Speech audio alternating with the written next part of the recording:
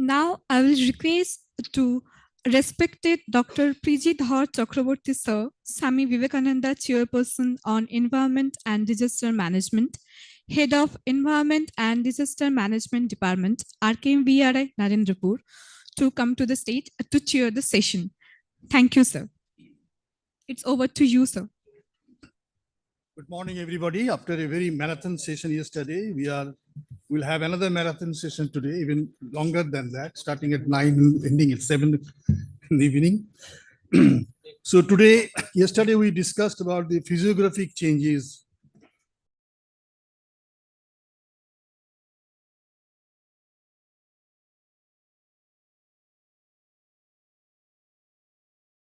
We discussed about the hazards of the natures and the human vulnerability, socioeconomic vulnerabilities that is creating cascading risk of disasters. Today, we look into the climate change and its impacts. Climate change has its impacts. The impacts are many. It is impacting on our agriculture. It is impacting on the fisheries, impacting on the mangroves. And it is also creating a slow onset effect, what is called, there are 8 different slow onset effects of climate change.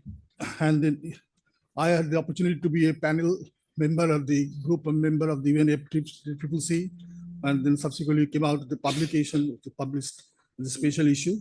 So there are 8 different effects, the 2 different effects which are immediate impacting out of these 8, impacting Sundarbans particularly. One is the sea level rise. And sea level rise is particular problematic because the level of sea level rise here, the level of the rise, it is higher than the other parts of the world. So because of various reasons. And then second is salinizations, because of the ingress of these salinization of the river, ingress of the saline water into the field, salinizing the soil, the subsoil, salinizing the groundwater, also to some extent the ponds, etc. And it is again impacting on the lives and the livelihood of the people. We have a very, very illustrious panel to discuss these issues. We will have a keynote address by Professor Sugata Hajra. Everybody knows him. He was the director of the School of Oceanography of Jadavpur University, who is collaborating with us for organizing this symposium. And he had been there for a long time, to undertake so many different studies on biophysical impacts of climate change and major ecological hotspots in West Bengal and Himalayan region and other regions in Andaman and Nicobar and etc. And he is a member of the Indian Antarctic expeditions for the year 96-97, and he has also been an expert member of the West Bengal Coastal Zone Management Authority, etc. So there is a long, I'll not read the entire one, it will take time, so I kept it very short. And we have Dr. Dhiman Barman. He is the head and the principal scientist in soil science of the ICR Central Soil Salinity Research Institute in Canning. And he also doctorate degree in agricultural physics from the IARA on the Indian Agricultural Research Institute, New Delhi. And since 1995, he has been engaged in research on various scientific positions in ICR institutions, etc. And he has done a lot of research on soil salinity. So welcome you, Dr. Dhiman Barman. We have Dr. Sumanto Kundu. He had agreed to come. He's a scientist at the Central Research Institute of Dryland Agriculture. In fact, but unfortunately, he's not here. But he has sent his presentation, and it will be presented by Dr. Anindya Nayak. So Dr. Kundu, he has purchased a ticket and all set to come, but there is a sudden. His father-in-law is in a very serious condition. He has been admitted in hospital in Hyderabad. So that's why he could not come. So he has deputed Dr. Anindya Nayak, Dr. Anindya Nayak. So he will be present. Huh? He's on his way. He's coming. He's coming. Okay. And then we have Dr. Somnath Hajra. He's a partner of the CLA Global Indus Value Consulting And he is also a mentor of the International Institute for Environment and Development in London, and he focuses on climate change, loss, and damage research. So welcome, Dr. Hajra. And we have another scientist from the Central Marine Fisheries Research Institute. They had to come. In fact, there is a major conference on Asian fisheries going on in Delhi. And that's why Dr. B.K. Das and others who had to come, they had agreed to come, but not, unfortunately, they are not coming. So, and then they deputed Dr. Vishwanath Das from Bhubaneswar, but he's again not well. He's typhoid, and I was told that yesterday he agreed to give us an online presentation, but today he's in the hospital. He's not able to come. So we have Dr. Swagat Ghosh. He's the head in charge of the subject matter specialist on fisheries in the SS in our Arapanch Center of the KVK. Dr. Swagat Ghosh, I welcome you here. So what he'll do is that in this session we have 5 speakers. So we have 5 into 20 minutes. We have 100 minutes on their presentations, and we have remaining 20 minutes for the interaction session. So, I'll now request Dr. Saugata Hajra to give his keynote address. So then we will be going down, and thereafter one speaker after another will come up on the dais for making their presentations. And then after all the presentations are over, then we would be again coming back here to face the questions from the audience. So I'll request every speaker to please limit their speech within 20 minutes because the time is very short, very limited. Yeah? Thank you. Thank you.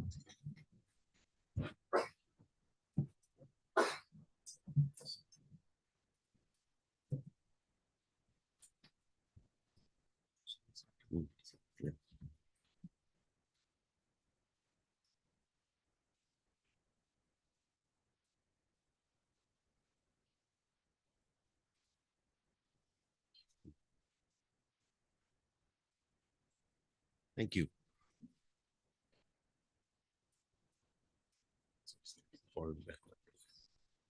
A very good morning to all.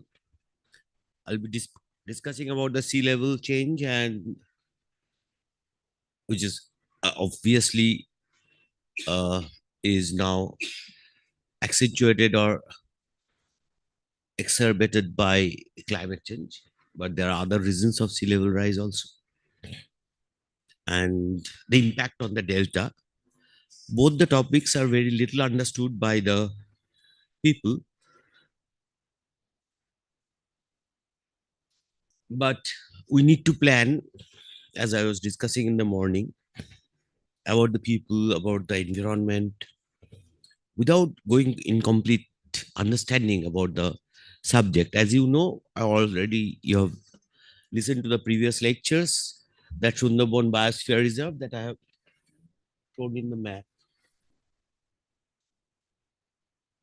You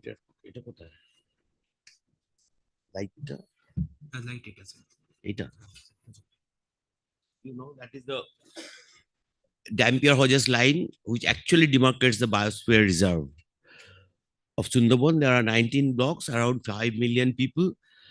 Nowadays, we are not having our census, so we know 4.46 million people in 2011, but we don't have the 2021 data. Generally, with this rate of 17% per decadal growth, it comes around 5 million. So who will be impacted? It is difficult to know because we don't know who are there.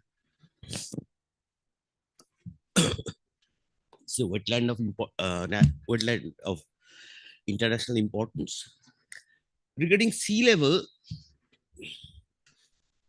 actually, that is the first thing that I took up in oceanographic studies from 2002, and I had to fight with battles like anything that the sea level in West Bengal is not rising at all. So it started with that. I just asked that why it is a very good governance that the sea level will not be rising. But anyway, in 2019, government of India took the time to decide that it is in West Bengal, the sea level is rising at the highest rate in India, that I was trying to shout with my little voice, that it is rising at the rate of 5.2 millimeter per year. And that is the highest. 2019, in answer by MOES to the Rajya Sabha, I mean, with the answer to our West Bengal MP's question. So this is 5.2 millimeter with the Diamond Harbour data. You'll be very happy to know that Diamond Harbour has a very good record of sea level that is measured from tide gauges. So in the later phase in Diamond Harbour, we have automatic tide gauges like we have in Holdia. But interestingly, in Shagor, that we have a tide gauge, it is a very indigenous kind, I mean, with bamboo sticks. And you can go and visit Shagor. That our port of activities are controlled by tidal measurements of sea level measurement with bamboo sticks in 2025. And they've installed 13 tide gauges now, Survey of India, last year maybe. All are along Hooghly estuary because a lot of climate scientists are there. We are also observing that the Hooghly estuary is not behaving as a Thakuran estuary, or it is not behaving as we observe in the Matla, or you go further east, the Hurinbanga estuary is not behaving similar to the tidal onset and flood tide and ebb tide timings are different, ranges are different, asymmetries are different. But we have not observed the sea level except in Diamond Harbour. And as it is a relative sea level rise, so the movement is affected by land. Chennai may be uplifted. West Bengal may be subsiding. My Holdia is getting uplifted and Digha is getting uplifted. And a lot of dune fields you will see. Our delta is subsiding. You will not see any dune field here. We have not observed it. We have not measured the rise of the land and fall in this most climate sensitive delta. Unfortunate, but what else? Let us try with that, what we can do. So a lot of people are trying to say that, well, you are telling, sometimes you are telling, publishing data about that it's 3.14 millimeter per year in 2000, and now you are telling it is 5 millimeter. What is this? But measurement of relative sea level rise will vary in space and time. This is the first thing that we have to remember when we are discussing sea level. Sea level, not exactly the level that is uniform all over the world. Okay? The East Coast sea level is different from the West Coast sea level. It's better to understand that how we have measured our sea level. When? That is in 1901. That is the great trigonometric survey that we have measured. Calcutta is 7 meter. Okay, Narendrapur, Kamalgaji is 5.85 meter, whatever. From the sea level. Which sea level? Karachi sea level. Karachi biscuit you have tried in Hyderabad. But Karachi is not anymore in India. That is what we have done. We have shifted the Karachi sea level to Bombay. And we are measuring the height of our airports and cities, mega cities, with that Mumbai sea level. But the sea level is rising or changing. And the land is also moving up or down. Now you are in a fix. That what is your altitude of the place? How high is Sundarban Island G plot or Ghoramara, or how do you measure it? This is unfortunately nobody is teaching us in the colleges or universities. Actually, nobody is addressing the crisis that if you don't have any scientific base, you cannot plan. What do you plan if you don't know the bathymetry of the rivers of the Sundarban? How much the surge will enter? What will be the height of the surge? How much area will be flooded? So with this ambiguity, I will start my lecture that I have just shown that 5.2 millimeter. I can sometimes say that, okay, it is 12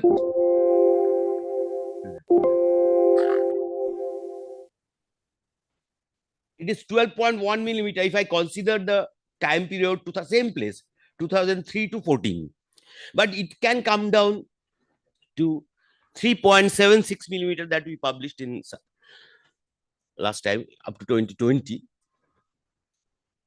If we extend it to 2020, because we have a large astronomical tidal cycle also, that is also controlling the sea level in 18.6 year cycles. So we need to know the science, we have to need observations, we have to analyze to comment on the sea level. So as I was discussing that, you know that the multi-mission sea level trends are not same all over the world. It is higher in the east coast of these countries. Why?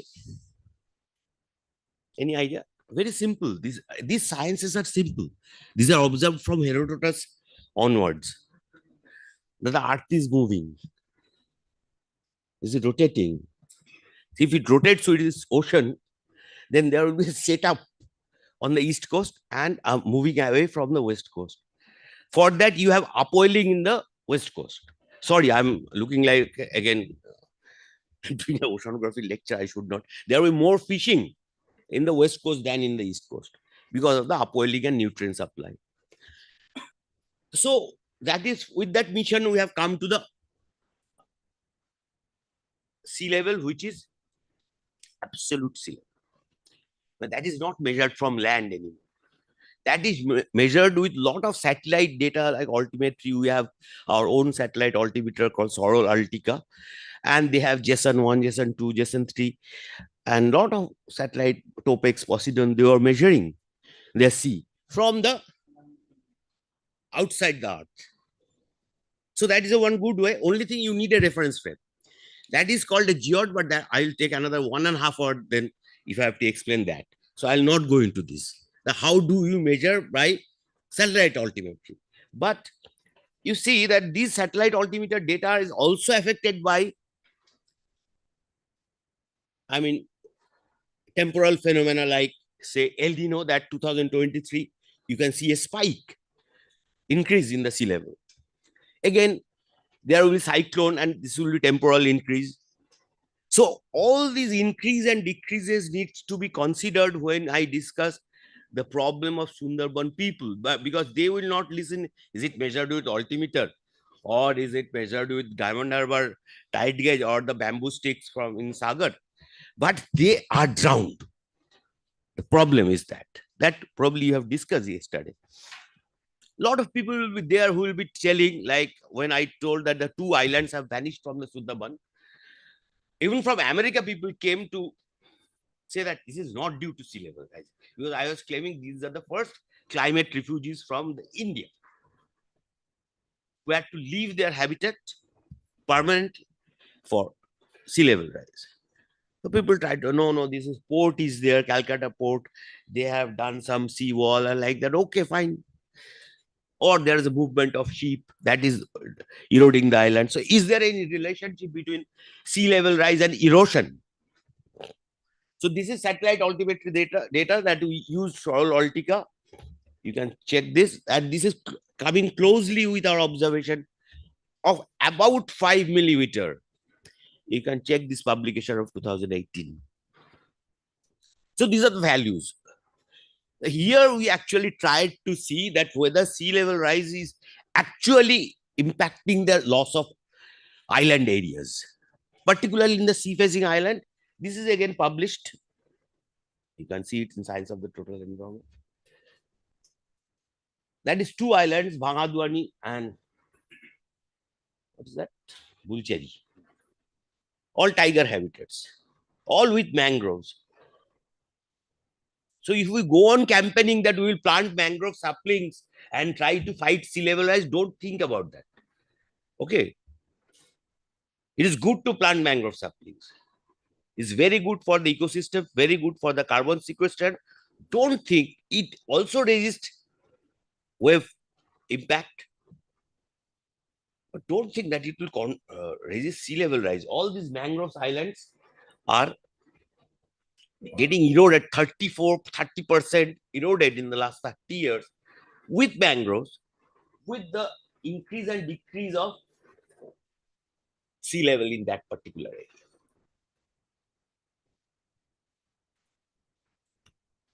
As we could link the erosion, then I have a chance. Sorry, 15 minutes. I think I have some time. Do I? 5-7 minutes? Okay. So I thought that, okay, then a model can be developed which will predict how much mangroves will lose, say by 2030 with the sea level rise. How much people will be displaced? How many people will be displaced? I think it is very much needed for the planning. So this is the loss of island area that we observed. All these are island in last 20 years. Jambu Deep was 3.9 meter high. It is now 2.6. So there is a loss of 1.3 square kilometer. Square kilometer is a big thing. Now I can express this in hectare also. Bhangadwadi was 30, but down to 19. All these are tiger habitat. So you are not actually concerned with the refugee tigers, aren't you? All social science, they don't consider refugees, tiger as refugees. But you have a problem there. What do you accommodate them? Because you have sandwiched them because of the advancing human population and advancing sea, one from the north and one from the south. But anyway, tigers don't vote, so you may not consider them. So this is a loss of the people who vote. So this is Dakshin Surendraganj, Sagar, Namkhana, Mousumi, Ghodamara, all sea-facing islands I have shown. Up to 2020. So these are hard data with satellite, this thing. I can overlay and I can show you that how many people are displaced in 20 years. Around 50,000 people.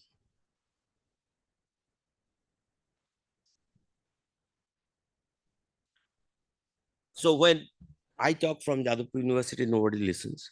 But when Climate Centrals publish maps like that, a lot of halla-gola comes. Yeah. This is the inundation map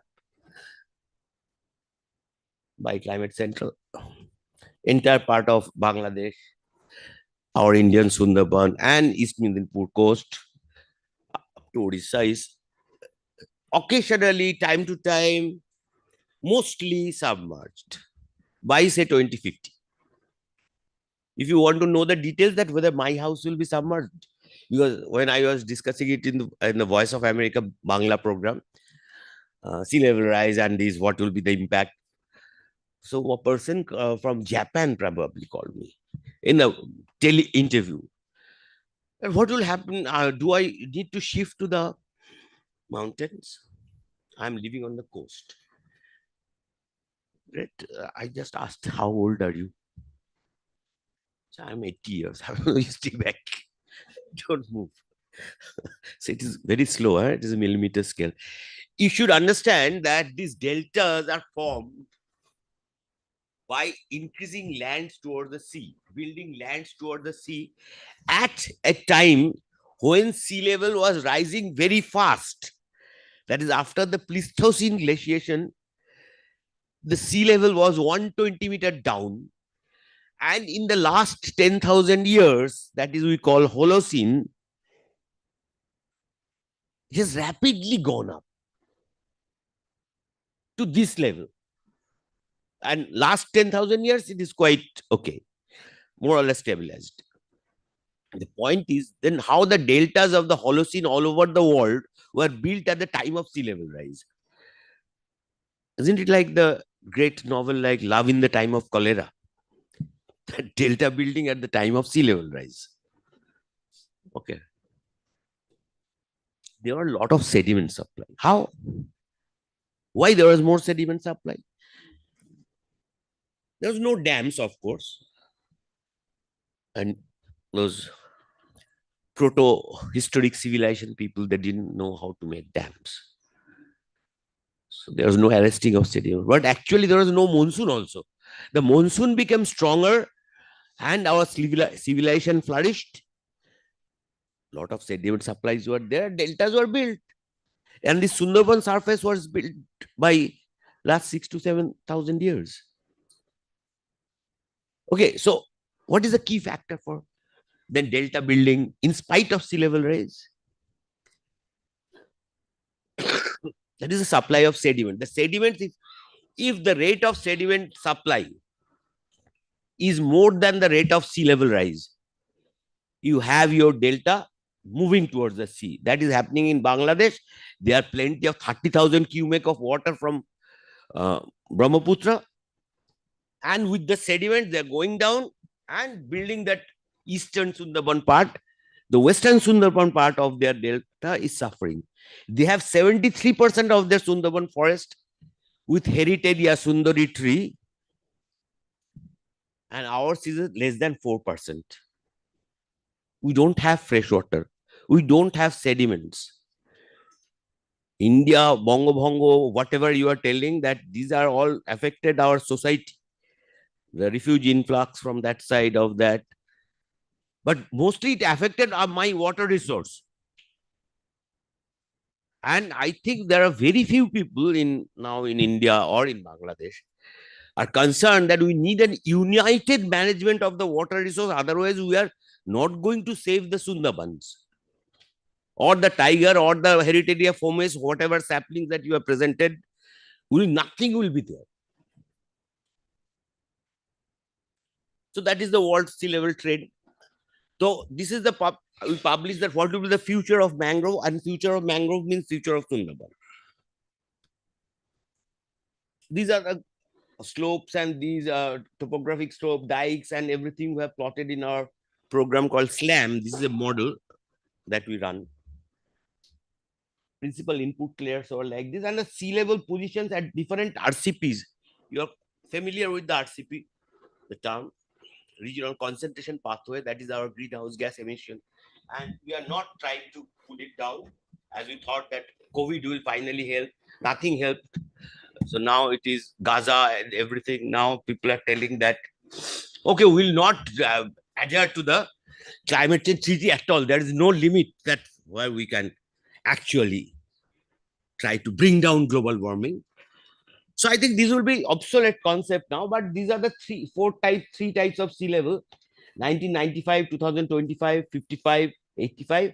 These are the values up to 0.7 meter in RCP 4.5, which is this is the most plausible pathway, concentration pathway that we are following for Sundarbans and India.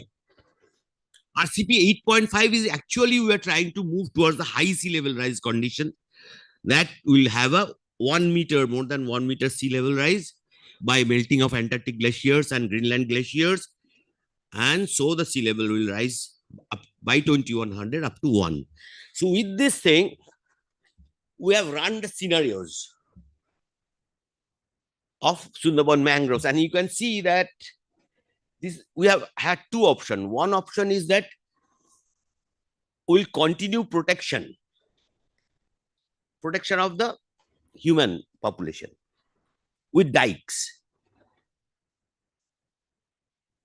2 to 5 meter high, different types of embankment, is still protecting them from daily tides, high tide and low tide. If I remove them, they have to leave certain place if they want to stay. But the thing is that what I tried to draw your attention, that this model is suggesting that from 2050, can you observe that the mangroves are trying to move northward? This will be very evident, particularly in the next scenario. But we have lost the islands of Sundarbans here in this scenario. We are losing now also. Gradually it will be lost. How many percent? What have I written? Say 30% by 2050 with 4.5 scenario. 52% if, because it is also concentrated with the accretion in the mangrove area. Say if it is a 3 millimeter accretion, then you have one scenario. If you can increase the accretion 6 millimeter, there's another scenario. So are you getting any direction that where we have to move? If you have to plan at this point of time, there is a one option is the managed realignment that in the morning we are talking about, that there will be a lot of movement of people might be necessary if I remove the embankments. So in this situation, if I remove the embankment, then by 2100 I lose 52% of the area, because a lot of mangroves will be created in the northern end. You can see. And in this scenario, 6 millimeter, again the similar situation will be there, but we can actually in this scenario with managed retreat, that means allowing mangroves to move north, you can have a break even that by 2100 no loss of mangroves will be there, but then you need a 6 millimeter sedimentation. But with this 3 millimeter sedimentation and 2.5 millimeter of subsidence that we have measured, but you can measure by satellite data, SAR data,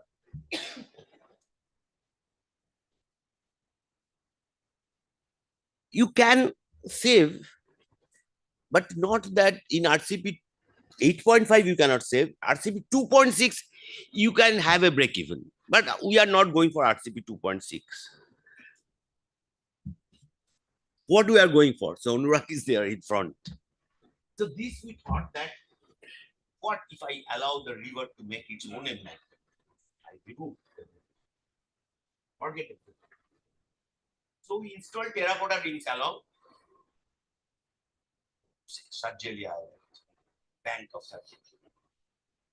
So it was gradually filled up by sediments, and dhani ghash or Cretaceous started coming. And next, after 10 months, see the mangrove natural growth. So simultaneously, in the same situation, we could prove that sedimentation can be promoted. Assisted sedimentation, as just I was talking in the morning, the assisted migration. The migration is happening from Sundarbans, but nobody is helping them. Everybody says migration is a taboo. It's bad, bad, bad. I am here by migration in Calcutta from Birbhum. So one option is this nature-based solution. That paper will come up very soon. Is a new effort that we're trying to do in the forest area, WWF India. It's a multi-tier seal traps installed in the buffer zone. People are quite excited after seeing our result of the experiment. How to save Sundarbans. Or you can have another option, sorry. That probably you have read in the Nodi Bandhan kind of newspaper.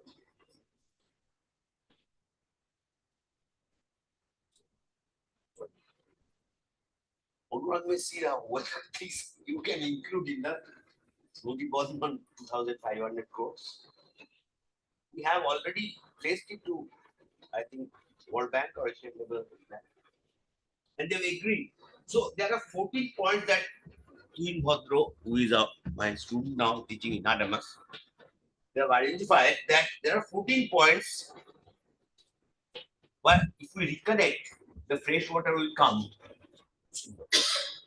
It will decrease the salinity and increase the sedimentation here. Because the sedimentation we are arresting now is coming from the breakdown of the tidal prism from the sea. Because there is no fresh water coming in Sundarban. Hooghly is moving 100 kilometers away from mangroves. This can be the one option. That is Nodi Bandhan within the Sundarban Delta. Or this is the plan that I have given to Dr. Rudra and his team for high pressure committee formed after Amphan. But nobody accepted it, of course. Why they will accept? So these, so far we have tried to protect the Sundarban from land side, because our perception is the land. What I'm trying to suggest, you try to save the Sundarban from the seaside. So I suggested some submerged bars, submerged artificial reef.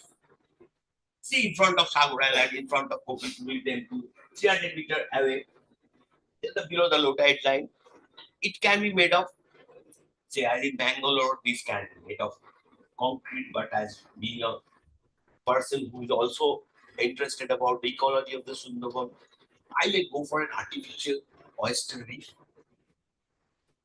as we tried in Kutubia in Bangladesh. Or we can have geojute, this kind of thing, so that the erosion material, whatever is coming from the Sagar in front of Kopilmuni temple, will be accumulated here in between, and gradually the Bangalore will colonize, just it was colonizing Indians.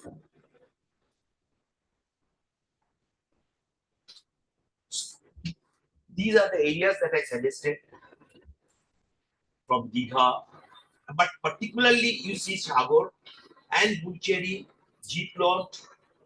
Here you will need artificial reefs from the seaside, because you will not be able to go to the tigers will come and give labor for, I mean, construction of embankment. So you need to protect the forest now. Not that the forest is going to protect you, you have to also protect the forest. So that is the concept, change in the concept.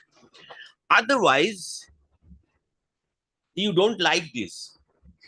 But from every block by 2030 and 2050, this will be the population movement.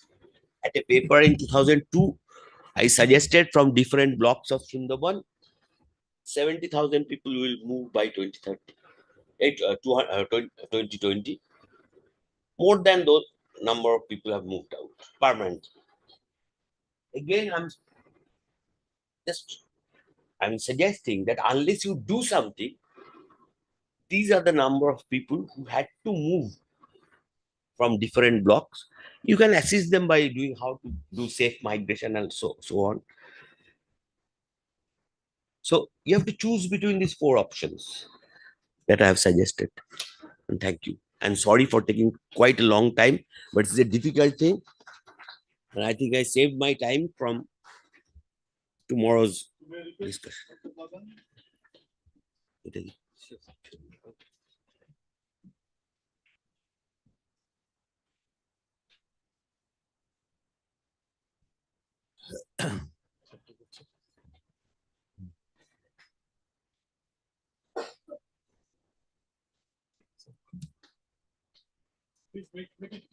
Yeah, sure. I try to finish within 20 minutes. Good morning. So, till now we are listening a very interesting lecture by Professor Hazra regarding sea level rise. So, I'll be talking about the salinization. This is the one of the biggest problem for the livelihood of the people of the Sundarban, because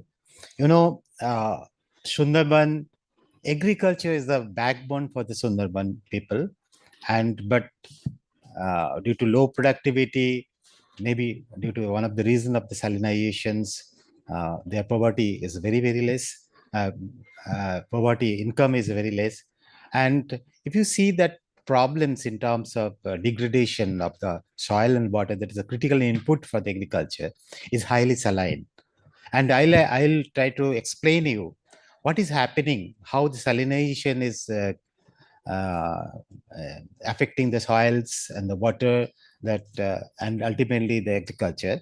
But I'll be concentrated more the fact rather than the technical the agriculture technological part. So if you see the soils, it's generally occupying that is deltaic geomorphic positions and mostly alluvial soils, and mostly orders it's incepti soils because it's recently developed. And the texture of the soil, mostly it's a clay to silty clay loam, and some cases you will find the sandy and sandy loam soils.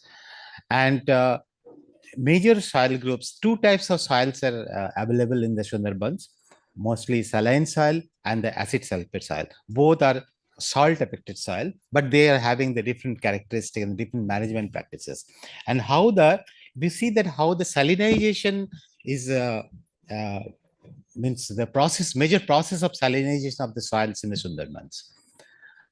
One is the embankment beaching, during that very cyclonic storm. It is generally happens. This is one of the picture of the island. The flood water is inundating the agricultural lands, and that is creating the salinity. This is one of the reasons.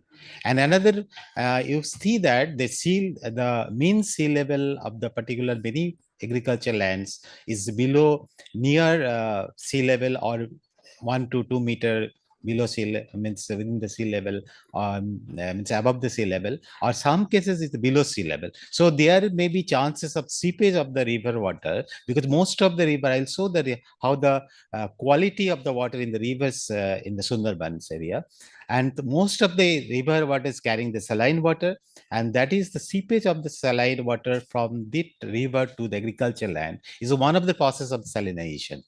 And one of the more interesting thing is that we have different layers of water in the Sundarban area. One layer that is very near to surface is the parched water table that is highly saline.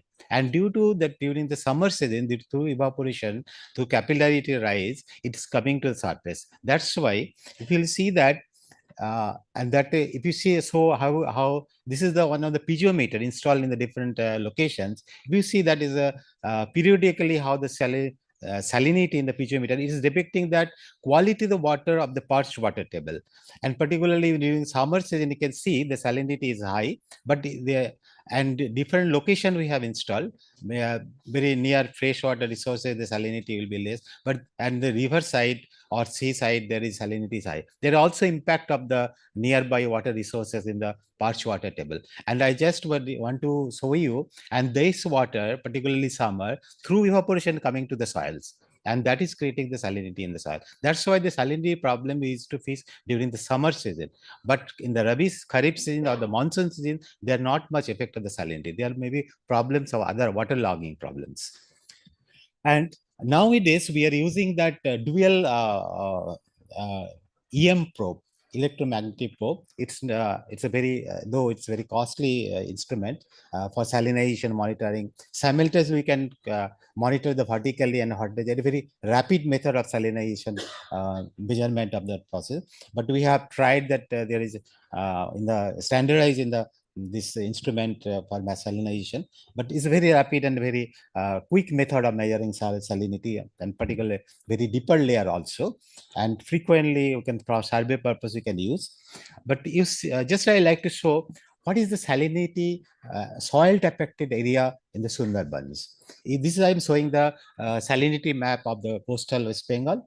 And if you see that compared to, we have compared the data, particularly in Sundarban, we see that in 1973, it was around 73% of the agricultural land. We have not included in the mangrove forests because we are dealing with agricultural lands only, agriculture aspect. So 73% land was under soil affected during 73, but with due course of time, that area of the salt affected area has been increased. From it was 2015, our estimate was 78%, but now latest estimate is 85% of the agricultural land of the Indian Sundarban is affected by the salinity. And we can see the total area of West Bengal, it is 5,370 square kilometer is affected. And out of that, South Parganas having the highest area of salinization that comes under Sundarban area. And we also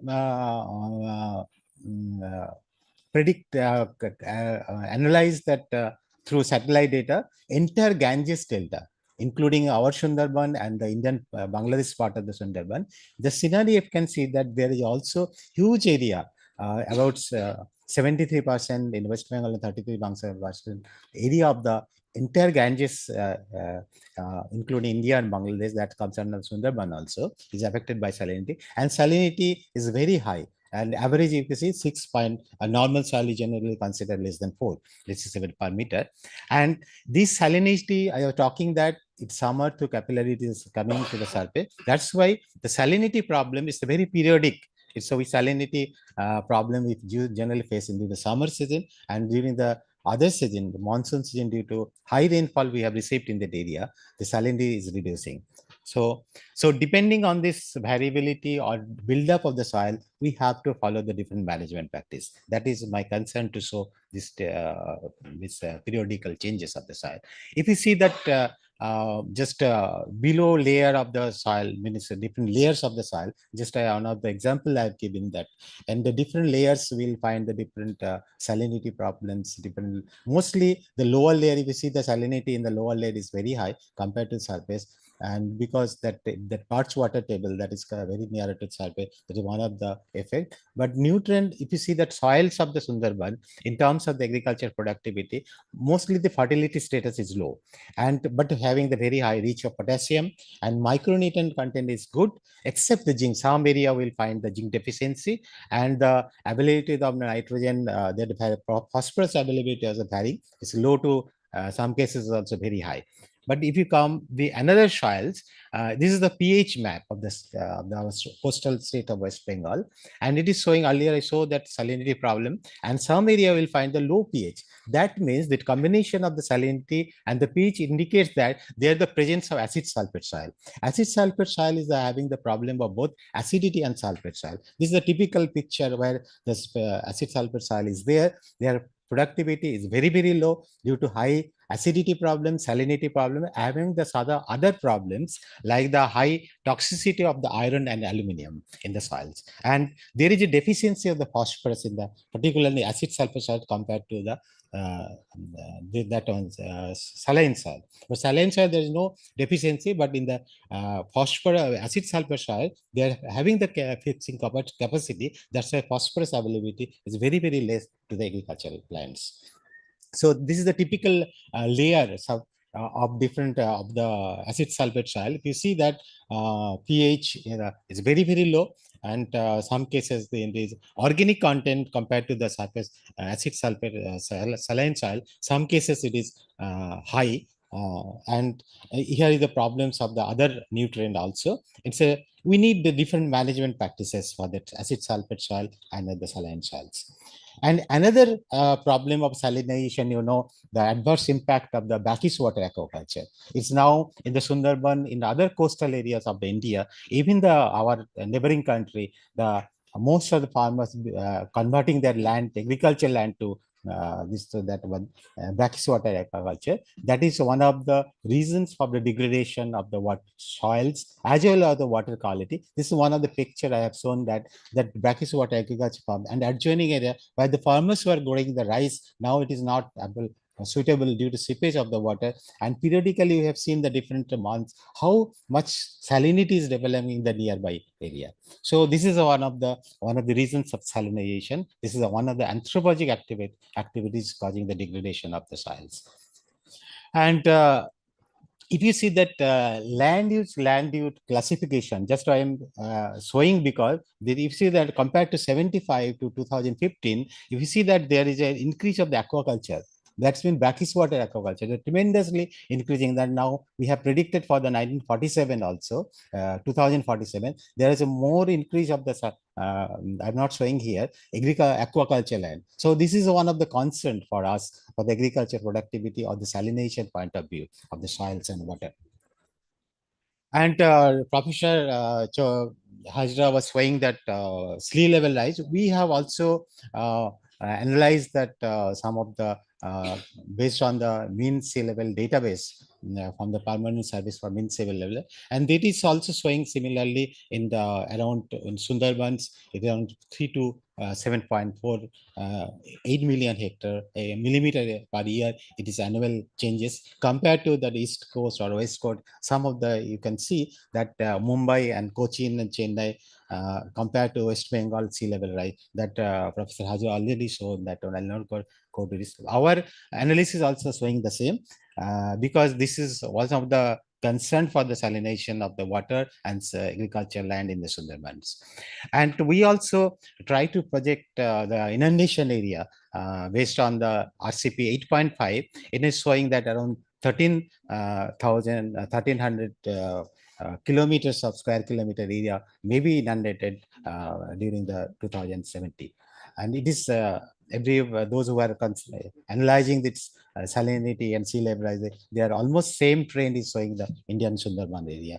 And one of the example I am showing here, during the sea level rise or inundation of the seawater, the embankment beaching, there will be inundation of the sea water in the agricultural land. Just a cyclone Amplan, I have given one example how that in the deeper layer salinity is developing. One is that water is receded.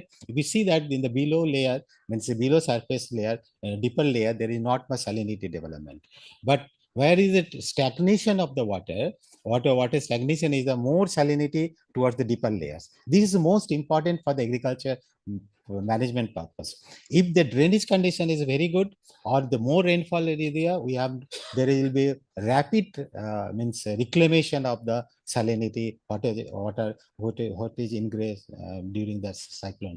It is one of the estimates that around 540 millimeter of rainfall, which generally received during the June and July, is sufficient to reduce the salinity of the surface layer from 20 to 4. That is a permissible limit for the agriculture productivity. This is a good because we have received very high rainfall. The only thing is that there should be very good drainage conditions in the field. Then there will be not much problem during that ingression of the saline water. And now I'm coming to surface water salinity, how the surface water, whether it is suitable for our agriculture purpose or other purposes. If you see that, this 2022-24, the Bali Island in the Sundarban, we have analyzed the different sources of the water from the pond, then the Nayanjali, that is, the Nayanjali drainage channel, sluice gate, river water. Just upper layer, if you see that salinity is very, very high, particularly in the Nayanjali, sluice gate, near sluice gate, or the river water, is not at all suitable for that agriculture purpose, or salinity is so high. But compared to the pond water, the rainwater harvesting is very good for the agriculture. But this indicating that this is one of the major, one of the best options for storing the rainwater or harvesting the rainwater in the farm or other locations for the using the dry season. We also try to analyze the river water different season throughout the Sundarban, different river systems. If you see that in the summer, salinity, we have also taken the data from the Ganges also, Hooghly River, that minimum in the summer you see 1.4, or maybe in the monsoon, Kharif season or Rabi season is less than 1. It is during this is from the river Ganges water, but in other places is coming to the very high, in maximum 334 to even in case of Rabi season 40%, 42 decimen per day. So it's showing that except the Hooghly River water, other river water is now not at all suitable for the agriculture purpose during the summer season or Rabi season, which is where the water is required for the agriculture purposes. And mostly we have seen that soil water salinity is higher in the south and southeastern part of the Sundarbans. River water in the south is having the high salinity compared to other parts of the country. This is recently we have analyzed the surface water quality in this rivers in the Sundarban. So we also try to analyze how with the distance of the sea, how that nutrient quality or the salinity is affecting. You know that most of the rivers in the tidal fed. So we have seen that it's a very seasonal basis, like the earlier graph we have seen, and nutrient concentration we generally receive the higher during the monsoon due to the runoff water is coming to the river system. That's why the nutrient quality concentration is high during the monsoon season compared to that. So this type of information we have collected because this is very useful information for the agricultural management practices. So keeping in view this is the most agriculture challenges soil and water point of view is that high water salinity or scarcity of water during the Rabi seasons And along with the high salinity, this is show that salinity graph during the summer season is very high, but waterlogging depth of water that I have shown that in the summer season is less, but the monsoon season is a critical problem. We need some of the special management practices for that monsoon season, because we received high rainfall and the elevation of the soils is less. So that's why there are more inundation of the. This is the critical challenges for that agriculture point of view. I'll not go for the management. Just I have to sit, noted down some of the major points for the management of the soil and water, like the soil management, the crop management, go for the other different water man integrated systems. So you can go and sustainable land management. We can go for the land transformation agriculture land to different land forms or conservation agriculture, something like that. So I'll not going to so I come to conclusion that soil and water characteristics which are we have analyzed in the Sundarban is temporarily variable in the Sundarban, and river and is, you know, that it's a tidal fed, and now that the river flow is coming down, means reducing from the Ganges, and that is creating the salinity problem, because more water coming from that sea to the river system. And but there is a considerable management strategies also available. Only thing that we cannot manage the salinity, we cannot reduce the salinity, or you can not reclaim the saline soil in the Sundarban. We have to live with the salinity. Only we can go for the best management practice, so the agriculture productivity and the income of the farmers will be increased. That's all. Thank you very much. Thank you very much. Please be very big. If you can do it in 10 minutes, you can lost much more time. Make it in 10 minutes very.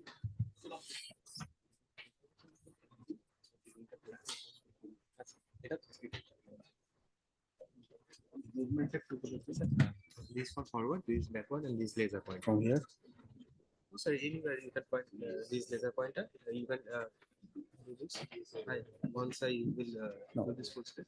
Is this working? Yeah, fine. Yes, yes. You can Fine. use this one too. Fine. No, it's fine. So let me make it full screen.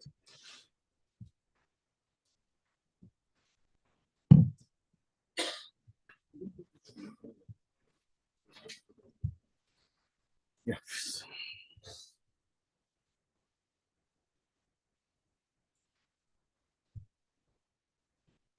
Agriculture, fishery, salinity, these are separately covered. So you can. Exactly. I'm coming to the point, because already we have used 1.5 hours with two presenters. So naturally, the last presenters will get less time. So this will happen here also. The same thing. So I'm not going with this already, but this should be, I have to show that what are the drivers of the key drivers. Normally, the climate change key drivers already have seen that temperature and precipitation are the major drivers. Here also the same thing, the temperature and the rainfall variability are the major driver. Already, our earlier speakers already told that the saltwater intrusion is the one of the major, and the coastal flooding and the river flooding also one of the major. So these are regarding the sea level rise. There are very various data we have seen, but I have taken only one data, which is PAUS. I know him very well. So that I have taken that 1.2 to 1.48 within 2000, 2100 by 2100 we have to be there. So this will happen in that business as usual scenario. And the cyclonic activity is the frequency and the intensity of the tropical. These are the major drivers we have seen, and these drivers, how these drivers are impacting on economy, how these drivers impacting on social life, I'm showing you. So the impacting on human life. So we have given some categories: the overall scenario, population at risk, livelihood losses, and health issues. So I'm not going with the overall scenario. I'll let you know later on, because already you have understood that 800 meters of embankment are risk, and cyclone already have seen a lot of cyclone. You have seen Ayla, Amphan, Yash, already Bulbul, all are we have seen required.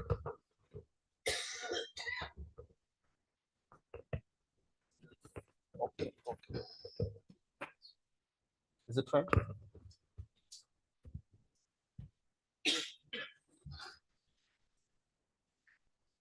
So already we have seen that population, major population, more than 1 million population are at risk.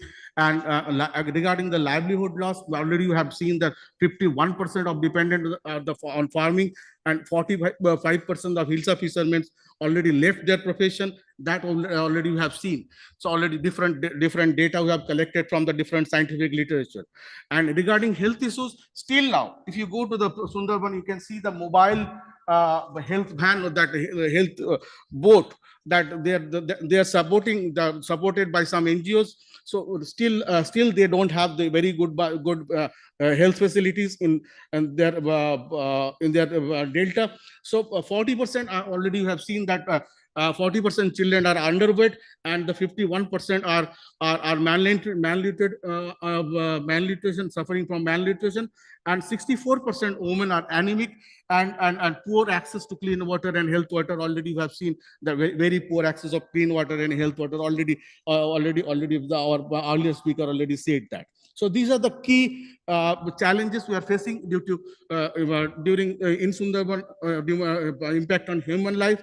Regarding the displacement, already Professor Hajra said that 1 million people will be displaced at 2050 due to rising sea level. And Professor Hajra also saying that migration is a very positive, because he also migrated, I also migrated from Bakura. But there are some issues. If the migration is a positive migration, that can be supported. If the migration is supported by some other person, that cannot be supported. If the migration is supported by some other person, that can be. I've done some research in 2022, that I have seen in Sandeshkhali, I have seen in Dhamakhali, I have seen in Hingalgaj, that people are supported by somebody else, the third party, or that third party take the girl or take the child to the brothels, and they sell it to the brothels, and that in that way human trafficking is increasing. In that way, the domestic labor, domestic labor is also increasing, and that increasing the modern slavery is also increasing. So in that way, and then migration trends, rural to urban migration, Kolkata to nearby towns, already we have seen in many studies. And we had done a good study from 2014 to 2018 mid, that study already found. I was a part of that study, and the PI and co-PI are also here. Professor Tuhingos and Professor Hajra are also here. And we have seen a lot of data. We have collected a lot of data from there only. And population pressure is also increasing the population burden on cities. It's a normal phenomena. And waterborne disease, already somebody talked about the waterborne disease, that's cholera and diarrhea. So it is happening, and malnutrition, already I've talked about the data. And stress, yeah, mental state is very much increasing day by day. Mental stress, somebody is increasing, like over the 50% household are living in the uncertainty, every day thinking about that. Okay, so monsoon is coming again, the cyclone will come. So in that way, and the declining agriculture, declining fisheries. So what they will do, what normal livelihood options are, major livelihood options are two livelihood. One is the fishery, second one is the agriculture. So these two livelihood options are there. So, and both are declining. So what they do? Now coming to the point of the economic impact. Sir told me that please come to the point. So I'm coming to the point only, the impact on agriculture, impact on economy. We have seen in 2019, that was the first paper, and that was the last paper till now. So we have projected that 2050, that the GDP will decline by 12%. 12% is the average one, and the range is 8 to 6%. 8% is the business as usual scenario, and the 16% is the 20. If the 20%, 25% land will submerge, then that will happen. This is for Sundarban. Inaki Atto. I was the co-author of that paper. And agricultural output may drop by 17%, affecting the food security and employment, and the fishery industry also sinking, the job loss and economic downturn. So this will happen because and infrastructure damage. We have seen a lot of infrastructure damage, and that damage, what will happen? That damage, and that damage will give us that could account the 7% of GDP per capita loss by 2050. So that entire data taken by whatever we have received from our research in 2014 to 2018. Already agriculture already learned lot, so I'm not going with this agricultural slide. Fisheries already somebody will tell, I think, fishery. But I can tell one thing that fisheries contribution also decreasing that in the GDP. Regarding infrastructural damage loss, these are all data we have collected from different papers, different government data. So we have seen the cyclone, we have seen Bulbul, we have seen Ayla, but the major loss we have seen in Amphan. So that Amphan already government estimated 1.02 lakh crore, and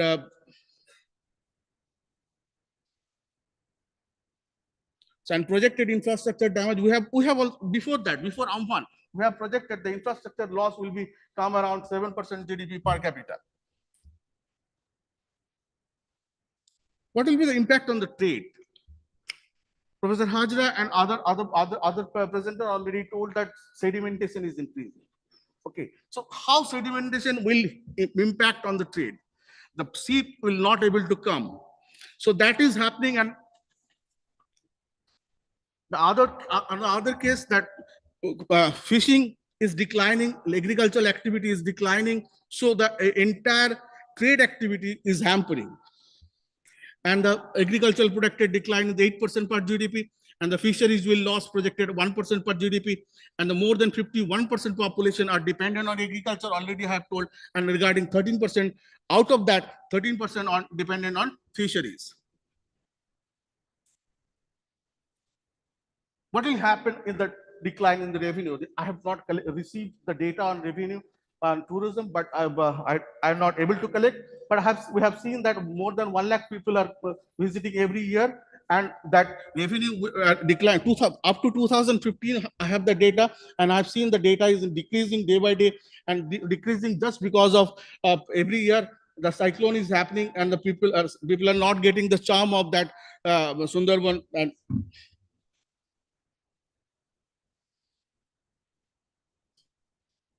so government spending already we know all those things that already we have received 1,000 crore. I don't know how you have received or not, that was announced. And regarding Bulbul, 51 like 5 lakh houses are damaged, and all these are damage cost, and financial burden are increasing. And regarding monthly food allowance is insufficient, and the local person has to borrow money.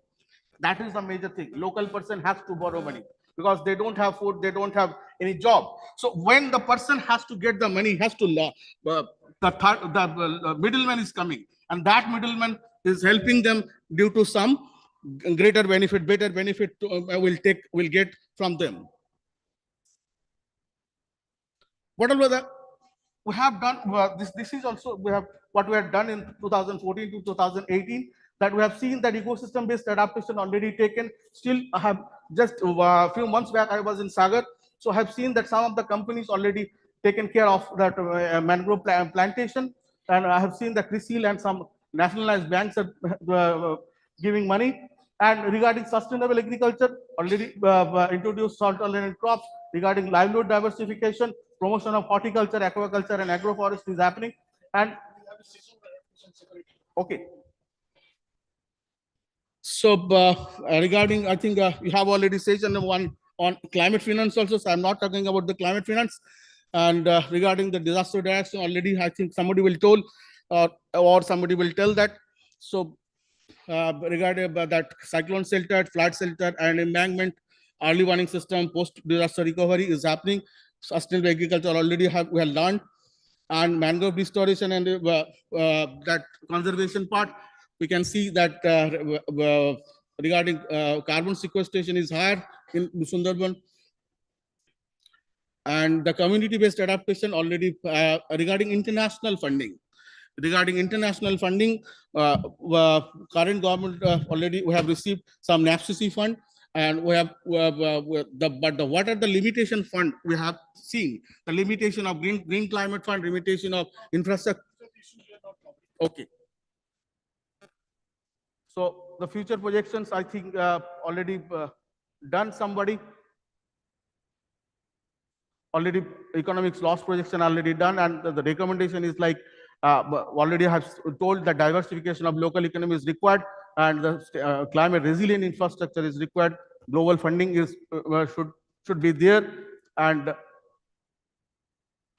regarding on that climate resilience, and private sector already have told, and regarding that NGO-led WWF is there. I think since 1970, UNRWA is here. And regarding disaster and resilience, rehabilitation, Red Cross, Seed India, ActionAid, we have seen. Regarding the training programs, Pradhan and CSC is doing, and some other local NGOs are doing sustainable fisheries and aquaculture projects. So educational campaign and local adaptation. Some of the climate success, adaptation success, we can show that cyclone shelter, we have seen some in some places. We have seen some. Okay. Okay. So my motto is to present this paper just because where we are now, what to do, and how we can stronger collaboration and stronger protection will. If we do some collaborative effort, then we can protect better Sundarban. That is the message for this presentation.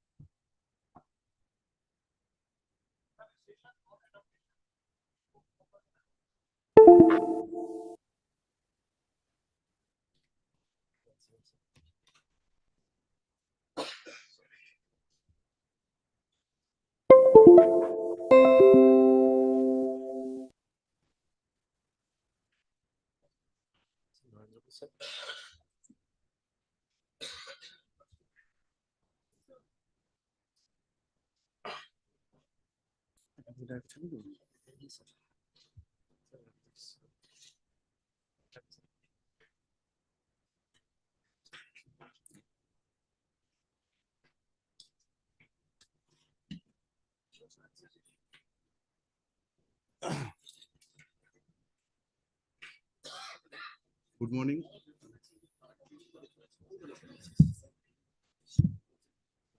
Good morning.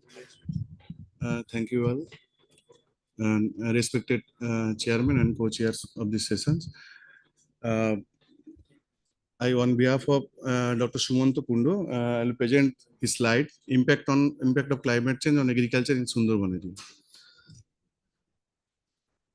Already the climate change in India already covered by the other dignitaries here. They have presented here already. You have already known the temperature rises, sea level rises, all the things are there. I am not going to this slide. And also the heat waves during last year 2024. It was the world warmest year since record began in 1850. And that 2022 India heat wave impacted key geographies of wheat production in northwest and central India also. Due to this heat wave, already agriculture production, just like wheat production, has been drastically 4.5% has been fallen. For these reasons, the climate change projection and likely reduction in the yields of the major crops in India, the modeling approach just like that, rain-fed rice yield will be decreased 20% in 2050 and 47% in 2080 scenario. And irrigated rice yields by 3.5% will be decreased in 2050 and 5% in 2080 scenario. And wheat yield by 19.3% in 2050 and 40% in 2080 scenario. And kharif maize yields will be decreased 18 to 23% in 2050 and 2080 scenario. And come to the Sundarban area. This is the climatic vulnerable zonation map of Indian Sundarban area. And these slides already are denoted. The red portion is the high risk zone, and the other are faded red portion zone is the moderate risk zone, and the already faded zone is the low risk zone, and the green coloration is the mangrove forest area. The climate vulnerability in Sundarban already some speakers have told there is rising the sea level, and due to this sea level rises, submergence of land and increase the soil salinity also, and loss of agricultural land and freshwater sources. Increased salinity, that causes the saltwater intrusion due to the rising of sea level and reduce the freshwater flow from rivers. Because freshwater flow from the rivers during the time of monsoon, it is already the salinity is like 0, and it will act as freshwater resources. But due to the saltwater intrusion, this water is coming to the soil salinity and decreased soil fertility, impact crop yields. And cyclone and storm surges, already all the speakers are already told. And last few decades, we have faced different types of cyclones, storms, Aila, Amphan, Bulbul, already there is, and it causes the damage of embankment and leading to saline water intrusions. And mostly the main thing is the erratic rainfall and droughts. These erratic rainfalls, the unpredictable rainfalls and heavy rainfalls is there, stagnation of water, prolonged submergence, and delay in sowing and planting, and crop loss, escape of fish from the pond. And after the monsoon, there is the dry spell is there. The dry spell causes the delay of transplantation, aging of seedling, and spikelets start detect flowering, and mealybugs, pinnacles mite, different types of insecticide is there, and water scarcity of crops and livestock. And temperature rise causes the heat stress affecting the crop productivity, livestock health, and fish breeding scenario. And these changes of the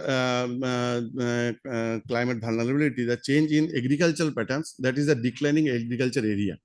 Between 2002 and 2009, the agricultural land in the Sundarban area, the West Bengal decreases significantly and sinking by approximately 458 square kilometer. That is already reported in the West Bengal State Action Plan on Climate Change. And farmers are going for the monoculture, because only the single crops they are sowing during the Kharif seasons. And this leads to the low cropping intensity. Already one speaker has already reported that 128% cropping intensity in the in Sundarban area. Another in North Chobbish Pargana district, the other parts of the North Chobbish Pargana district, there already are cropping intensity and 221% is there. And another part is the limited irrigation. Only the small fraction, 12%, at about 12% of the crop are benefited from irrigation, mainly through the rainwater, depending rainwater harvesting structure, just like the pond, tanks, and canals. You already known that in the Sundarban area, there are different types of freshwater canal is there, and these canals are already connected with the rivers. During the time of the saltwater intrusion, from the destruction of the sluice gate, all the freshwater river canals are inundated by the saltwater intrusion and the erratic rainfall, and these all the things are leads to the food security concerns. And the impact of the agriculture, and categorically we have divided into crops, livestock, and fisheries.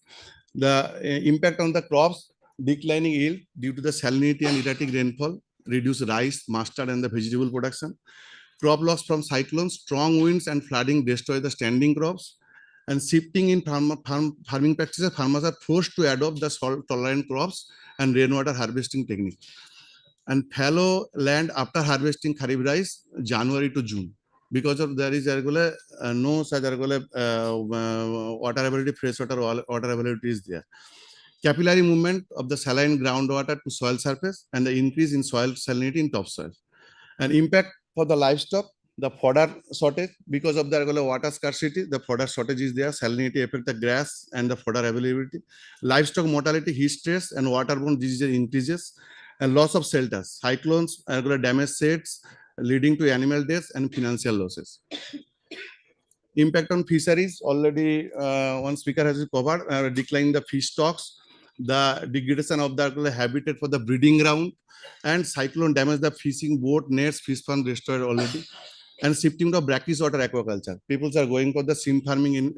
Shrimp farming already is rising state, but it has long-term ecological concern is there. Already you have known. The cyclone impacted all these things I have covered.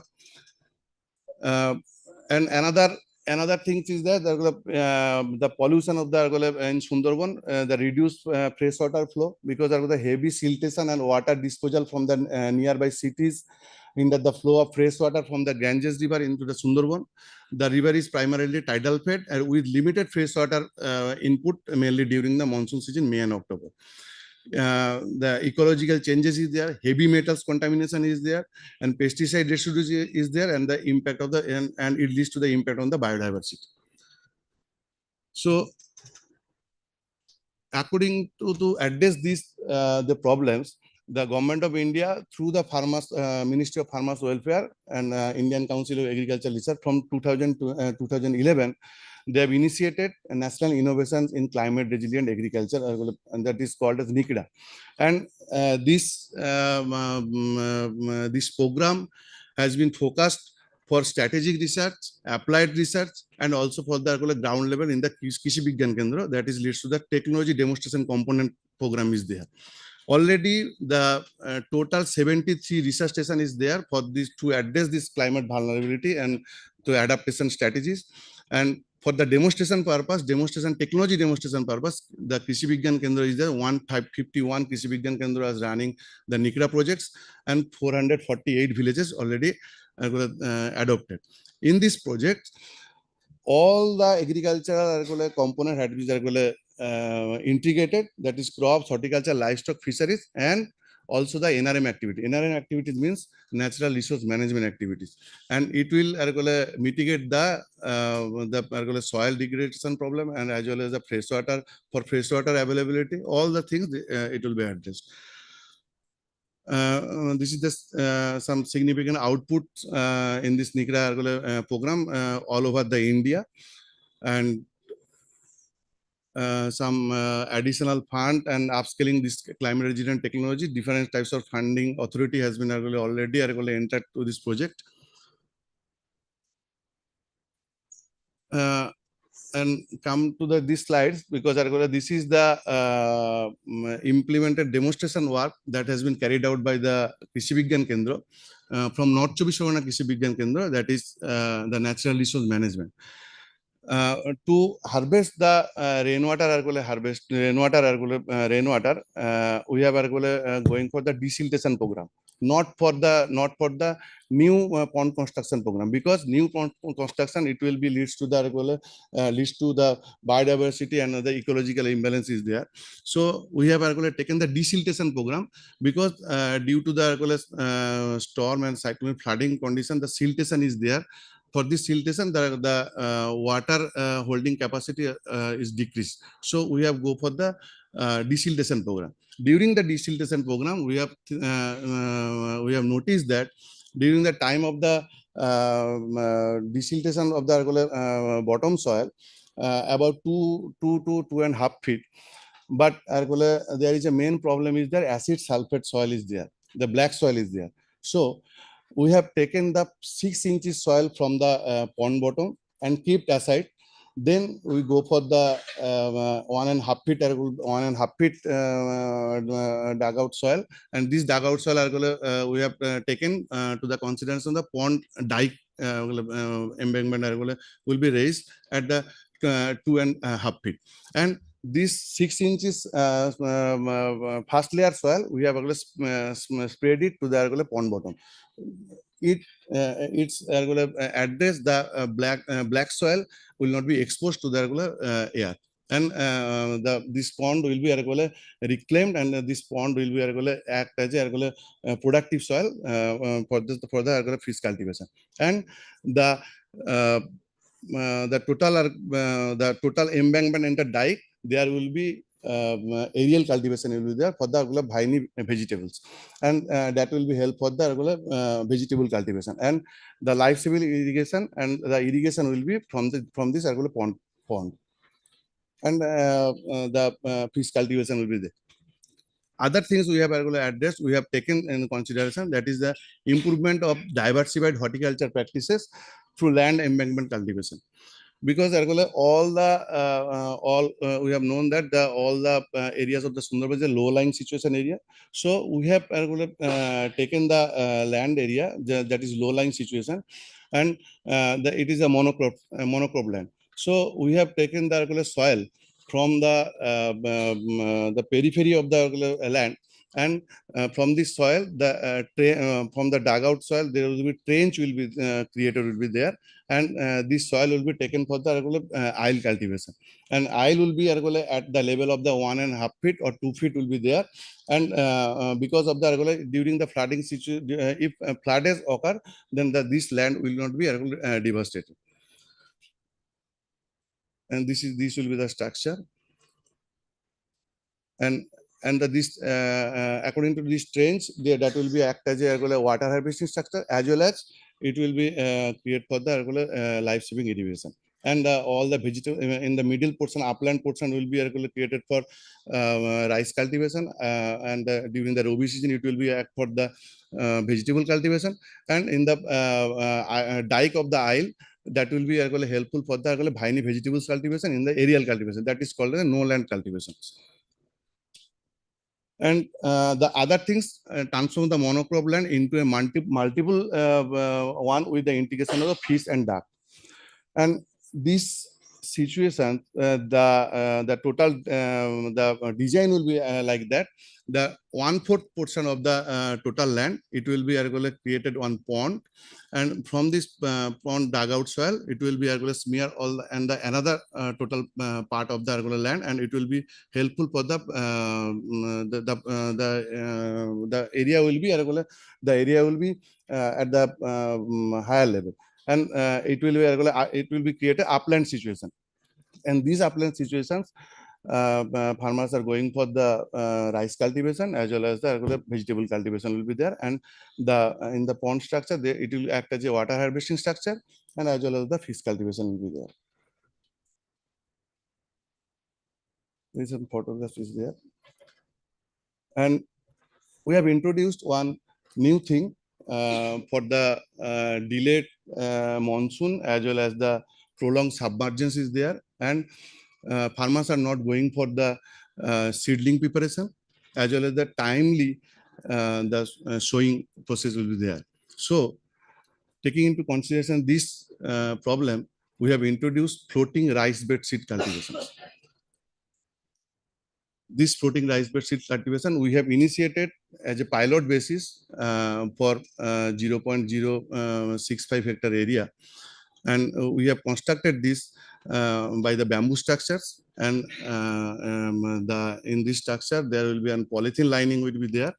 And the floater will be from the straw or otherwise of the thermocols. And in the middle portions of the soil will be vermicompost with the mix up of the soils.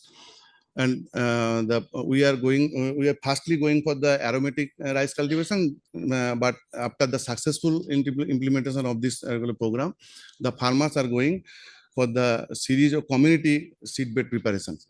And they are going for the freshwater canal is there. In this freshwater canals, they are going for the community seedbed preparation, because earlier they are for the submergence and the flooding situation, they have taken this rice seedlings from the other part of the land where the upland situation is there. But now the farmers are going to transform this through this cultivation process, and they are well equipped and empowered with this rice seedling process, and they are going for the community seed-based preparations. And so all these things, we have a session in the afternoon. I request you to be present that time also, because there will be a special session on that. Adaptive technologies and practices. Just one slide is there, sir. And another part is the floating duck house, floating duck house, because due to the flooding situation, the Sundarban regions people are prefer for the duck cultivation, but this duck house has been devastated during the flooding situation. So we have initiated the floating duck house structures into the pond area for the 20 ducks. It will be for 0.065 unit area. And another part is the seed production of the scampi in brackish water pond. Seed production is breeding program in the brackish water inundated pond. Farmers are taking into consideration this.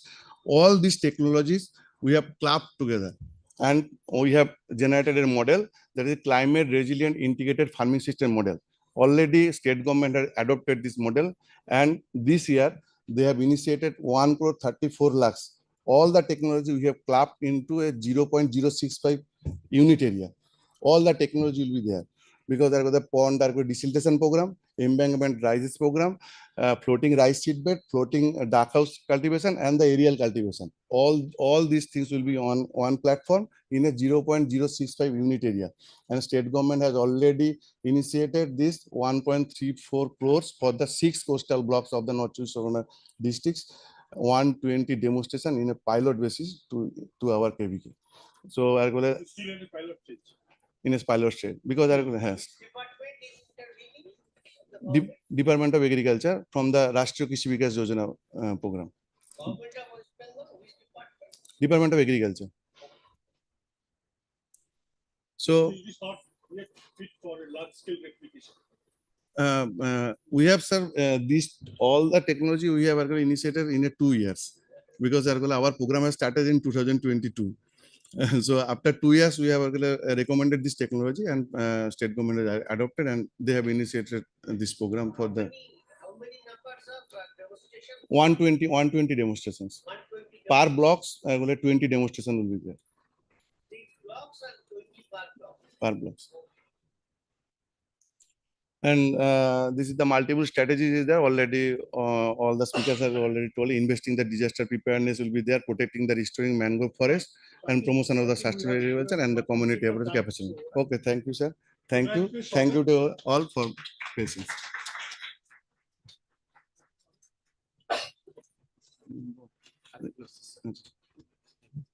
This session will have a lot of time constraints. We have another session. I don't know another session.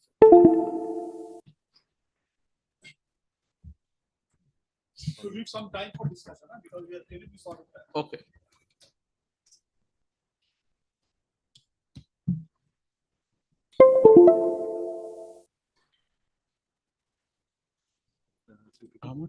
এটা না দেওয়াই ছিল তো Yes. So, this one.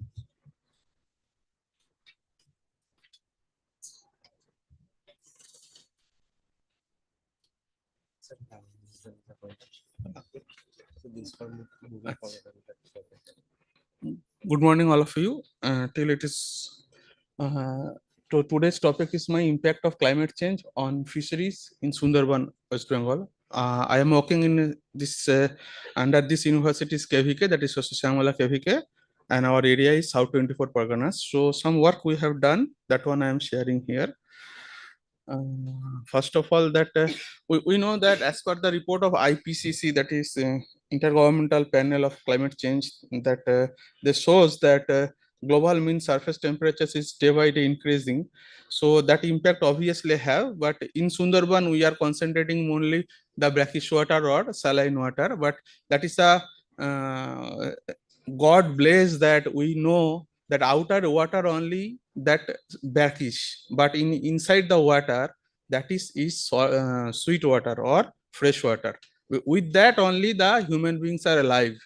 So this for that reason we in Sundarban have two type of fisheries. In inland they are culturing freshwater fishes, and in that very are like that areas they are culturing that brackish water species.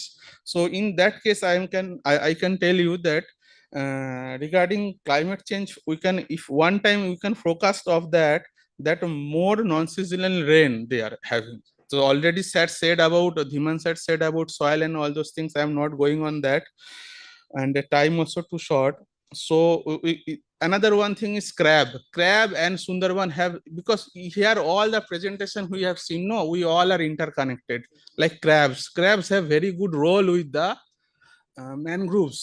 If we want to restore mangroves, said we have to prepare our reefs, artificial reefs and so many things, but crab need to be hold the soil, then only that what they are that things will be reach out to the outside and mangrove will be alive. But what is there, another one fellow previously presented that some poacher have, those who are collecting unnecessary crabs. What is there in international market, the gravit crab is so demand, But what happened that gravid crab taking millions of crablets or crab eggs, that one will be captured. So crab population is day by day very decreasing. So that things we have to ecological purpose, we have to think that we have to save with the crabs with properly.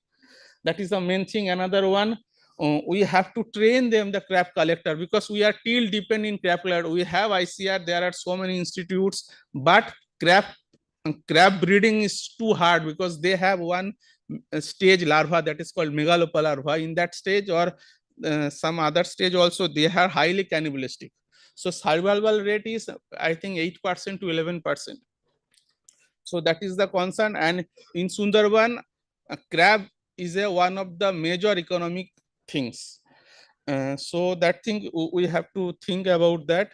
And there are so many things they are doing, like hook and lines, crafts and gears they are using for collecting fishes. So that is another, these things also. So how they are catching fishes, you can see there.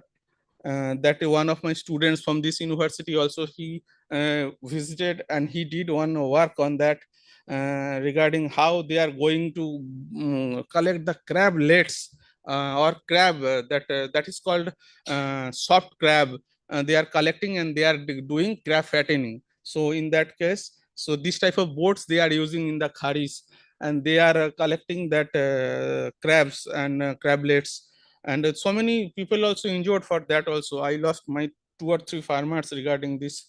And regarding climate change, for that inside the freshwater fish also, they are breeding have some problem. Due to that, sir already said that temperature is and sea level is rising. So some in our inland fishes, those who are male may be matured, female not matured.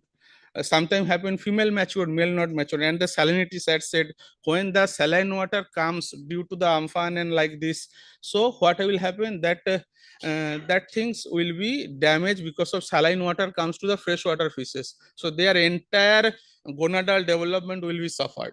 So these things. So another one thing, I have given one flowchart that impact came. One is climate vulnerability. That one we have to measure. And second thing is production and ecology. Sundarban also, I am working in South 24. We did have 2 wetlands. One is freshwater East Kolkata wetlands.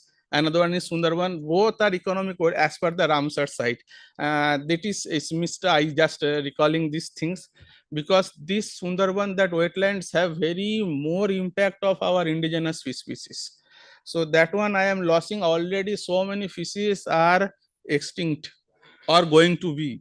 So for that we have to need to recollect which one we have till date. That production and ecology we have to check.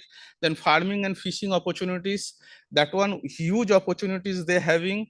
Then community and livelihood we have to work. Then wider society and economy we have to work. Then adoption strategy and measures, these are all we have to do. The diversity of livelihood option, that social capital, both, as well as we have to diversify the farming and fishing operation. Like some people are depend for hilsa catching. So hilsa have some close season. They have at least for 3 or 4 months they can't able to catch hilsa. On that time, what they have to do? So that we are saying that you should not go to collect the crabs in the jungle. So what they have to do? So regarding some work we have to give to them. I will come that. Then another one thing, the effects of climate change. So first is climate variability, that already discussed. I not want to repeat. Then production and ecology, fishing operation, community and livelihood. Then these are all are correlated and we have to work togetherly. So vulnerability assessment, what we have to do, the species vulnerability, ecological vulnerability, reproductive vulnerability, and stakeholder that who have driven approach, that all things we have to make in one program. So another one thing, I am not going, see, I worked on this species particularly. I just show you, that is locally called, it is an Nandos fish, and it's also now he going to be extinct. And our KVK, we got one project from DST, we bred it captivity, and now we have getting these fishes, and we gave to the farmers these seedlings, and now it is you can get it in Godia market also, this species, even it is anytime. So it is a game. So we are doing on that. Huh? না না এটা হচ্ছে ন্যাদোস মাছ বলে, ন্যান্দাস ন্যান্দাস। So like that, this species is for brackish water species, that is called khoira. It is hugely catched, and that is going to be distinct on that. So another one thing, this is a Uri-Helen species called Golda chingri. That species we have worked from 2015. That species can alive both in inside and outside, means that fresh water as well as the brackish water.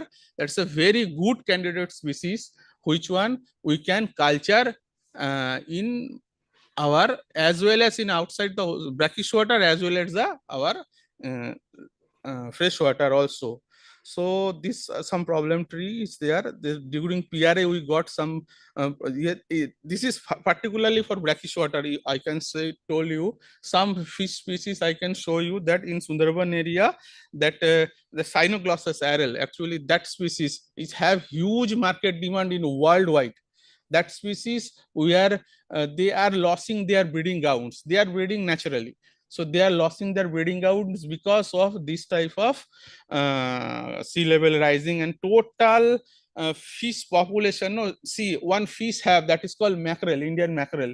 That fish not at all available in its east coast previously up to Odisha, but after Amphan, that fish available in our a huge number in Midnapur, and that fish name given by Bengal is that Ayla fish, after Ayla. So like that happening. So these are all with our farmers.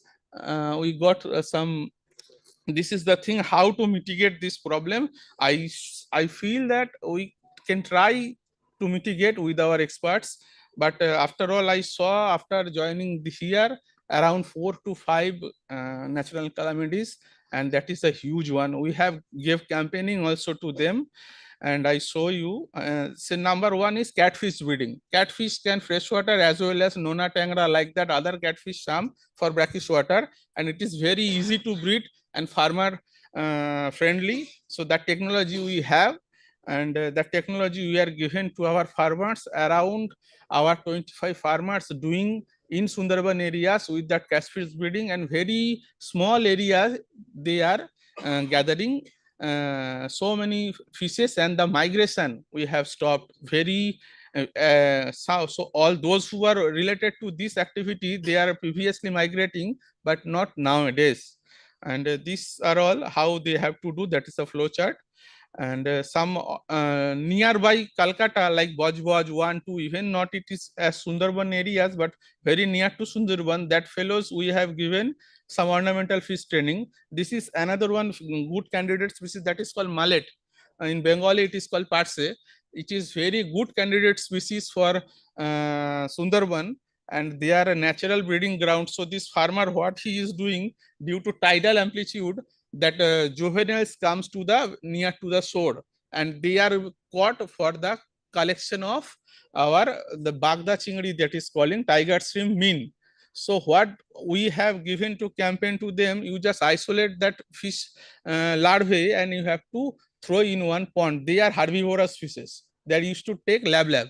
So in that case, this culture giving a huge profit to our farmers.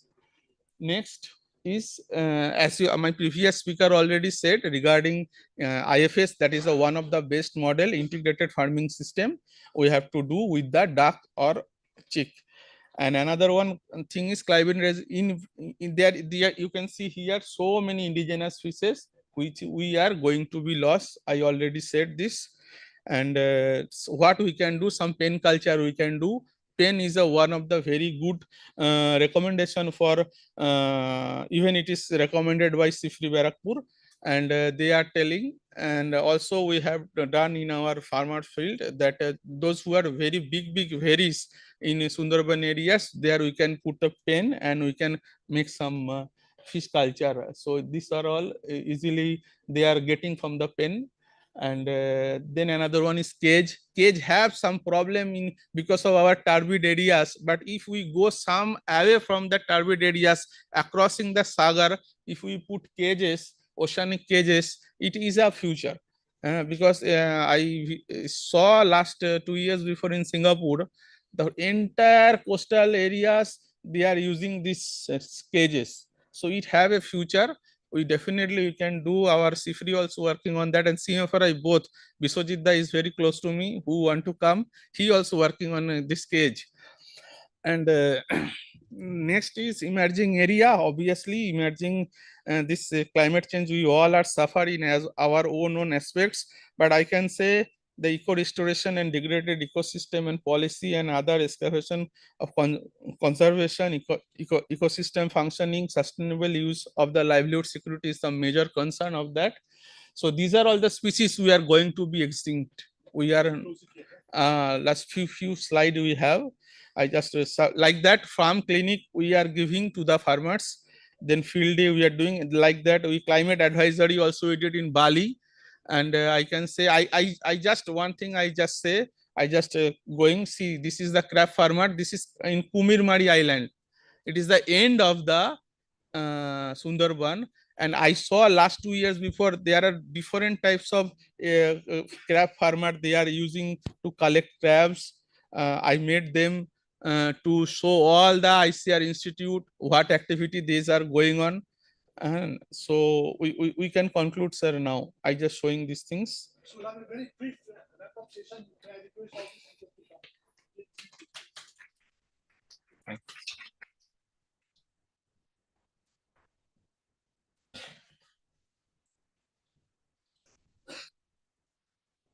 So we have a lot of questions.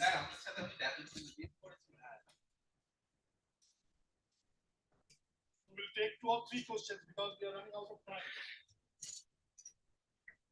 Please be very, very brief in your Question, please. Yes.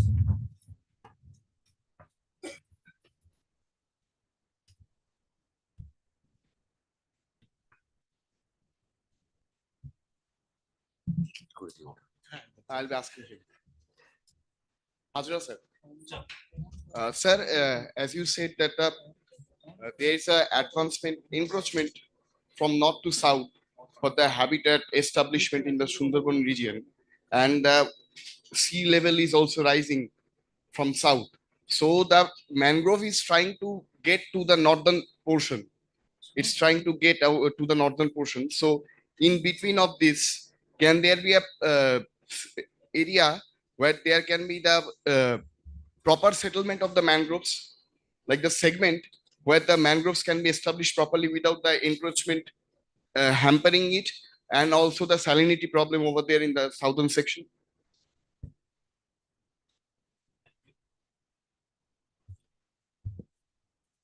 I mean, even if you can restore mangrove forest in some areas in future, that will not be a contiguous tiger reserve. Okay, so the point is that you can save some blue carbon, you can generate some carbon credit, but you will not be able to generate tiger habitat. So you need to consider these things while you are compensating from the loss in the south, and then, I mean, thinking that some new areas of mangrove colonization will take place. That is shown in our model, but this may have some other ecological implications. So we need to reconsider that while we are suggesting these options. And the agricultural land or other land? New colonization? Yeah, I mean, that model, what it is showing that the mangroves are moving to the north when we remove the barriers, that means the embankments. So if that happens, that anyway the people of those areas that I have shown the blocks, that how many people have to leave those areas, they have to leave, otherwise, because if you have mangroves there, then it is a swamp. You cannot live there. You cannot do agriculture there. So only mangroves can be generated. You cannot cut down the mangroves in the south and with that 35 salinity, you can go on doing agriculture. That is not a feasibility. So if there is a sea level rise, you have to vacate, and then that area can be regenerated with mangrove. But then you have to think of the people then. It is a very complex, So agricultural land will become wetland. of and course, wetland will become and the mangrove. brackish wetland, New mangrove habitat. Any other question? Second question is to Dr. Dash. You were talking about the fish, where the fish mean the particularly the juvenile fishes, they are losing day by day because of the extent of the fishing we are going over there, the overfishing. So there are prohibition times, like in Bangladesh, there is a time in the monsoon season when the breeding ground is for the hilsa is going on. So the fishing is prohibited over there. So can it be done in our part as well, so that the thing can be like that the fishes might be protected on the breeding season? With government concern, we have also close season. But you are telling about till you are getting some fishes, but that is a controversial question. But I am telling that in our West Bengal also, we have that close season system. We have some break. That's why I am telling on that time we are suggesting to them during breeding time, we are giving to farmers a short-term culture system, that is tilapia farm. It will be within 3 to 4 months. That is called monosex tilapia, which is fully all male tilapia. They can easily, it will grow, and within very short period they can culture and they can get during that time. So that is the suggestion of us. Yeah, that named they given. Sir, what's about the livelihood security of the people in the Indian Sundarbans to cope with the climate change impacts? Specifically, just to try to keep It's a very big question. No, it's not a big question. But to the whom? whole- To Somnath, I think.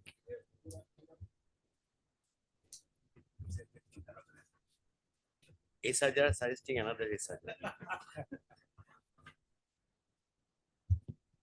Livelihood security. Yeah, exactly. Livelihood. Exactly. So I should like say one thing and one word, like that livelihood is basically based on fisheries and agriculture. If you do better fishery, if you do better agriculture, then you can secure your livelihood. That's it. Yeah, that's what I'm telling, that salt tolerant paddy or something, he's saying that how the fisheries can do. So in that way, that can be secured. Just one line.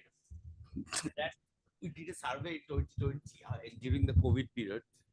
The majority of the livelihood of the Sundarban people is now not agriculture, principal livelihood, more than 50% of the income. It is coming from what? It's coming from manual labor, MG energy and other things, making embankments and these, that, or working some outside, or migration. 18% of people. And now, if you stop MG energy, then you have a serious problem. You don't have to think about climate change. So I have a question, Professor Hajra. Yes. And that is what is the average sea level rise in the currently in Sundarban?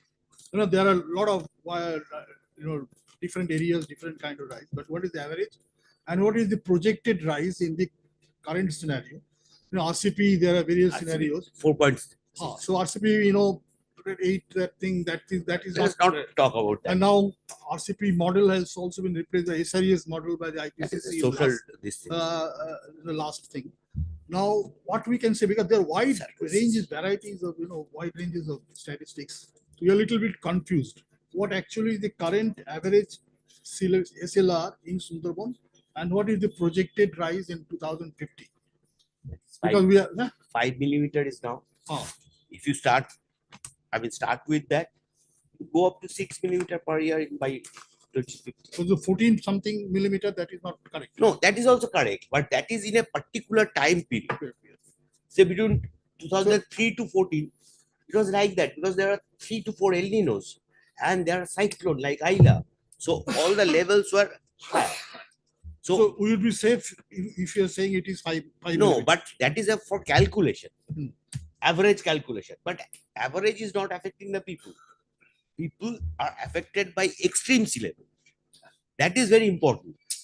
So what That will be if you have the 12 millimeter for 3 years, so you are gone.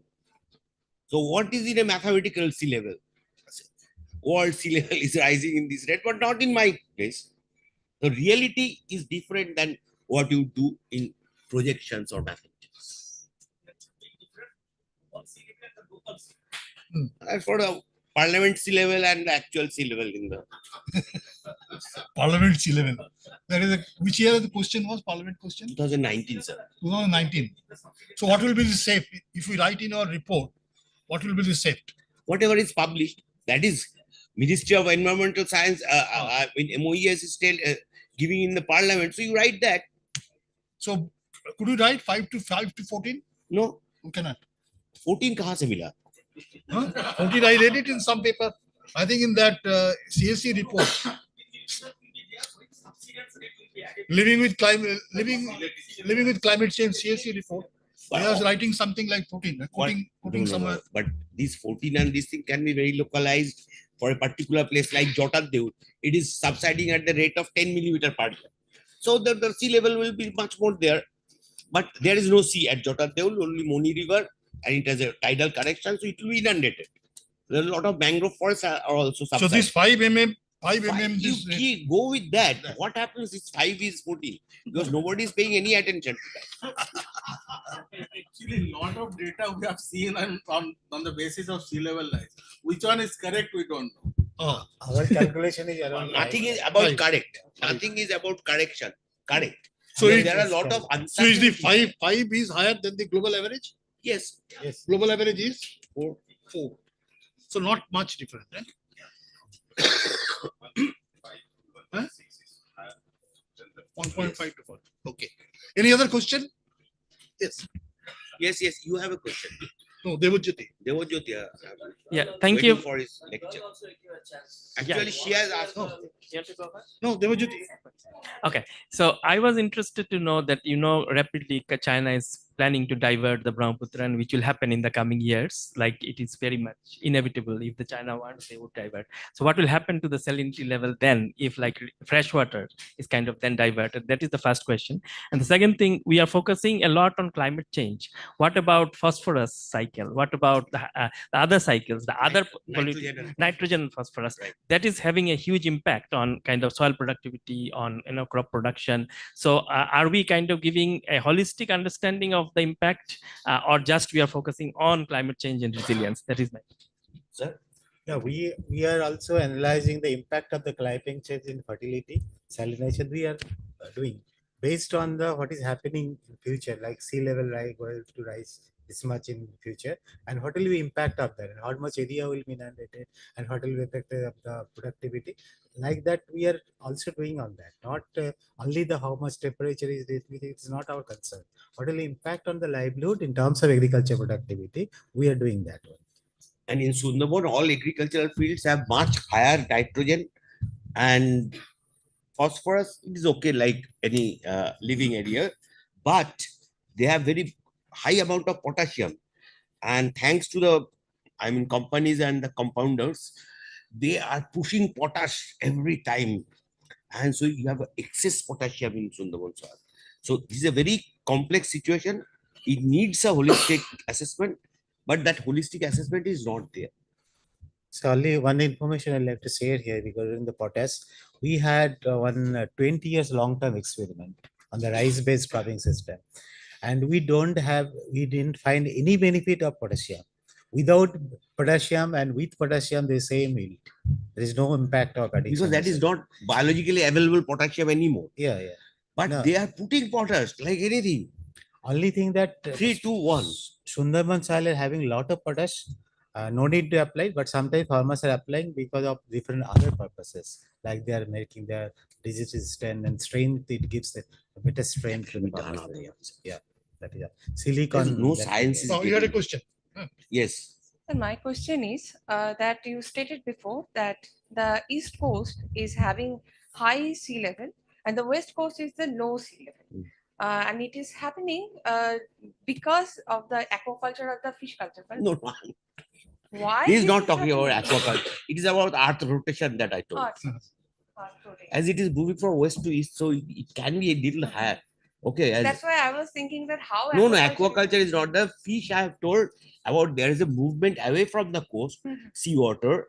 Then there is a, I mean, rising of the Antarctic bottom current, and they bringing nutrients from outside. So west coast fisheries are very much, I mean, more efficient, more productive. Sir, use Yeah. one term, upwelling. That one. Yes. No, not aquaculture. Yeah, that's why I just. Anyway, so that is the test. Any other question? Yes. Great. Sir has to So answer. we're closing it. We're closing it. And so you try to be, you are reducing your tea time by 15 minutes. Sure. Okay. So that means it is 11:25 now. So we'll reassemble 11:45. Thank you. 11:40. Okay. Thank you so much, sir. Thank you all panelists and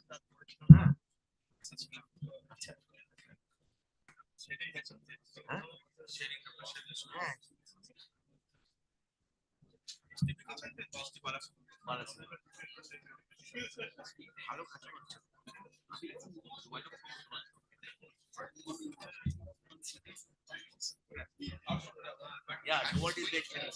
Yeah, I was just very fast, but I might have to take a long leg, so I couldn't answer.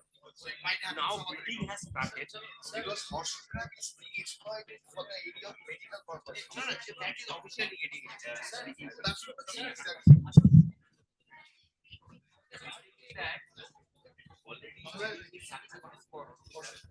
So hope that the lot of I mean, not yeah,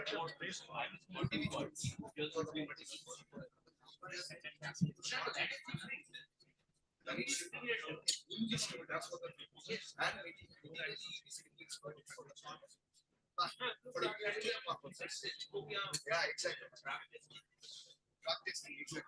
That has to say agent not very much. What is their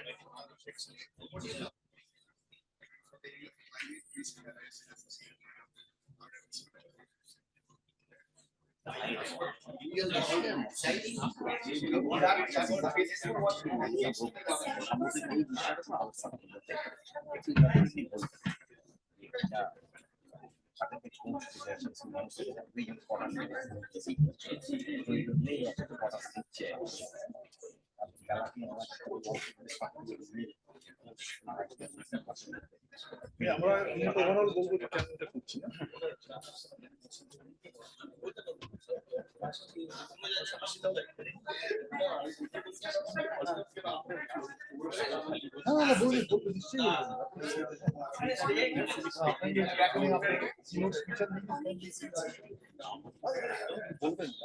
হ্যাঁ ঠিক আছে ঠিক আছে ঠিক আছে ঠিক আছে এখানে আছে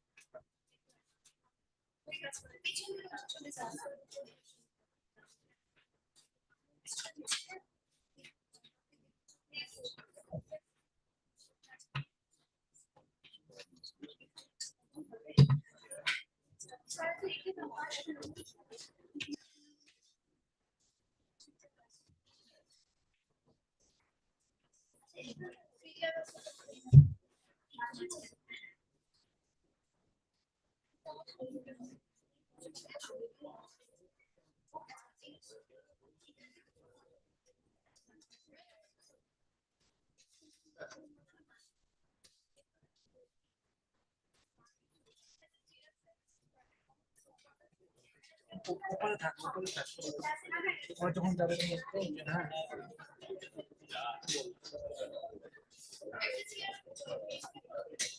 ওখানে থাক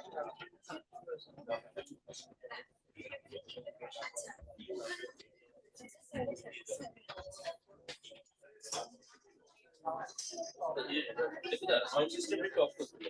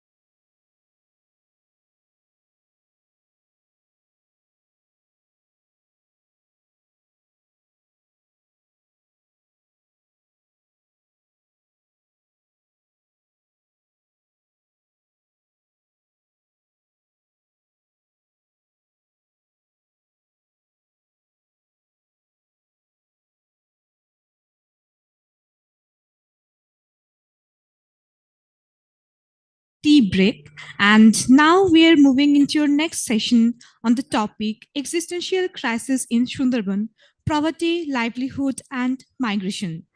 Now I'm going to request to all the speakers, respected Dr.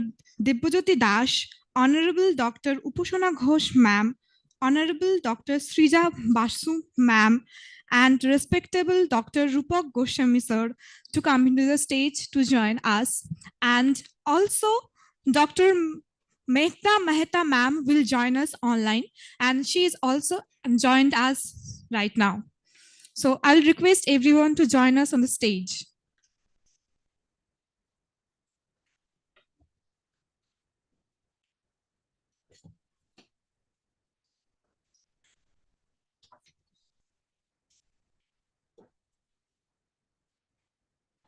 Now I will ask my fellow classmates to felicitate our speakers with mangrove saplings.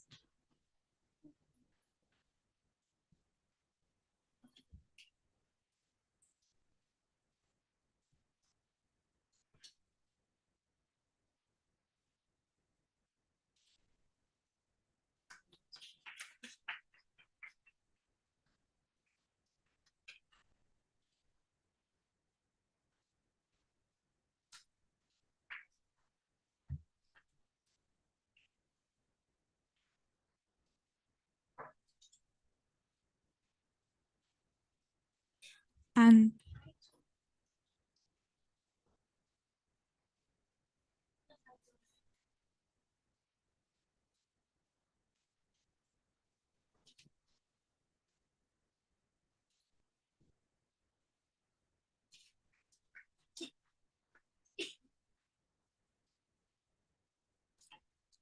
now I will request to our respected Dr. Rupak Goswami sir, Associate Professor, School of Agriculture and Rural Development, RKMVRI, Narendrapur, to chair the session, as well as will be provide us the keynote objectives of our session. Now I am requesting sir to take over the session. It's over to you, sir.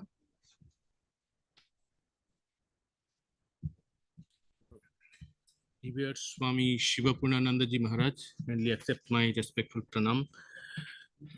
My respect to all the dignitaries and the speakers of this session.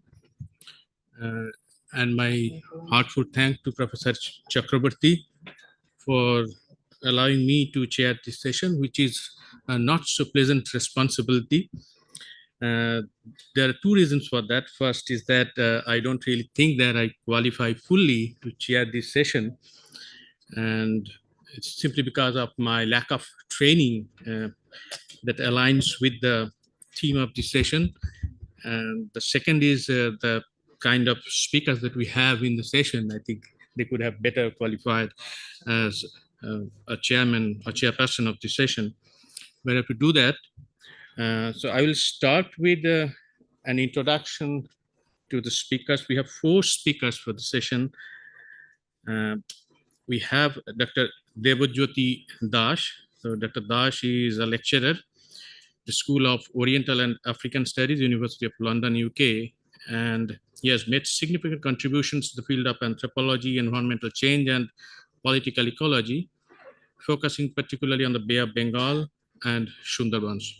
Dr. Dash has been awarded various research grants, including the British Library Endangered Archives Program Grant and the ESRC Early Career Grant. Dr. Dash's work explores issues like land reclamation, ethnicity, climate change, and shifting cultivation in Northeast India. So I will not read out everything. So he's also been a member of the Indian Social Policy Association and regularly contributes to the newspapers and blogs. And his ongoing research includes the studies of social ecology of swine farming and political dimensions of the Sundarbans. Our second speaker will be Dr. Upasana Ghosh, an associate professor at the Indian Institute of Public Health, Bhubaneswar, Odisha. Dr. Ghosh has done PhD in social anthropology and also have MPhil in women's studies. So in her decade-long ethnographic research, she has focused on the linkage between climate, society, and health. research further explored the history of marginalization and present political ecology of the region to unearth systems challenges, which includes vulnerability analysis of the region. So I will not read everything, so I will move to the next speakers. Dr. Srija Basu. Dr. Basu is an independent consultant and has pursued her PhD in climate change, gender, and policy in the global South countries as a comparative between Asia and Africa from the Center of African Studies, University of Mumbai, India. And she also holds MA in Gender Studies, Asia, Africa, and the Middle East from the School of Oriental and African Studies, UK. She has been a published author and panel speaker on climate migration and displacement. And Dr. Basu engages in interdisciplinary research domains such as climate change and policy, livelihoods and social protection, and gender equity. So we have Dr. Meghna Mehta, who will be joining online. Dr. Mehta is an assistant professor in social anthropology at the Department of Risk and Disaster Reduction, University College London. And she is currently working on a book manuscript titled Conserving Life, Political Imaginaries from a Submerging Forest, based on long-term ethnographic fieldwork in the mangrove forest of the Sundarbans. She is currently working in the field of migration, informality, health, and social reproduction, as these themes intersect with climate adaptation policies, land disposition, and long-standing vulnerabilities. The current research is multi-sited and follows a rural to urban continuum of migrant labor from the coastlines of Bengal to a range of work sites, including factory shop floors and construction sites across India, Bangladesh, and Italy. So I will start with a very brief keynote address. I prefer not to say this a keynote address because I'm not a policy researcher. So we will mostly be sharing some of the research findings or insights that we have gained over a decade. And I have aligned the talk in a way so that we can directly go to the takeaway points. So but at the same time, I have tried to demystify the science from the presentation, but at the same time, I have asked some fundamental questions so that I can impress upon the budding researchers of the next generation.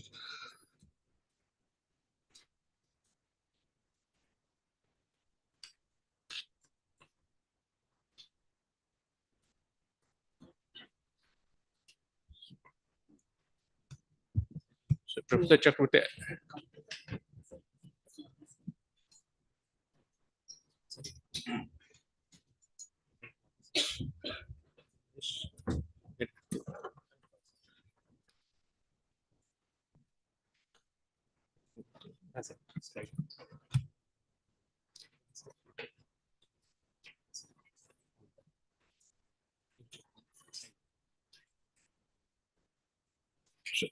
Since I am primarily trained in agricultural sciences, so I will take the entry point through agriculture, and then I will try to touch upon some of the key issues of the session. So I've been doing a bit of agricultural systems research here, but at the micro level, mostly with the students project and small funded projects. So I will start with the complexity of complex systems, complex systems which are also called to be wicked problems of today's world, and Sundarban perfectly embodies a complex system. So this is one example of introducing a leguminous crop.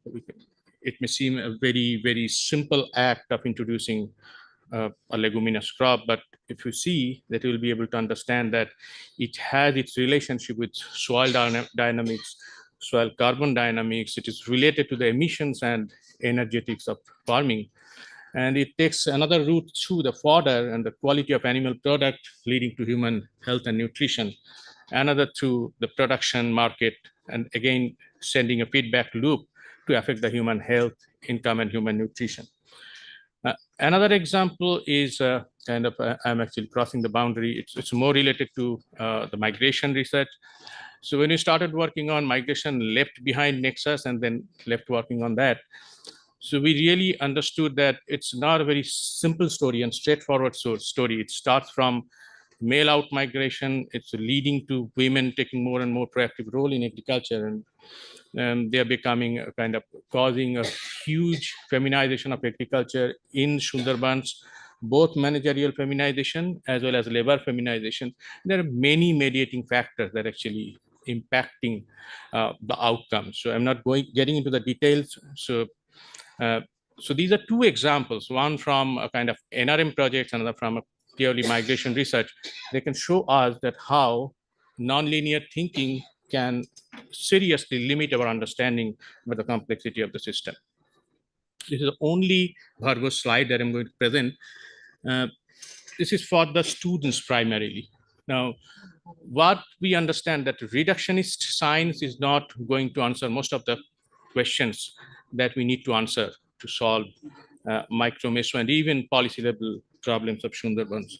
I take the example of agriculture as an entry point.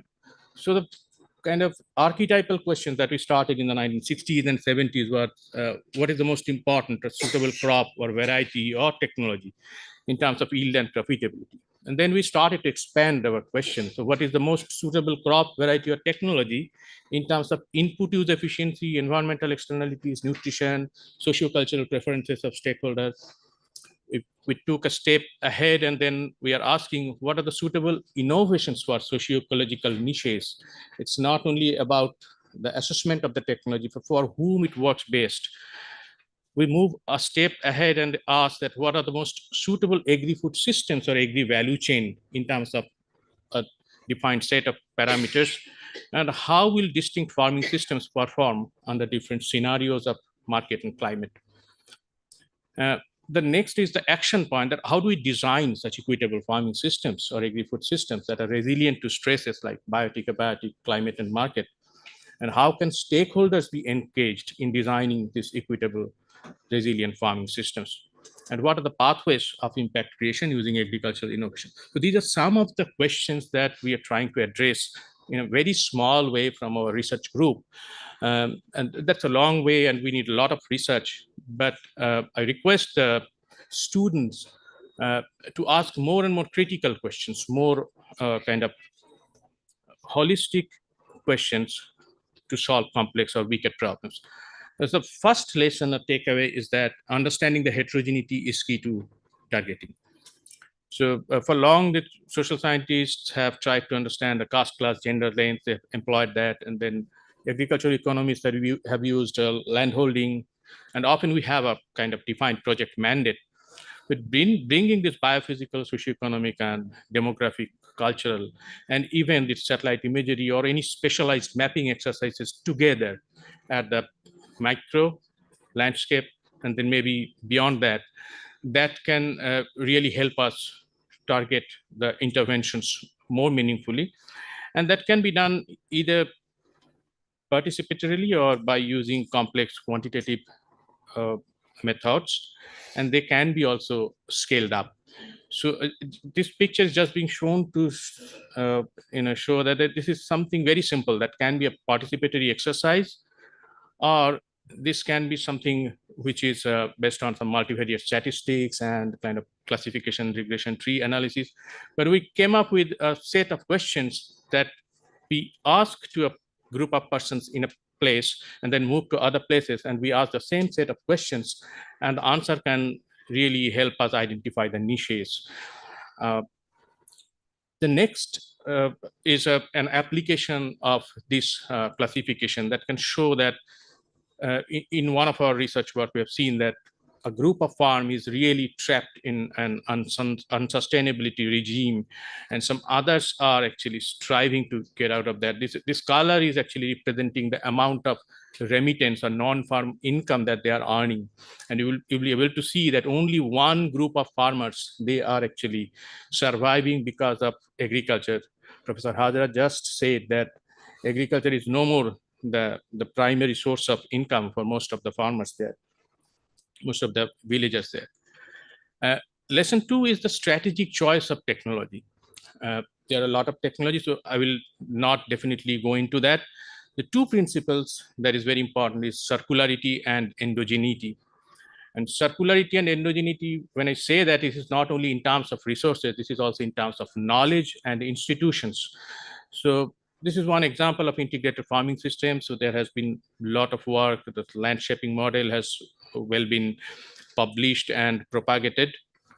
And this is another group of technologies that we are currently experimenting with the CSIR funding, that is sustainability intensification. So we are introducing that vegetables with rice in the kharif to enhance the economic return, and then zero tillage potato under the straw mulch condition to use the residual moisture. Lesson 3, yes, it's visible. Lesson 3 is, I think this is going to be a very good framework for the decision makers in the coming years, because so far we have used mostly that conventional economics or econometric models to understand the impact of a technological intervention. But now we are working with a group of scientists, so they are called system economists. Martha Mondardino group at CSIR, so we're working with Martha to integrate profit, then some crop modeling that actually takes care of that environmental uncertainties. So my colleague Shupamol is a master of FC modeling, he's sitting there. And then a kind of predictive adoption model, and then putting them together to say that if we introduce this technology, so what is going to happen in terms of its adoption and overall economic average in the next 10 years or 20 years, accounting for the climatic variation as well as market instability. So I'm not explaining all these things. So these are some of the kind of outputs that we can expect from such models. The lesson 4, this has already been discussed extensively yesterday, that multifunctionality needs to be captured, whether you call it ecosystem services, whether you call it intangible heritage. So there must be established frameworks that accounts for this multifunctionality. Otherwise, the sustainable forms of farming, sustainability only sells when it is sustainable. So this is just one example. So there are complex analysis, and one more important thing is that we need to understand that how these different parameters have trade-offs between themselves. So that also needs to be understood. I'm not a specialist in this, so my colleague Sanchoita and Polomi, so they are working on this. We're trying to understand when we introduce kind of technology, so how it affects the outcome, gendered outcome. So they are using via women empowerment in the context of agricultural technologies, and they are getting some results that is not yet published. So I cannot really comment on that. So if you are interested to know that, you can talk with Dr. Mishra or Polomi during the break. The next lesson is that we have not leveraged the power of social networks yet. So this is one of our old works. So we have shown clearly that after the ILA, this disaster resilience was more for the persons who were more central to the network. And there was fascinating dynamics of evolution of these networks that I cannot explain in this talk. But what we have understood that social network has a tremendous power to enhance the resilience of these people. This is another example. So how social network helps in speeding up the technology diffusion. So we are tracking this now. For this year, maybe we'll be covering 10 years of diffusion data. And this is not the geotag data, but you can see that how innovation spreads from one island to another island. Another work my colleague is also doing with International Rice Research Institute is that if you can identify really the central actors in the social networks and build their capacity, that can really speed up the innovations. You can see that that is the before and after networks. And the after network is so much denser, and it happened within a span of 6 months. And she has also done a fantastic project in Sundarbans where the central actors were given kind of mobile phones and internet connectivity. So we provided advisory service, season-long advisory service. Then after that, we measured what happened to the social networks, and we saw that how it actually increased the information flow. And more interesting from the perspective of a social researcher is that the relative position of women in the society that went up. So now they are more central in comparison to the male members. So that's a power that we have not yet leveraged. The seventh lesson is that we have 8 lessons, so one more lesson. Seventh lesson is that stakeholder wisdom or decision making. So we are increasingly talking about the citizens' knowledge. So this is one application where we have drawn on the knowledge of diverse stakeholders. This is called a cognitive mapping. We call it a fuzzy cognitive mapping. So cognitive mapping of different stakeholders were put together to develop a kind of shared model for the region, shared model for a complex system. And that model can reasonably predict that what might happen if we undertake a set of interventions and not the others. So this is one example in the context of Amphan and then lockdown happening together. This is something very important. I mean, I'm sorry, it's a little cluttered, but this is a summary of 30 natural resource management projects that took place in West Bengal in the last 5 years. So we studied all these projects and interviewed all the stakeholders associated with these projects. So this is actually representing the cognitive map of 300 plus persons who are saying that what works and what doesn't work. So I'm not reading all these things. So they have clearly shown us that what actually works and what doesn't work. Although this is not a kind of precise prediction, but it can actually give us a kind of anticipation that what are the, if there is a kind of trade-off of making decisions, we have resource constraints of what should be the priority. So I will end here, but I will not take other time. So thank you for all my collaborators, all my students and the scholars and the funding agencies for being so generous to us. So I'm not sure, sir, whether I've been able to justify that, but this is the thing that we have done. Thank you.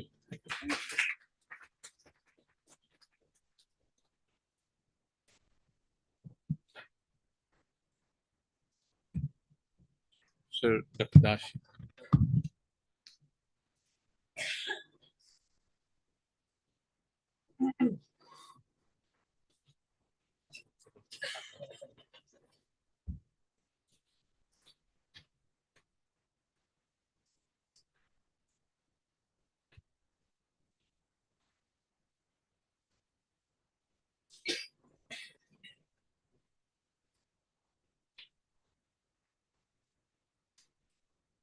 Last year.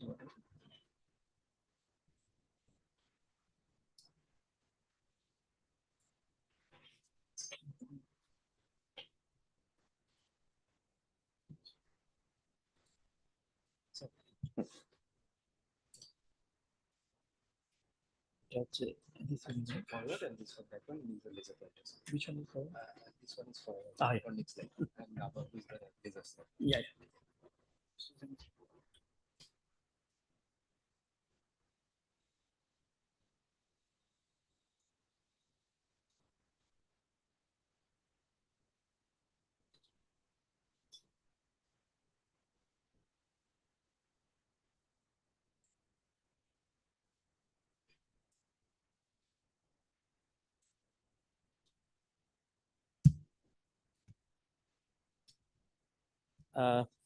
Thank you for inviting me to this August gathering. And I would like to say that Dr. Goswami has already set the tone of this session in terms of how we are going to look at these problems that are currently faced by people in the Sundarban from a holistic perspective. So my topic is changing climate, migration and precarious livelihood in the Sundarban Delta. And I'm choosing this term changing climate instead of saying climate change, because I want to see things from people's perspective and in the present tense. So if you look at the colonial past, and it's very important to understand the colonial history of this place, particularly the deltic region of Bengal, which includes both parts of current day Bangladesh and India. We have been talking about kind of planned migration. We have been talking about relocating people from the Sundarban Delta to the mainland in the rest of India. Then we have to focus on the colonial past, because it is the colonial policies which led the people to come to this region. If you read kind of pre-colonial history, we have instances of people who have migrated to this region or settled, like for example, the Bengal peasantry, if you look at Richard Eaton and his work. But those migrations were quite sporadic. They were not necessarily people who settled there permanently, but with British colonialism or the British Raj, and Bengal being the headquarters of the British Empire in South Asia, they were very much keen to, reclaim the land from the sea, and that was very much based on this whole idea of revenue generation. So the British policy was very clear. They wanted to sustain the Bengal's economy by expropriating resources from land. So they were less kind of interested in conservation. In fact, the British were the first kind of colonial powers who were kind of destroying the tigers. If you read the famous work of Jim Corbett, the whole idea was that to kind of hunt tigers. So when we talk about conservation, we also have to look into our colonial past and need to reframe our kind of discourse. And that's why I'm talking about these strategies which were followed by British administrators, philanthropists. So if you look at Tilman Henkel, he kind of, if you read W.W. Hunter's account of Bengal, there was kind of land reclamation and resettlement of landless peasantry from central Indian province, from other parts of India, from even from the Bengal, if you look at other parts of Bengal, people were moving into the Sundarbans Delta as part of the land reclamation program. So the Delta is no longer seen today as a liquid space. If you look at colonial cartographic accounts, you would see that the colonial state and the colonial kind of administrators, they were very much invested in defining the Bengal Delta as a settled landscape. So land reclamation played a very important role, and that's why we see the emergence of embankment. So the emergence of embankment comes with the land reclamation policy. And also we have to understand the power of the language that is being used. Like if you look at our traditional literature, maybe we'll term it as folk literature, although it will not be very appropriate to say folk literature.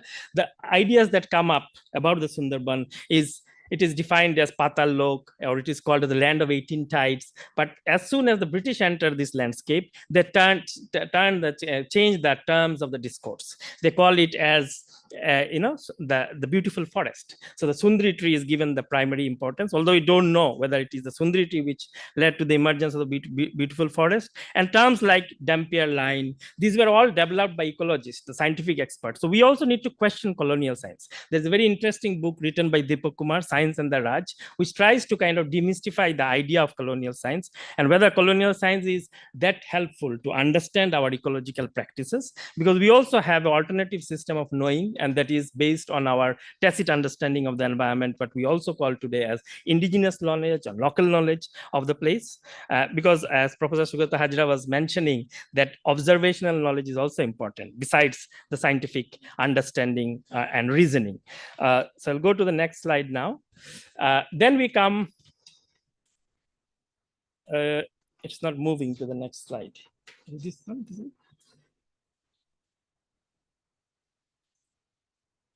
Or do we do this manually? Okay, I can do it here. Okay.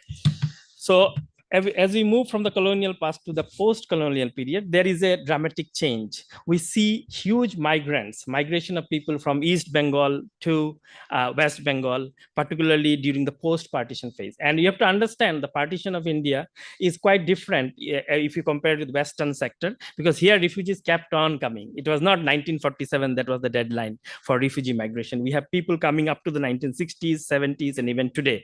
So the Bengal Delta has become a hotbed of post-partition refugees, and that also kind of creates pressure on the land.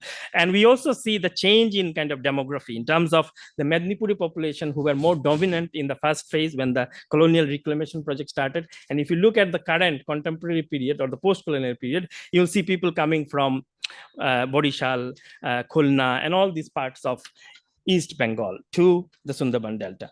Now, if you look at the contemporary period, we'll see that there is a reversal of this migration. So we talk about reversal of migration during the lockdown period. I'm not talking about that reversal. I'm talking about the reversal that started in a pre-Aila cyclone, when people were stressed because of the lack of livelihood, the challenges that they faced in their local environment. People were moving out because of the climate vulnerability and the dilemmas of not having a good harvest that we discussed in the first session, where there are different kinds of challenges, climate vulnerabilities which are caused because of temporal and seasonal changes in weather. So we have to look at the intersectionality of factors. Not everyone is equally affected by these changes. So I'm more interested in that. And it depends on questions of gender, landholding capacity, types of farming, and other factors that we have seen post 1980s. So this is the rough sketch of what has been happening over the past 50, 60 years since India's independence. And the other question that I'm very much interested is why we are trying to just focus on climate change. We need to also focus on the current contextual kind of challenges that people face, because people who are in the villages with whom I've interviewed, they're less worried about the future, but the present vulnerability for which they're seeking solution. And that's why they're migrating out of the villages. So we have to talk also in present tense. We cannot always think in the future tense or in the past tense. In an interview I did during 2022, my interlocutors observed, and I quote, "This year they have witnessed the late arrival of monsoon. And when the rain arrived, ultimately their standing crop was destroyed. Government help came too late. Many farmers became indebted, and they borrowed money from self-help groups and moneylenders to buy seed and farm supplies. Many were forced to migrate to neighboring states to supplement the loss of income and to pay their debts." So it is increasingly becoming very clear that people are not necessarily dependent on agriculture. They also substitute their income by going for seasonal work to outside states. Particularly, what is becoming an increasing trend now is people's migration to the post-harvest season or during the sowing season to Andhra Pradesh. That's a big kind of income source. So we also understand that people who are migrating from Sundarbans, they are actually migrating to urban cities or centers. That is not the case anymore. There is a rural to rural migration, and that's the new trend that we see. And rural environments are actually generating a successful income for people. They're earning more. So here vulnerability is targeted by unpredictable weather condition, that is the rainfall pattern, but the social impact of the vulnerability is multi-scalar, leading to indebtedness, loss of income, farmer suicide, and precarious occupation that lead to tiger and crocodile attack. We often just think that people are migrating or they are scared about the tiger, but the crocodile attack is also a very important aspect that is often underreported. Therefore, the vulnerability is multidimensional, that we see the socio-political and the economic dimension beside being a natural cause and effect relationship. So we cannot just say, because there is climate change, which is something which is predicted and contested to some extent, there is livelihood insecurity. The livelihood insecurity is also determined by the socio-political situation in which people live. So often slow onset and rapid onset impact of climate change principles don't capture these nuances. And these challenges are embedded in the political economy of the land, particularly in relation to male-female relationships of migration, how much land they own, and who has the capacity to migrate, because not everybody is migrating from the villages. That is also a kind of fact, a reality. So our vision is caught between a dystopic and an utopian logic. So the dystopic logic suggests that environmental ruination is happening everywhere, and it is going to lead to mass migration of people. And the only respite is planned retreat or managed retreat or planned relocation that we are currently debating and putting it in our policy framework. This is undergirded by the utopian vision. Then once the human settlements are segregated from the delta buffer zone, a vibrant biodiversity can be conserved. So this is our assumption, this is our hunch. What is missing from this grand vision is communities' voice and what they really want. Communities in the delta are tied up to their circumstances, which is defined by the availability of land that they have, per capita availability of land, the water-based livelihood, they have fisheries, forest-going activities, and all these challenges that they face from the forest department and other stakeholders in the Sundarban. Those are the real challenges that people are confronted with. Migration to the city and planned evacuation is not the permanent solution, because people are not migrating permanently to the cities. They are actually migrating in a circulatory fashion. They are either going temporarily or they are going seasonally seasonally, and that is what we have observed in our fieldwork. And the migration pattern has itself taken many dimensions, and often people are trapped. So I will come to the point of trapped population who cannot migrate, and there are reasons why they cannot migrate.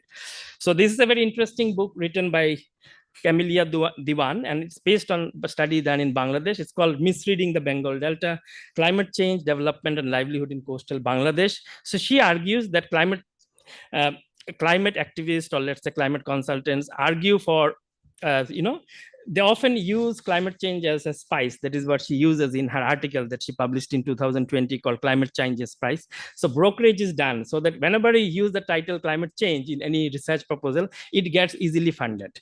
The problem lies in understanding the multidimensional nature of poverty, inequality, and iniquities among Sundarban communities in terms of landholding, as I said, restriction toward access to commons, like for example, minor forest products, collection of wax, honey, firewood, as gender norms that we have in society, the patriarchal norms, low level of education and healthcare facilities, and loss of food security and sovereignty.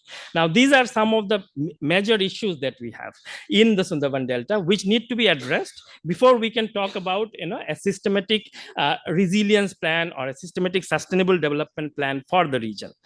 We are presented a dystopic vision of environmental ruination, as you can see here in this picture, flood or kind of drought, as some pictures were shown in the earlier session. However, from a humanitarian perspective, we should first address the human scale needs. And here I would like to introduce the Chilean economist Max Neef. And he argues that the good new ecology is that it is possible to actually have more satisfaction with less stuff. It is not the materials and energy that provide satisfaction, but the degree to which basic needs are met. So I think the challenge today in Sundarban for the communities living in the region, the different social groups, is to meet their basic needs. The basic needs are in the first place not met. Once the basic needs are met, they can go for other satisfiers.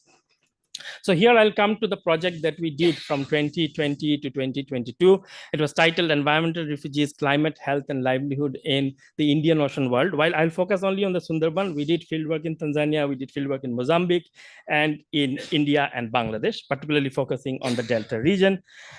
So you can see after the Ayla cyclone, there was a huge impact, and these impacts were documented by the local community in terms of the rise of the sea level, how much water inundation took place, and it kind of destroyed their settlement. And we did photo voice as a method. We used photo voice as a method to capture that data.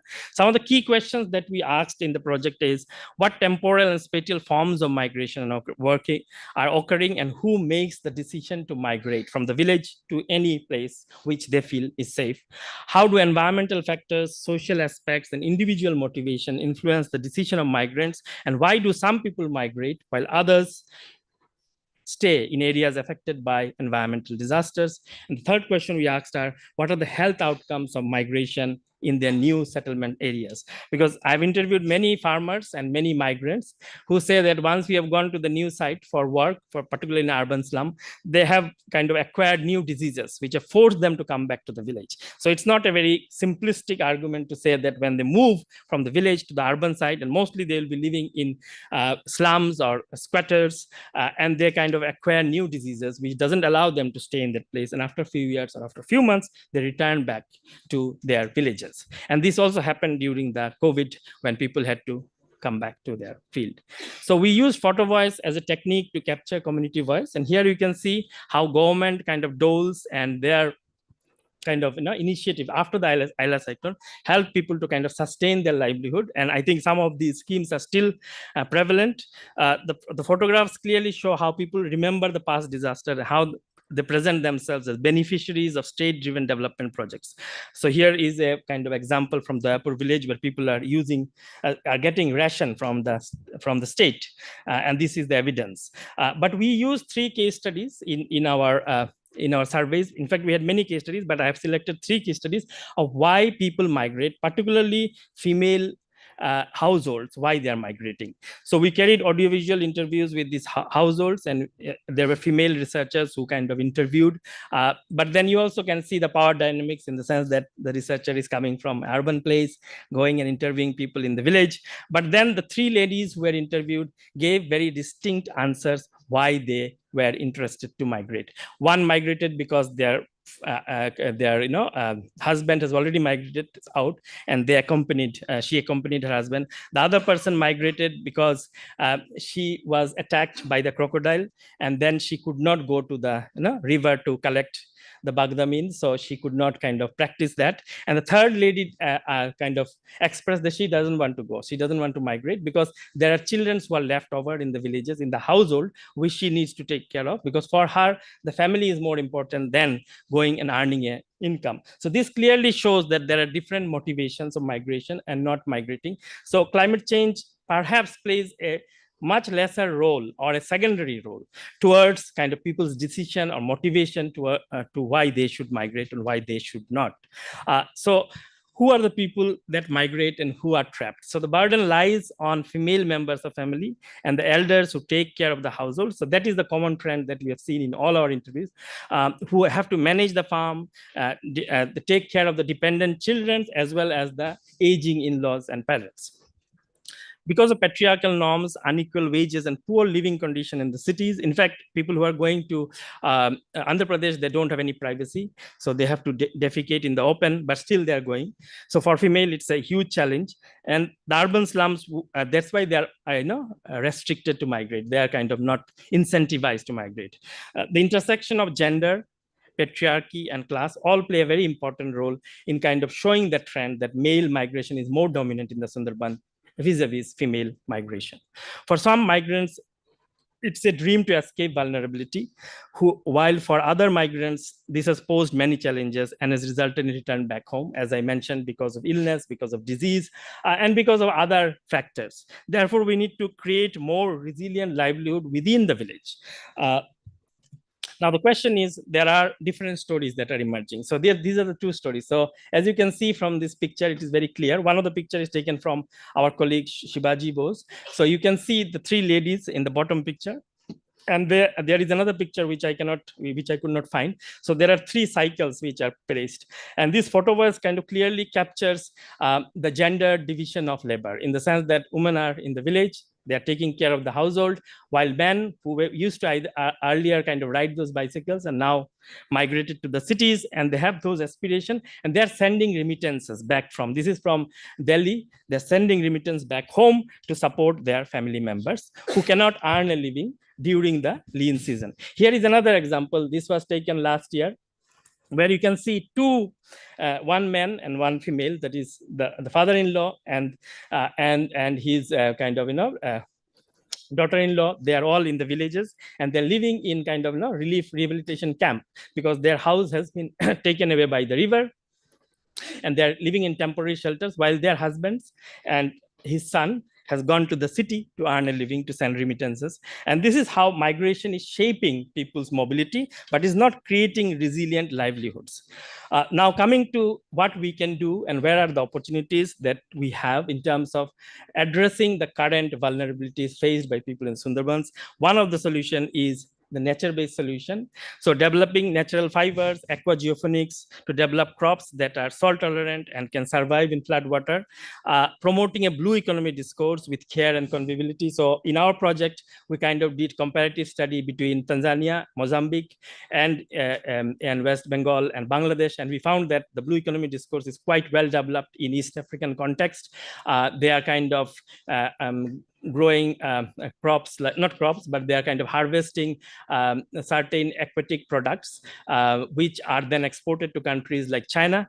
And perhaps similar kind of products can be kind of harvested from our Sundarban area. And I think one of the framework that we have to develop is to kind of think about radical ecological democracy, which I'm going to come in the next slide. Bring expert knowledge with citizen science, which our colleague has already mentioned, that we cannot just work with experts. We need to also tap on the local knowledge of the people, and from experimental farm to community intervention. So that is also very important, because we cannot just kind of discuss in the realm of ideas. We also need to have implementable projects. So this is the model that we think is missing currently currently in the discourse. And we are kind of taking it from the Gandhian principle of eco-Swaraj, where there is freedom not only in the context of food sovereignty, but also in terms of social well-being and justice. So all these elements that you see in this diagram are missing from the current political discourse and resilience discourse in the Sundarbans. So for example, cultural diversity and knowledge democracy is absent. We are actually just extracting the knowledge and then projecting it and saying, well, this is the problem and this can be the solution. But then we are not essentially kind of consulting with the local communities in ways that eco-Swaraj would promote. Direct and delegated democracy we don't have. We have the power to vote, but then important decisions are made. They're made by the bureaucrats. Ecological integrity and resilience again is a problem that we have. We also don't have economic democracy because everything is getting connected to the market, and we are increasingly dependent on the market. So these values need to be integrated into our model that we would kind of propose in the future, where when we are talking about resilience, when we are talking about community development.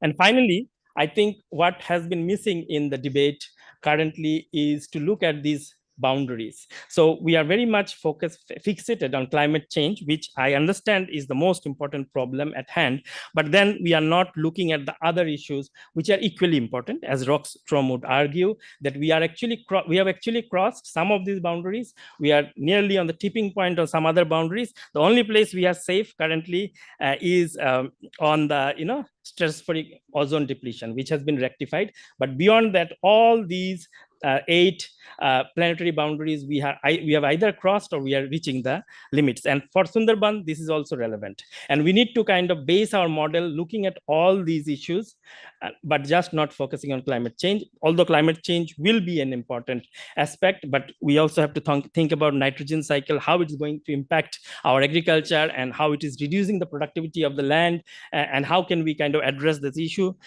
We also need to talk about ocean acidification, and we're talking about salinization, and that is directly linked with that.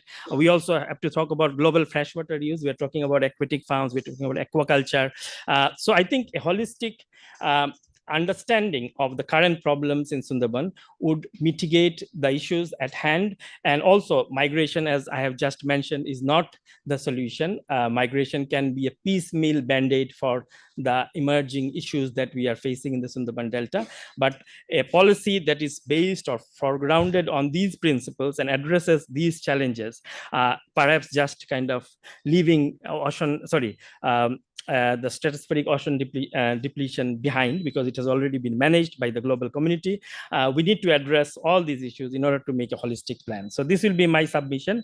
And this is the last thank you page, where you can see the farmer taking care of his farm, and his children are all in the city. They have migrated. Okay.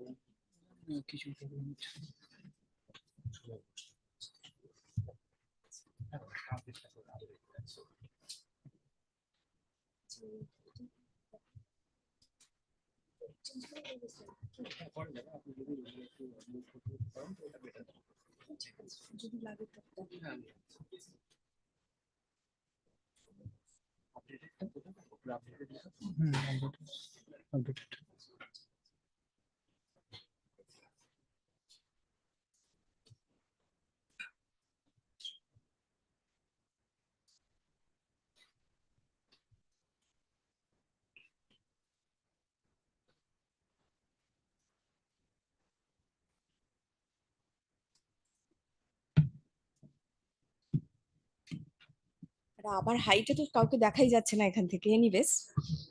তো না না দিতে হবে না, পড়ে টরে গেলে মুশকিল। আচ্ছা না না, বসে বসে প্রেজেন্টেশন দেওয়া যাবে। হ্যাঁ এবার ঠিক আছে। কি অবস্থা? হ্যাঁ সেটাই। প্রথমেই সবাইকে গুড আফটারনুন, আর thank you professor Chakraborty to invite me here. It's a great pleasure to always come back to Sundarban. So আমাকে বলতে বলা হয়েছে, আচ্ছা আমি কিন্তু বাংলা ইংলিশ দুটো মিলিয়েই বলবো, মেনলি বাংলায় বলবো, কারণ বাইরে থেকে বাংলার বাইরে থেকে বাংলায় কথা বলার চান্সটা কমে যায়।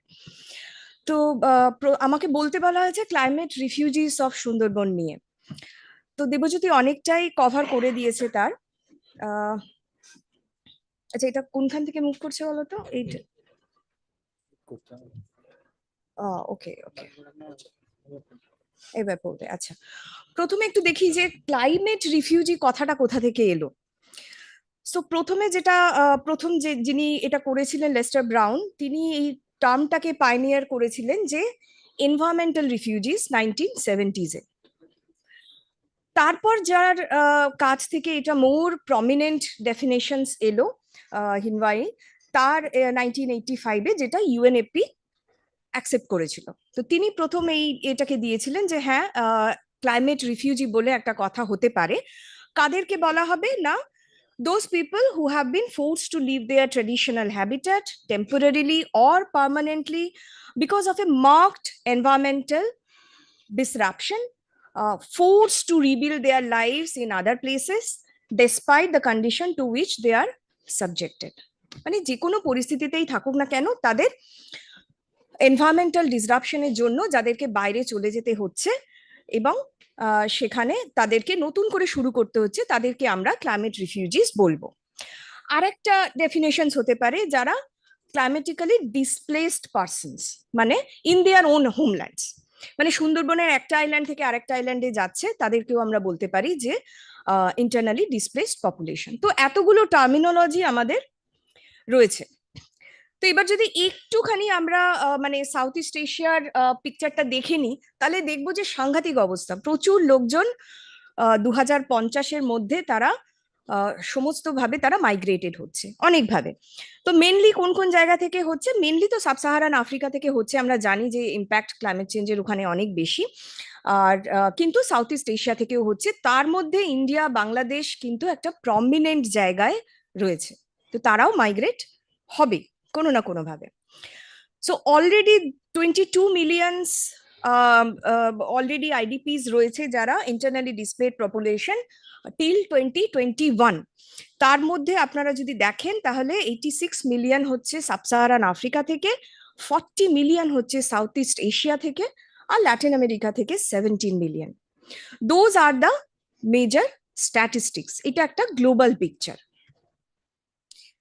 এবার আমরা যদি ইন্ডিয়ার দিকে তাকাই একটু, আমরা সকাল থেকেই ডিসকাশন চলছে যে কিভাবে মাইগ্রেশনস গুলো হচ্ছে। তো মাইগ্রেশনের একটা রুট আছে। তো এবার আমরা বলবো যে এই যে বাংলাদেশ থেকে আসছে কিংবা রোহিঙ্গা ক্রাইসিসের ক্ষেত্রে তারাও যে চলে এসেছিল, সো এই রুটটা থেকে আমরা দেখতে পাচ্ছি যে সুন্দরবন আর এন্টায়ারলি বাংলাদেশ, মায়ানমার, এই রিজিয়নটা একটা বেশ গড়বড়ে জায়গায় আছে, কারণ এখানে মাইগ্রেশনটা কিন্তু ভালোভাবে হচ্ছে, এখান থেকে যাচ্ছে। এইবার এই গ্লোবাল পিকচারটাকে যদি আমরা সুন্দরবনের ক্ষেত্রে নিয়ে আসি, তাহলে কি দাঁড়াচ্ছে? সুন্দরবনের ক্ষেত্রে তিনটে আনসার্টেনিটিস কাজ করছে। সুন্দরবনের যা জিনিসপত্র নিয়েই আমরা আলোচনা করছি কাল থেকে, সেটা লাইভলিহুড হতে পারে, যে কোনো ইন্টারভেনশন হতে পারে, ফিশিং, এগ্রিকালচার, যা জিনিস হতে পারে, তার তিনটে আনসার্টেনিটিস এর ওপরে এই সুন্দরবনের এন্টায়ার কমপ্লেক্সিটিস আর ডিপেন্ডিং।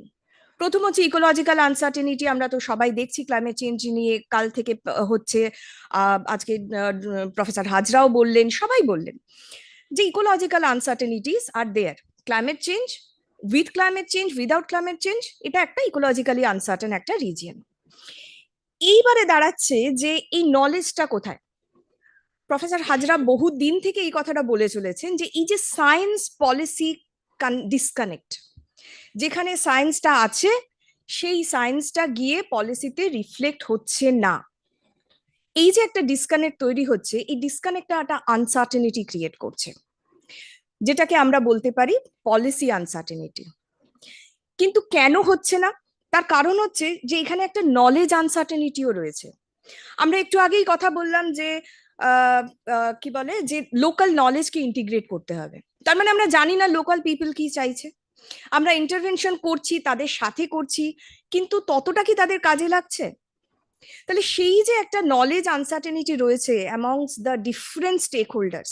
কিছুক্ষণ আগে অমিতাভদা আছেন পিছনে, অমিতাভদার সাথে আমাদের কথা হচ্ছিল যে সুন্দরবনে এত এনজিও কাজ করছে, কেউ জানে না যে মানে তারা একে অপরের কি কি কাজ করছে। তাহলে এই জায়গায় একটা গ্যাপ হচ্ছে, either they are doing parallelism or they are doing repetitions. তাহলে এই যে জায়গাটা, এই তিনটে জায়গা, এই তিনটে আনসার্টেনিটি মিলিয়ে তার মাঝখানে রয়েছে কিন্তু এই ক্লাইমেটিক রিফিউজিস এর গ্রুপটা। এইবার যদি দেখি যে কেন তারা মাইগ্রেট করছে, এটা আমরা আগেই সবাই আলোচনা করলাম, দেবজ্যোতিও বললেন। তো প্রথমে তারা এগ্রিকালচার ফিশিং করতো, তারপরে যখন সেটা কাজ করছে না তখন তারা কি বলে পান চাষ শুরু করলো, তারপর তারা শুরু করলো within the island agricultural labour করা, তারপর ক্র্যাব চাষ করছে, তারপরে গিয়ে মাইগ্রেশন করছে।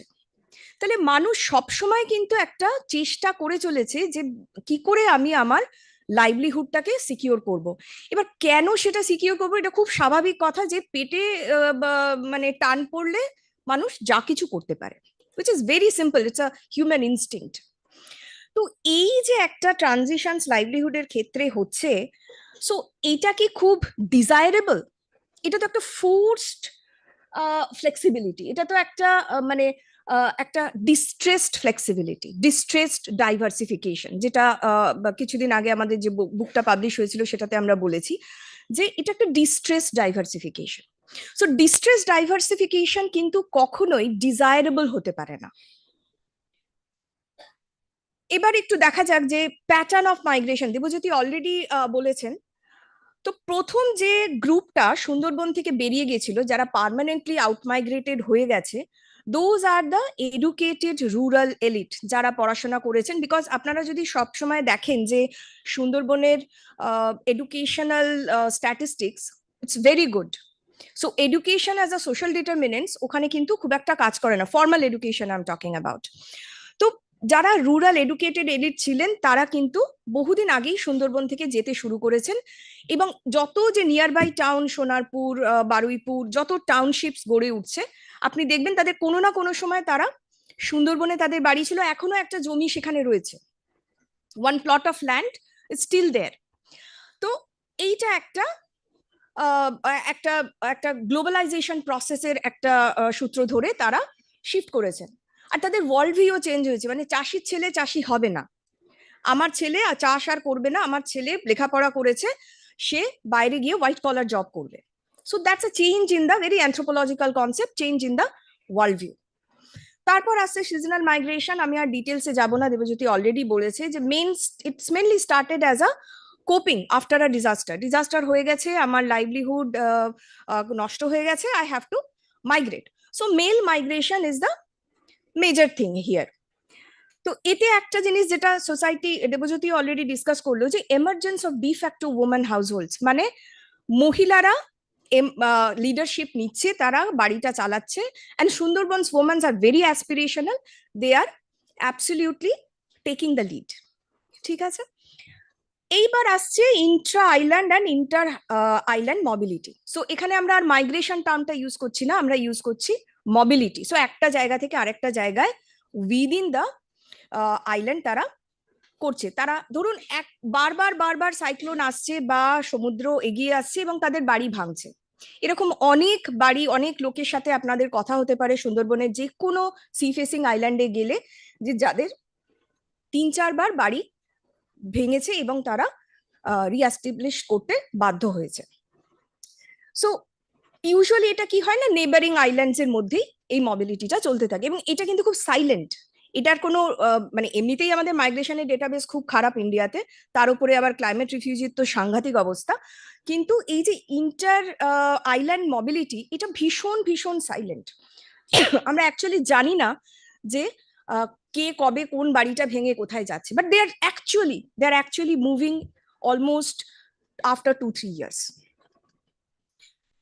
আর একটা হচ্ছে ক্রস বর্ডার মাইগ্রেশন, যেটা নিয়ে প্রচুর সিএ হচ্ছে, এই হচ্ছে সেই হচ্ছে, কিন্তু ইস্যুটাকে তো মানে নেগলেক্ট করা যায় না। Of course there are cross border migration from Bangladesh. তো আর যেটা বেড়েছে আমাদের রোহিঙ্গা ক্রাইসিসের পরে, আরো বেশি করে বেড়েছে। না আর এক ধরনের মাইগ্রেশন আছে যেটা খুব সাইলেন্ট এবং মাইগ্রেশন সো কল্ড ডেফিনেশনে হয়তো পড়ে না। এই যে young girls they are getting married specially আপনারা যদি অনেক মৌসুমী বা অন্যান্য আইল্যান্ডে গিয়ে দেখেন যে after any disaster any cyclone huge number of young girls 13-14 তাদের কিন্তু বাড়ি থেকে বিয়ে দিয়ে দিচ্ছে। কেন দিচ্ছে? একটা হচ্ছে যে বাবা বাড়ি থেকে বিয়ে দিয়ে দিলে মানে একটা mouth from the house hold will be less, simple thing. দ্বিতীয় হচ্ছে এই যে একটা ফোবিয়া তৈরি হয়েছে যে আবার পরের বার আসবে সাইক্লোন, তখন কি হবে, তার থেকে মেয়েটাকে। এবং আরেকটা খুব অদ্ভুত ট্রেন্ড আমাদের রিসার্চে দেখেছিলাম যে সবাই যারা বিয়েটা দিচ্ছে না, বিয়েটা কিন্তু মেনল্যান্ড এরিয়ায় দিচ্ছে বা সুন্দরবনের বাইরে দিচ্ছে, জাস্ট টু সিকিওর আ সেফ প্লেস, যে কোনো সময় যদি বাড়ি ঘর ভাঙে বা কিছু দরকার হয় ডিজাস্টারের সময়, তাহলে মেয়ের বাড়ি গিয়ে থাকতে পারবে। সো এখানে একটা সোশ্যাল নেটওয়ার্ক এই এটার মধ্যে দিয়ে তৈরি হচ্ছে, তারা এক্সপ্যান্ড করছে তাদের সোশ্যাল নেটওয়ার্ক।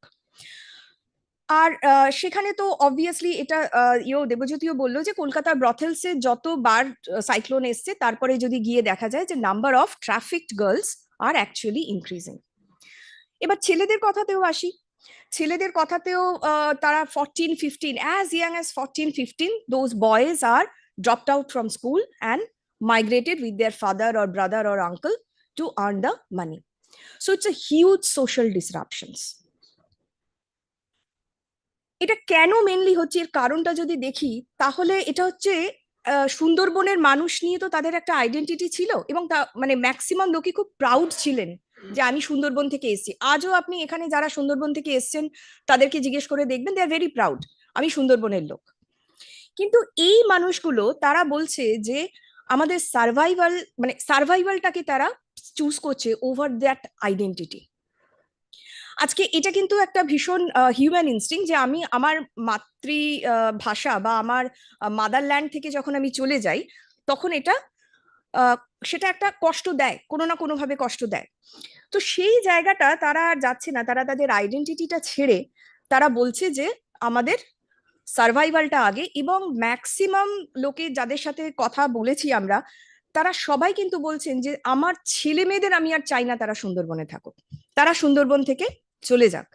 কেন না, এই যে একটা আনসার্টেনিটি, একটা ফোবিয়া, একটা ক্যাওস তৈরি হচ্ছে, they don't want their children to continue here, they want them to settle outside.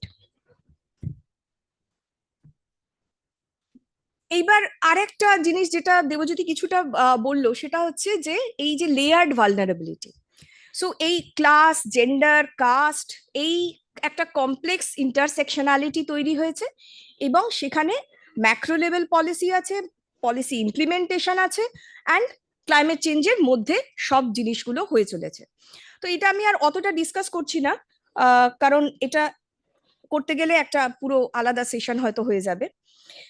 এবার একটুখানি আমি ফোকাস করতে চাই যে এই যে কেন হচ্ছে এটা, কেন আমাদের এই সুন্দরবনের মানুষরা, আমরা তাদেরকে অনেক সময়তেই দোষ দিয়ে থাকি যে আরে ওরা তো খুব পয়সা চিনেছে, বাইরে চলে যাচ্ছে, চাষ করতে বললেও করবে না, মাছ ধরতে বললেও করবে না।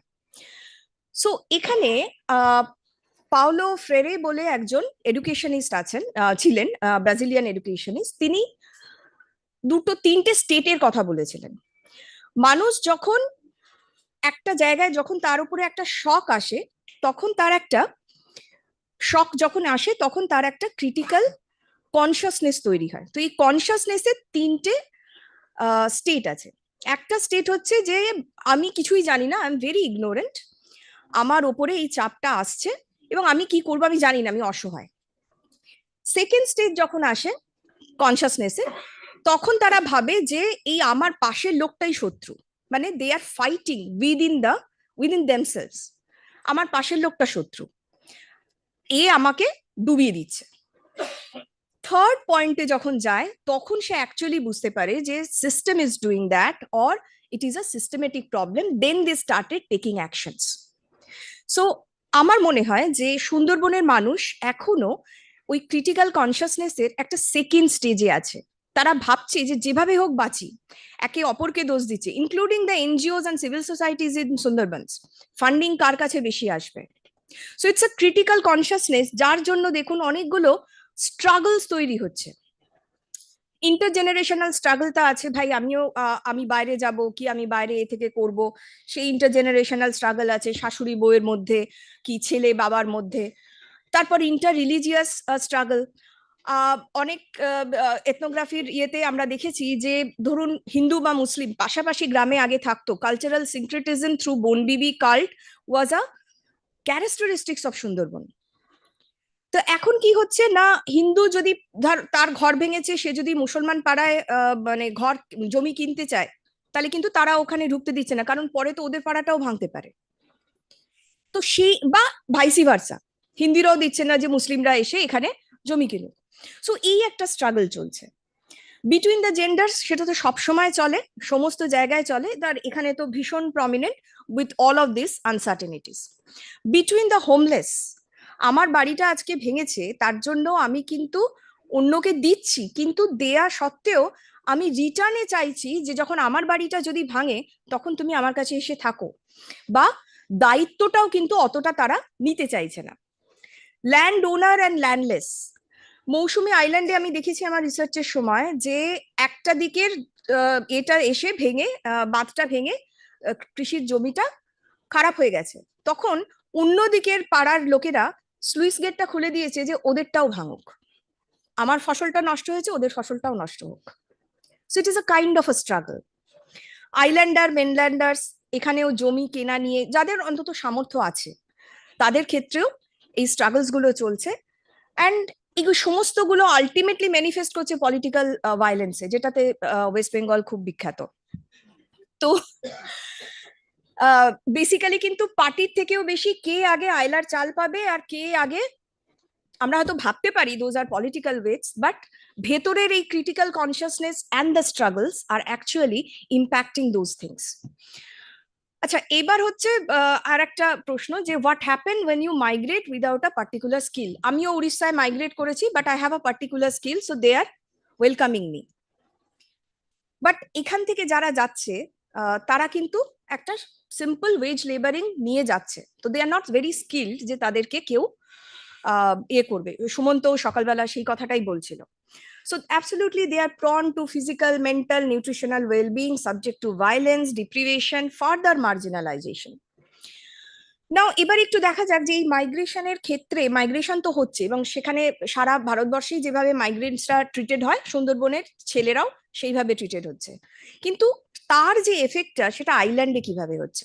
আমি একটা এক্সাম্পল দিচ্ছি, there are so many examples, but I would like to pause here a health example. Male migration হচ্ছে, মহিলারা ক্র্যাব ক্যাচিং এ যাচ্ছে কি এগ্রিকালচারাল লিড নিচ্ছে, সেই জন্য সময় কম দিতে পারছে, তার ফলে কি হচ্ছে বাচ্চাদের যে অ্যাকিউট ম্যালনারিশমেন্ট একটা ক্রিয়েট হচ্ছে, মার্কেটকে ইম্প্যাক্ট করছে, তার মানে ফুড অ্যাভেলেবিলিটি থাকছে না মার্কেটে, ফিল্ড স্যালাইন হচ্ছে, ডিপ্লিশন অফ ফিশ স্পিসিসেস হচ্ছে, এই সমস্ত কমপ্লেক্স একটা সিস্টেম মিলিয়ে আলটিমেটলি একটা চাইল্ডের হেলথ কিন্তু এফেক্টেড হচ্ছে। আর একটা এক্সাম্পল এখানে বলতে চাই, এই যে ছোট ছোট মেয়েগুলো 14-15 বছর বয়সের মেয়েগুলোর যে বিয়ে দিয়ে দেওয়া হচ্ছে, সো মোস্টলি দে আর ম্যালনারিশড।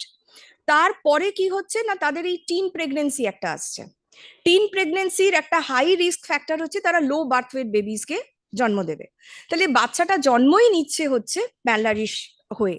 সো এই তারপরে সেই বাচ্চাটা আবার যদি মেয়ে হয়, বড় হয়ে 14-15 বছর বয়সে আবার তার বিয়ে হচ্ছে, এবং within this period she is subjected to labor or the violence or the all kind of deprivation. তাহলে একটা লাইফ সাইকেল ধরে এই ডিপ্রিভেশনটা কন্টিনিউ হচ্ছে। চ্যালেঞ্জেস এটা দেবজ্যোতি অনেকটা কভার করেছে, আমি আর কভার করছি না খুব একটা। স্কিল অ্যান্ড ট্রেনিং এটা তো সবাই জানে। Domestic violence, I would like to think another important point that এই যে মাইগ্রেশনের ফলে একটা হিউজ ডোমেস্টিক ভায়োলেন্সের একটা রাস্তা কিন্তু খুলছে। রাস্তাটা কিভাবে খুলছে, যে একটা হচ্ছে যে মেয়েরা এখন যেহেতু লিড নিচ্ছে এগ্রিকালচারে বা ইকোনমিতে, they are not ready anymore to listen to the মানে প্যাট্রিয়ার্কাল সাবজুগেশনস। সো সেখানে তারা যেই মুহূর্তে ভয়েস রেইজ করছে, সেই মুহূর্তে একটা ডোমেস্টিক ভায়োলেন্সের যথেষ্ট রাস্তা খুলে যাচ্ছে। এবং most of the women reported during my ethnographic study, যে এইখানে একটা আমি তো এখন মানে I am doing a men's job, I am leading the household, I am running the household, তাহলে আমার শ্বশুর শাশুড়ির কথা অত শুনবো কেন? So that also lead to breaking of joint families. So all these kind of social disruptions are happening. নাও এখানে একটা জিনিস হয়তো আমরা এইভাবে দেখতে পারি এই ক্লাইমেট রিফিউজিসদের, সেটা হচ্ছে in the larger debate of loss and damage. So loss and damage ডিবেটে আমরা যদি দেখি যে হ্যাঁ তারা তো বাইরে যাচ্ছে, তাদের রেমিটেন্স আসছে, কোনোভাবে তো গেইন হচ্ছে, economically they R gaining to some extent, কারণ এখানে সুন্দরবনে থেকে তো আর রোজগারটা করতে পারছে না।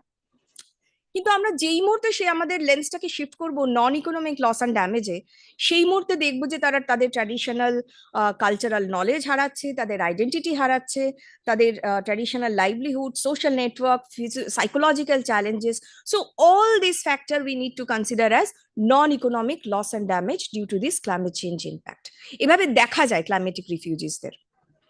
বিদেশে কিছু স্টাডি হয়েছে, বাট সুন্দরবনের কনটেক্সটে এখনো হয়নি। এবার আসা যাক কিছু মানে সলিউশনসে। I don't know how much this solutions can be plausible. So বেশ কিছু লজ আছে, international refugee laws, international climate change law, international human rights law, যেগুলোর আন্ডারে এই ক্লাইমেটিক রিফিউজিসরা আসতে পারে। ডিসকাশনস আর গোয়িং অন, কিন্তু এখনো কোনো কংক্রিট পাথওয়েজ আসেনি। তাহলে কি করা যেতে পারে? This is my last discussions. সেটা হচ্ছে যে একটা হতে পারে যে প্রথম কথা তো এভিডেন্সই নেই কত মাইগ্রেট হচ্ছে, ভীষণ কম। স্যার আপনি বোধহয় এইমাত্র কিছুক্ষণ আগে বোধহয় দেখলেন যে 1 মিলিয়ন হয়েছে, but it is a continuous process. So we need a monitoring কে এখান থেকে কতটা মাইগ্রেশন প্রতি বছর হচ্ছে, কেন হচ্ছে, এবং তার পেছনে ড্রাইভার্স কারা। এই ডেটা গ্যাপটাকে যদি তোমরাও কেউ স্টুডেন্টরা যারা আছো তারা যদি এইটার উপরে রিসার্চ করতে চাও, it's a huge scope and it would be a very valuable research. Recognition of the term climate refugees এখনো বিদেশেই অতটা হয়নি, তো ইন্ডিয়াতে হওয়াটা দূরস্থ, কিন্তু যদি চেষ্টা করা যায়। এরা একটা পার্টিকুলার ভালনারেবল গ্রুপ। সো এই পার্টিকুলার ভালনারেবল গ্রুপের জন্য একটা পার্টিকুলার প্ল্যান লাগবে, সোজা কথা। জেনারেল প্ল্যানের ক্ষেত্রে এটা হবে না। এগ্রিকালচার হচ্ছে, ফিশিং হচ্ছে, ঠিক কথা, কিন্তু যে লোকগুলো মার্জিনাল ফার্মার যারা ম্যাক্সিমাম ক্ষেত্রে জমিটা হারাচ্ছে, তাদের আমরা এগ্রিকালচার অল্টারনেটিভস দিয়ে কি করে বাঁচাবো? তারা তো মাইগ্রেট করবেই। So this kind of things we need to think. আর physical, mental health, well-being, seasonal migrants needs to be understand. A special attention should be given to the women and children who are left behind. Debjyoti already বলেছে। So evidence ওই দেবজ্যোতি যে স্টাডিটা করেছিল সেটাই অল্প কিছু ethnographic study আছে, but we don't have data যে তাদের কন্ডিশনটা কি হচ্ছে। সো খুব একটা রোজি পিকচার আমিও দিতে পারলাম না, তার জন্য দুঃখিত। Anyways, thank you so much.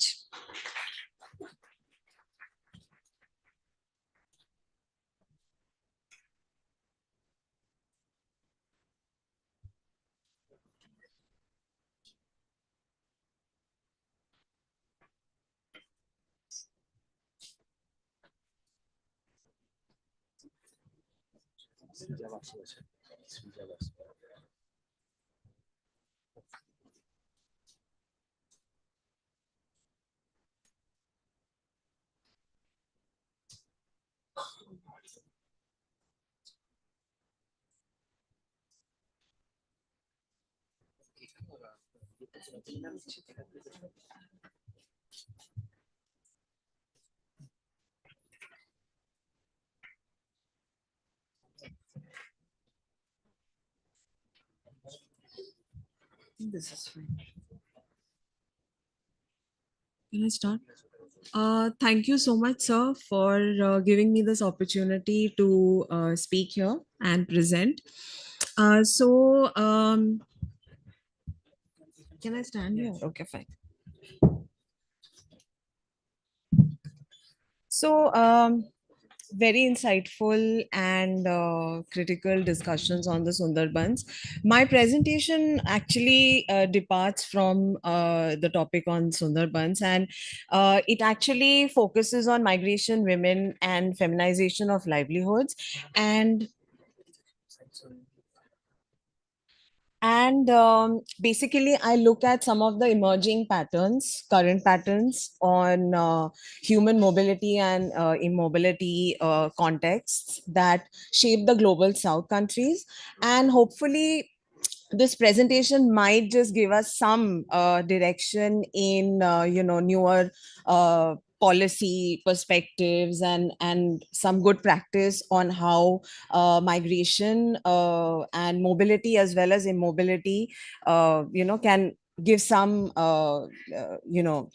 directions towards the India case study as in general. um, yeah. So I set the context in the global south, where basically we have a number of challenges. We know that migration and displacement, and there was a few discussions, and there was a mention of displacement yesterday during our sessions. So the fact that it is intrinsically linked to economic and social triggers, and the fact that I make some references to the Africa context in this presentation is because we know that in India and Africa being two geographically diverse regions, we see that there are some similar characteristics, such as both regions have agriculture, land-based livelihoods, and coastal livelihoods as one of some of the major sectors where women are working in a very high number, and they contribute as casual laborers. And the fact that there is a high level of rural to urban migration, declining yields and poor crops, drought, floods, etc.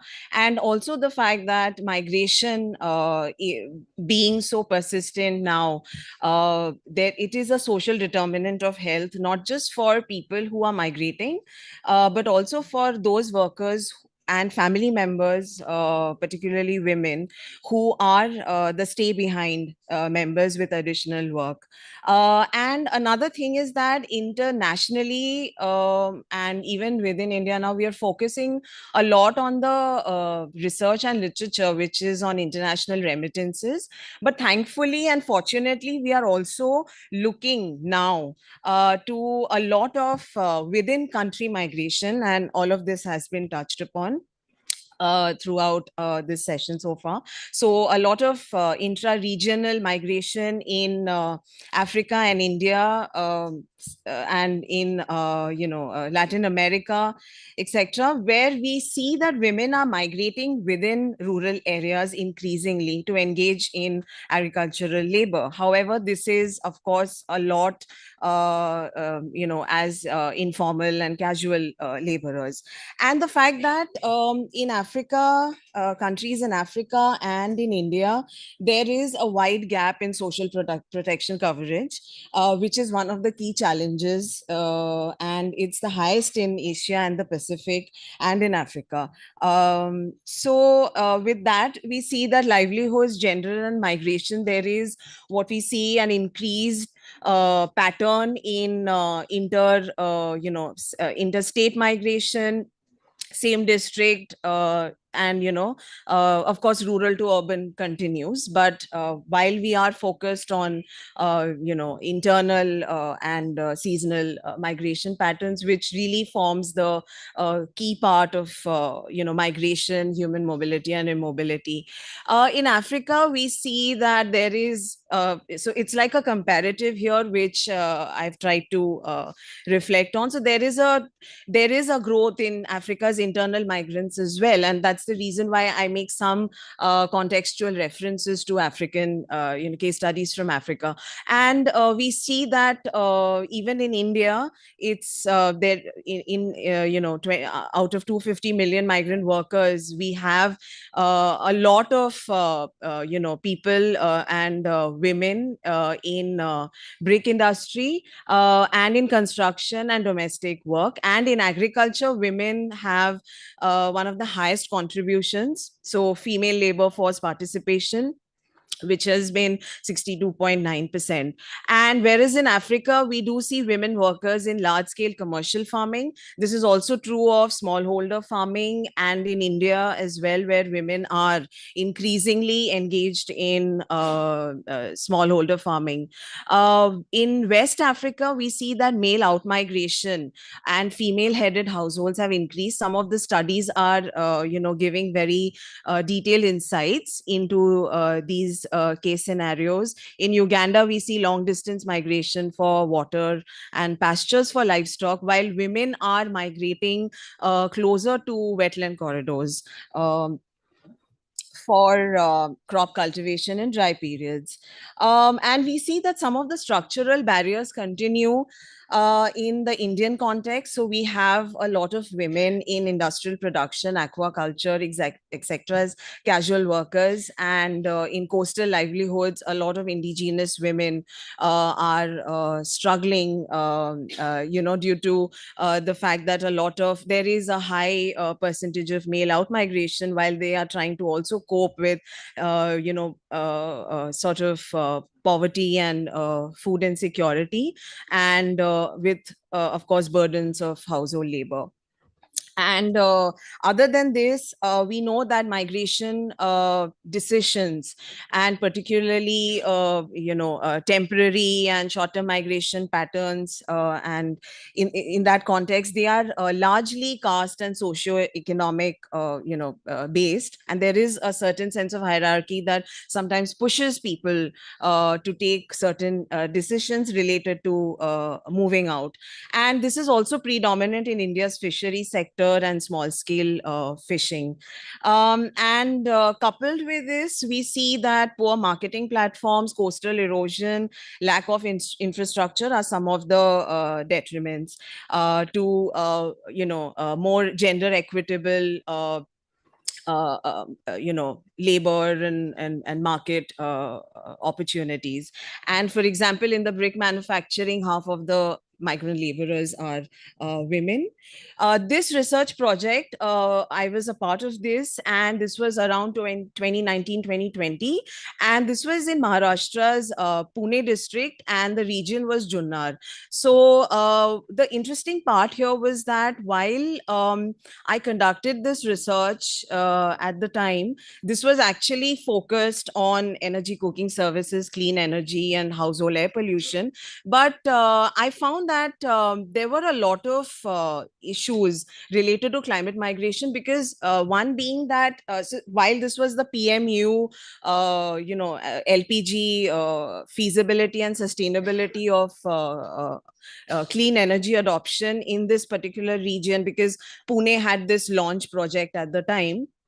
And the government was looking at the efficiency of this project as a two-cylinder scheme thing, where BPL households and every vulnerable family, for that matter, would receive subsidized LPG.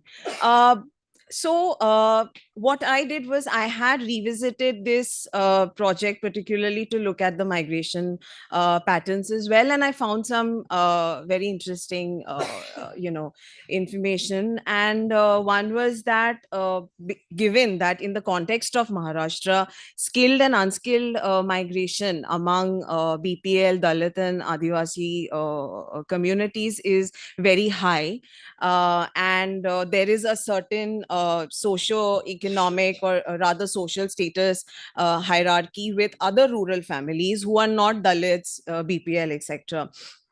And there is a lot of inter-district and interstate migration to sugar factories and brick kilns, because this has increased over the last few years. And another thing is that women are also working, and they are transported in tempos in the morning, where they travel 20 kilometers to work on other people's farms as casual laborers to supplement the income, while there is a high male out migration to areas which are either neighboring closer vicinity, which is Otur, Junnar and Rajpuri, or Rajuri, sorry. And very obviously Pune and Mumbai as construction laborers and cleaners, etc. in hotels, because that's the closest option when they want to seek out opportunities in urban centers. And some of the partial earnings go to these employee contractors as commissions, where they earn 10,000 to 12,000 annually. The workers earn, the laborers earn, and while the employee contractors earn probably a lot more, because there are these huge number of women and people who are transported onto these farmlands. And of course, given that we are talking about gender, women's labor, etc., and their contribution, we see that the gender gaps in wages continue, with women earning as less as 200. Maybe that's gone up to 400 now, whereas men who were already earning 500, they earn more at the moment on construction sites, etc. And we see some of the gender and health impacts. And largely this was actually not even considered an issue when we were conducting this research project study. But what we found is that there's an alarming women's health issue here related to bronchitis, arthritis, TB, etc. And it's considered it was very normalized as such, because one, women are there is a lack of health insurance coverage, not only among households, but the fact that even seasonal migrants don't have this. And it's looked at as a normal thing that if they are using firewood, which they continue to use, because LPG is not affordable to these households in this particular region. It's a hilly region, and the nearest gas agency is like a few kilometers away. Few people who have a two-wheeler probably can afford it. The two-wheeler, they can travel and get one gas probably to use for the next 4 or 5 months. But otherwise the LPG gas costs as much as 650 to 750 rupees, which is unthinkable to these communities.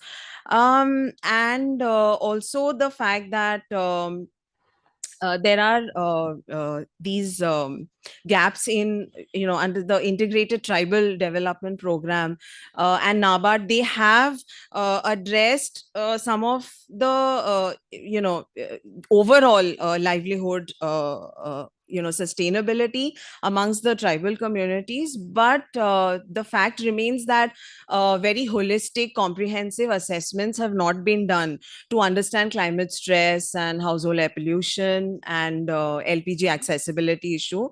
So I think around 1.5 years later, when I casually revisited this region, a lot of women said that their health issues persist. But another thing was very interesting, that a lot of men who at the time of the research project who had migrated, and women didn't have household decision making rights in terms of whether they should continue to use firewood as an option, because that remains even now as a standard mode of cooking. But they were also they wanted to understand. So they wanted to understand how. We asked some of the men later in our second visit, and they said that they gave a lot of these decisions now onto women. So women said that they have a greater decision making in terms of whether they should stack firewood and solid fuels, or they should be using clean cooking energy, because a lot of the women are earning and they are collecting that to use clean energy, so that they have better health outcomes in the longer term. And of course, some of the things that we see is that inadequate mitigation measures, particularly cyclical poverty and adverse health, I mean, continue. And the fact that women are primary farmers, but secondary earners, which is a consistent problem if we look at the India context and if we compare some of these things with the context in Africa. However, personally, I mean, given some of the research work that African, organizations are doing at the local level, regional level, etc. I think they are looking at scaling up efforts a little more than compared to the India cases and India conditions. So looking at women and coastal livelihoods, so there is a joint collaboration between MOE-FCC and UNDP and Government of India, because they are looking at enhancing climate resilience of coastal communities. Just an update here that this has been extended by another 3 years. So 2024 is now 2027, which means the project hopefully will, give better direction in terms of what can be done to address gender equity and women's labor production and contribution. And the fact that this project was meant to address the most vulnerable populations and women in the coastal areas, so, which probably is a little more relevant considering we are discussing Sundarbans. So that's what I think. And some of the insights here from, again, if you look at some of the regions like West Africa, we see that women are being promoted in the fisheries sector. They are actually in, as resource user led fisheries. They are engaging increasingly in administration and co-management within communities. And this is what one of the studies have indicated, and that's good news because in the Africa context, for example, the fishing sector and the fisheries sector rather has been traditionally very gender structured and gender biased. So we are hoping that some of this can change even in the India context, where women, particularly because in Majuli Islands, I had spoken to a lot of communities, and we see that there is a lot of male out migration, and people are trying to find some sort of diversification of livelihoods, while women are not really, while they are fishing, again the problem is that there is a lot of hierarchy, etc., and they are not sort of gaining in terms of income generation the way they should.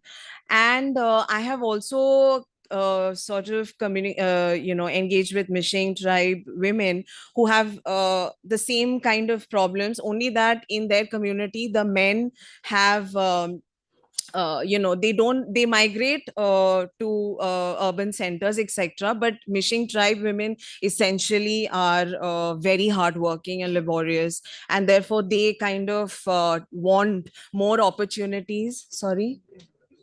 Okay. Yeah. So they have more opportunities to kind of, they want more opportunities in weaving, etc., to empower themselves. Some of the social protection initiatives in the global south, these are interesting and perhaps again as good practice can be adopted in the India context, because we see that while social protection and safety net is meant to make and empower vulnerable communities and increase their livelihood opportunities and give them sort of some sort of security, and we see that in East Africa, cash transfers, productivity, cash transfers have led to minimize out migration because that's what they prefer, and it has, to sort of increase productivity and adaptation mechanisms as well. Whereas in Southern Africa, in some of these regions, we see that it has benefited children and youth and accelerated economic and short distance male out migration. And in Ethiopia also, the productive safety net program, which kind of tries to discourage climate migration, or rather labor migration in during low agricultural periods, to protect them, and through food security, safety, and help them find avenues to generate non-farm income. And this is again in Brazil, which was in my previous the Maharashtra field study, where basically there's something called payment for ecosystem services, PES, which is to kind of compensate for people on their poverty, poverty issues, and increase their livelihood security, where they also preserve their environment, and in return the government gives them some sort of incentives which they can use to cope with climate change, climate stress, etc., and also help give their children better education, etc. And in the India context, what we see is that there is still a lack of sound social audits, and the low and gender disparate wages exacerbate this, the whole distress migration process. And obviously there is a lack of evidence on the ground on research that is related to integrating programs in climate adaptation. And finally, some of the recommendations, given that we already have the SDGs 2030, Sendai framework, etc. Yeah. So we are trying to look at gender inclusive and responsive practice, etc., and how we can contextualize the global interventions programs in scaling up regional local efforts. And of course, women's land ownership and assets is kind of very critical to understanding the whole human mobility, immobility, and climate migration, and gender-based migration patterns as well. And we need quantitative and gender disaggregated data at this point of time, which is lacking in most of the research. Thank you.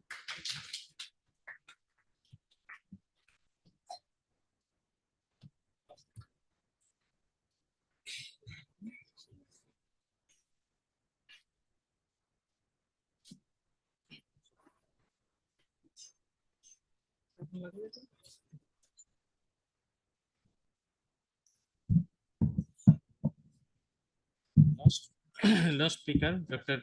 Mehta, will join online. So request to share her slides.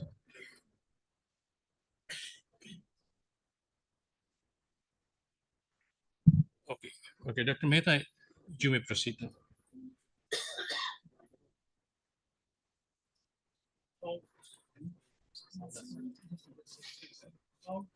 Just a second, sir. She has to unmute. Just a second.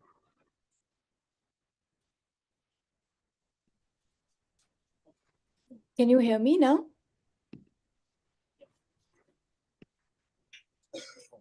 Can somebody let me know if I'm audible?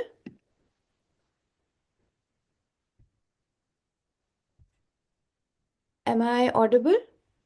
Yes, madam. Hello. Yes, madam. You can come. Yes. Okay. Thank you so much. Thank you. I'm sorry not to be there in person, but I'm very happy to be a part of this conversation, and I'm particularly really grateful for an initiative and a desire to do something practical and to be able to contribute to building resilience and contributing to the different aspects of the Sundarbans, which are many. And so I'm not going to repeat what's already been said. There have been many things. I was asked to speak about multidimensional poverty in the Sundarbans, and my research, I'm a social anthropologist. I did long-term fieldwork in the Sundarbans, and I looked at conservation from the perspective of fishing communities and also consumption patterns, because they're very related. What notions of greed are, what is lob, what is abhav, and also thinking around social reproduction, marriage, household politics, and everyday religion. So I will go through a range of topics that I think, have not been covered, or maybe they have been covered, but I've been trying to attend a few of the sessions yesterday online, and a lot of people who I've learned from, like, Dr. Tuhin Ghosh and Dr. Kallan Rudra, who's here with all of you yesterday, are people whose work I really attempt to build on, and many others who are in the room. So I'm just going to, frame it in one. Dr. PG Dhar has been asking us what are the solutions, and I think one of the things that maybe we've not spoken about enough is that it is not just climate change, but it's a climate of poor governance, and we really need to acknowledge that. There is a problem with the ways in which West Bengal politics works, and unless and until we acknowledge that some of the issues are governance issues, I think we cannot blame climate change for poverty. Poverty has existed and pre-existed before climate change became a climate emergency. I mean, people in the Sundarbans, as we know, have been living. There's been endemic cyclones, storm surges, and flooding. So this is not new to the Sundarbans or the Bengal Delta. But I think some of the challenges of poverty are very much to do with governance. And of course, West Bengal, as Upasana mentioned, it's famous for its political violence. And this is something that we'll have to take into consideration when we think about implementation of all of the recommendations and the roadmap forward. So I'm going to speak about a few themes which haven't been spoken about. So as others were speaking, I was trying to delete slides and put new slides. So I apologize that my slides are not very pretty. But I'm going to go through about 3 or 4 themes. Some of them have been touched on, but because we know that conservation is such an important aspect of this, World Heritage Site, and it is because it is the only mangrove forest in the world, home to Bengal tigers. The Forest Department has a huge role to play in the work of conservation. And then I want to, I'll just go through actually the issues of conservation, which we've normalized conservation as a form of a ban, and we really need to question conservation for whom, and conservation at what end, because we have a forest department who have the responsibility for protecting the ecosystem. We've got buffer, core, and sanctuary areas from the Wildlife Protection Act, which was passed in 1972. Most fishing communities, or all fishing communities, are not allowed to go into the core and the sanctuary. The buffer, as many of you will know, is on the borders of Bangladesh, and it is inaccessible because you have to cross the Matla River, and in the Nokas, they find it quite hard to navigate, if depending on which part of the islands that you're working and living in, it is, for example, quite inaccessible. So as most people who would have done research in the Sundarbans will be aware, that you hire a BLC or a boat license and you go into the forest illegally, churi kore, and everybody is going illegally even though you've hired this boat license. And why are we still, I mean, if I may just ask, in the 21st century, we are still following a colonial boat license certificate, a fishing license, and these are the crab collectors who are catching crabs, line and bait, one crab at a time, or artisanal fishermen. For them, we have these 924 active BLCs, and there's not a single genuine fisherman who has a license in his or her name. This is a public secret. Everybody in this room knows this. This is the reality. Governments, the forest department knows it, the STR knows it, the field director knows it, the PCCF knows it. But it's about, they have to hire it for, now the price as of this year is about 60,000, 70,000, 80,000 to just rent rent a BLC. And even with a rented BLC, you are only allowed to legally go into the buffer area, but they, go into the core area or the sanctuary area. It depends on your relationship with the ranger, and then they'll be fined. So I think this is, these are, we've normalized a kind of conservation in this, in the Sundarbans, in a global conservation hotspot, where I argue in an article that actually we really need to look at these long-term vulnerabilities and hazards, which are not climate change. You talk to people and they will tell you that on par with cyclones and tigers is their ST, the problem with the BLC. So if in terms of Dr. Dhar asking what can be done, well, this is something that has to absolutely be dismantled. We need to be able to be living in a conservation regime which actually gives and empowers fishing communities, and there's many solutions for it. You can have a rotational system. You need to first do a carrying capacity study. So our conservation is so depoliticized, and nobody wants to open a can of worms again because of politics, because the people who are the owners of the BLC are living in Canning, Shonarpur, Shonakhali, Kolkata. They are sitting, they're big men, they are aduddars, there's no desire to get rid of their own BLC. It's a form of rent seeking, and they're very politically important and active. And of course, every time I speak like this, as I will, I'm told, Meghna, tumi kalke guli mere tomake mane phele debe. So you stop talking like this. But this is the problem with Bengal politics. We really cannot normalize this form of conservation with deep injustices in our system. And this is the boring work, it's bureaucratic work, but this is deeply unjust. So these politically contentious issues can be solved. We do not have a single carrying capacity of the delta, of how many fish, crab and honey stock there is, and what might be a sustainable use pattern. So instead of making the entire area inviolate to fishing communities, by the way, only to fishing communities, because in fact, as I'll point out to you in a moment, we've expanded tourism. So boats that are tourist boats, there are BLCs being given out. And so, as we all know, and in a moment I'll show some images as well, there are others, ship vessels carrying fly ash to Bangladesh are on National Waterways 1. We have, cruise ships that have expanded. We have tourist boats. So we've really actually the poorest and most marginalized, most land poor and landless communities, we have made it such that they are the most disenfranchised.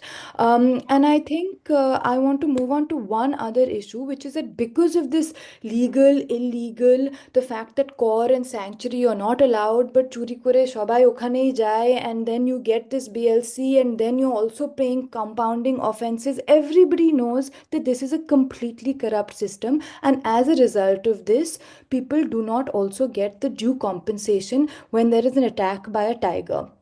The government, West Bengal Forest Department, should know that in the Wildlife Protection Act, there's 5 lakh rupees as compensation to wild animals attack. Many have life insurance schemes, and they are supposed to get 1 lakh rupee more. Now, we have been working for years. We know exactly the number of tigers in the Sundarbans. We have a yearly census. How is it possible that we do not know the number of people who are died out of tiger attacks? What kind of a politics is that, where we do not know that we can count tigers, but we will not count the fact that every year, anything from 5 to 15 people die out of a tiger attack?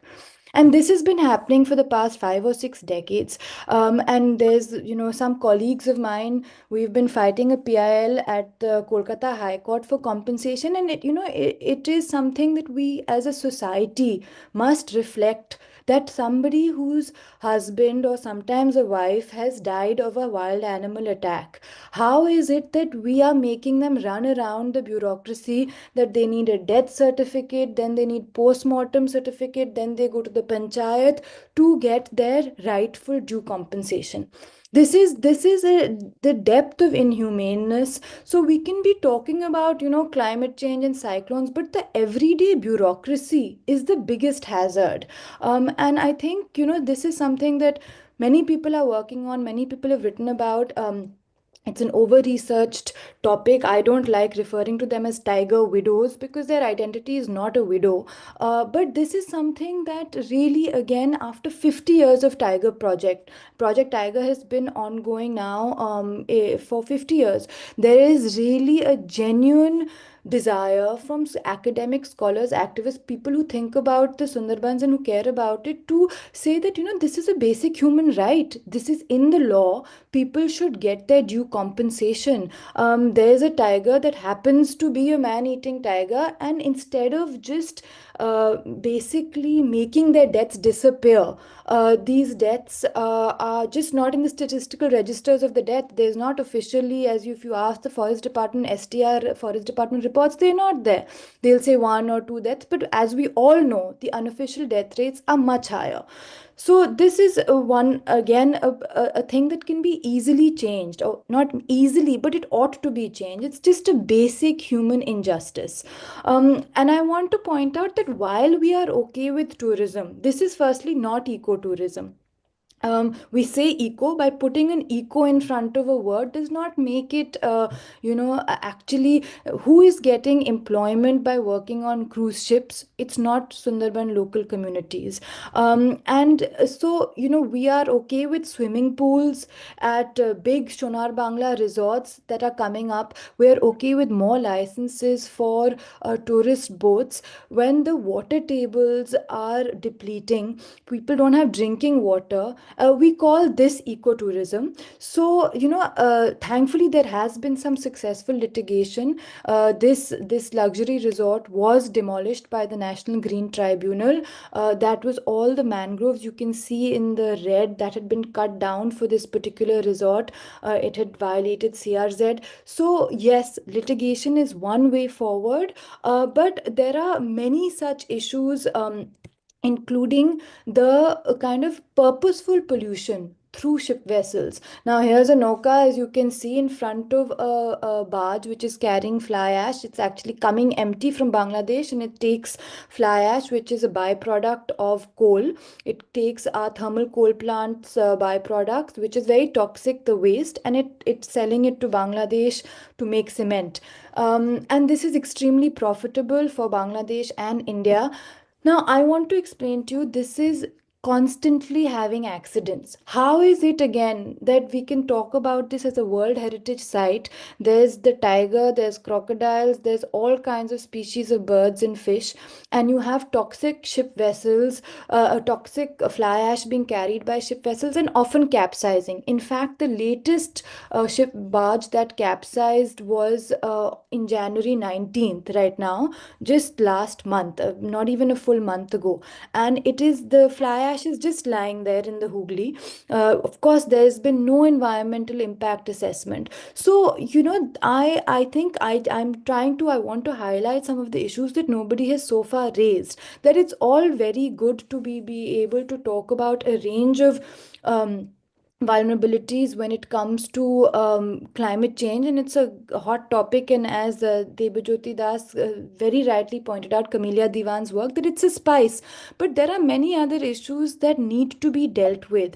And again, this byproduct of coal has dioxides, metals, chlorides. I don't think anybody is studying what is happening to the river and the water systems as a result of the trade of fly ash between India and Bangladesh.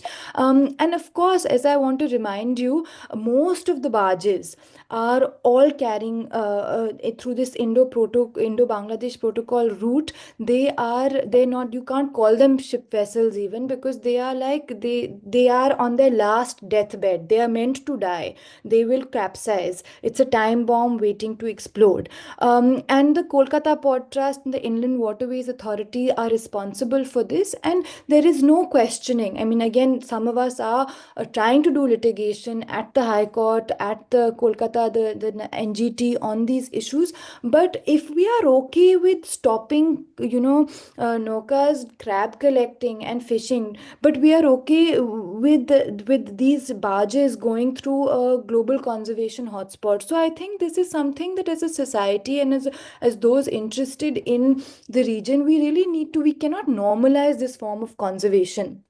Yesterday, Dr. Kalyan Rudra spoke at depth about issues of sedimentation and infrastructures and the work that he's doing on embankments and the bioshield. This is where I spent 2 years living, and this is a community that is on the wrong side of the embankment. So the embankment, as you can see, is behind.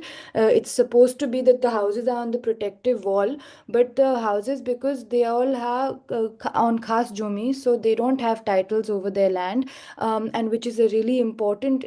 So where would they go in? So they are actually closer, much more vulnerable than they were before the embankment got constructed. And this is, the Aila Bandh, which was made, and after Amphan, the Aila Bandh cracked. So basically, it is, and as many of us have written about, these infrastructures are infrastructures of disaster and development.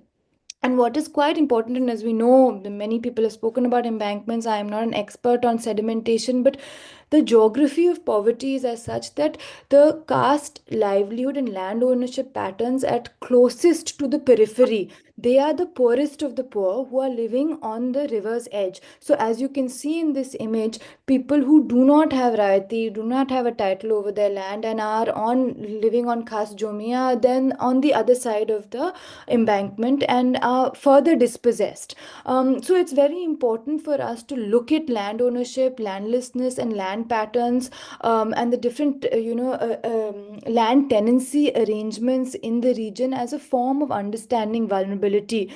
In addition to that, it is again about politics. So as everybody has always told me, that it depends on rajniti. So if you have good relations, bhalo byavar thake, to you can then get your stuff done with the TMC people in power. If you don't, then you won't. And I mean, I can say this and talk like this without fear, but I have also been given many death threats in my own field site but this is something we need to acknowledge. If we are going to move forward, we need to realize that the local politics in the region is exceptionally as Dr. Tuhin Ghosh was saying yesterday, look at Odisha. They've been able to manage so much that West Bengal, very similar context, hasn't or doesn't. In terms of multidimensional poverty, nobody as of now has spoken about the Muslim communities in Bengal or in the Sundarbans. And SC, as we all know, there is SC, the range of SC communities, Namushudra, Pondrokhotro, but the ST community and SC community have reservations. The Muslim communities, because they are within OBCs, are in fact, a lot of my household surveys have said that they are worse off than even the SC and ST communities. And if you look at the Sachar Committee report from 2005, which requires a follow-up, you will see that actually the young women and Muslim men are facing extreme at the intersection of not having any safety. So if you look at the differences, even in, they have not still got their Indra Awas homes or their Paka Badis, and they're all living in. So there are visible differences of poverty in terms of the Muslim communities, and I'm just bringing up issues that so far nobody has talked about, because much else has been covered. And I just want to say that this is an excuse that infrastructure in the Sundarbans, because of its shifting landscape, cannot be developed. It seems to be developed fine for hotels and resorts which are constantly being built, but basic roads and transportation are still very poor. So we have again normalized the fact that in order to get to a hospital, and imagine, and I will speak about this a little further, which is that with pregnant women or women in labor, the forms of transport that we still, and these are basic things that one can change. This has nothing to do with climate change. This is just to do with infrastructure and basic fundamental rights to transport, to communication.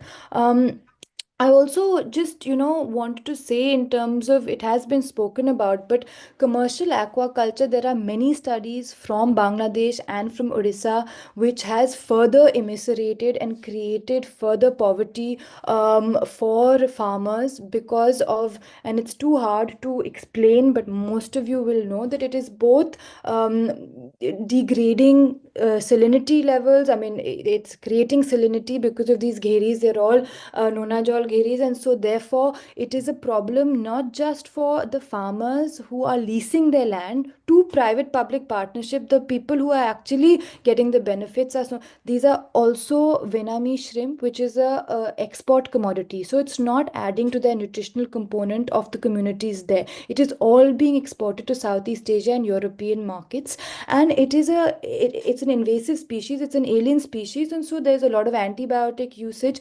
So again, this is not an adaptation strategy. This was said by Dr. Rudra yesterday, which is that we need an integrated approach to, whether it's river management, whether it's forest department, and there are so many different boards.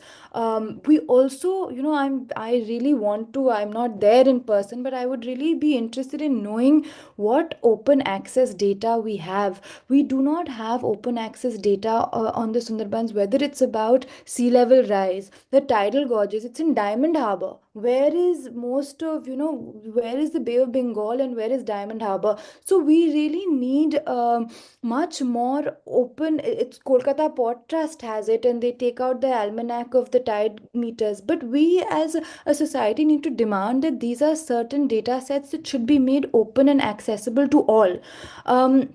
Sorry, this slide was supposed to come earlier, but yes, the perils of proposed climate adaptations are as such that these are climate reductive agendas. So the idea is that, okay, sea level will rise, floods and storm surges will create anyways saltwater ingress. So why don't we do Bagda Chingdi Chash and make these gheris? But this is what will happen to land. It changes land use patterns, and the only thing then this becomes is a brick kiln. And as we can see from GIS, as many of you, I hope, and if there's students in the room, will further investigate this, which is that land use patterns have changed in North and South 24 Parganas because of shrimp aquaculture. We have examples from Odisha and Bangladesh that this has caused further immiseration. But we are also following in the footsteps of profit motivations. I want to get to the debate here, and there are probably many experts in the room there on the politics of planned retreat. With all due respect to those who have documented Delta Vision and who have tried to think about alternatives with the desire for protection, but according to me, it is a planned green partition, and it is not.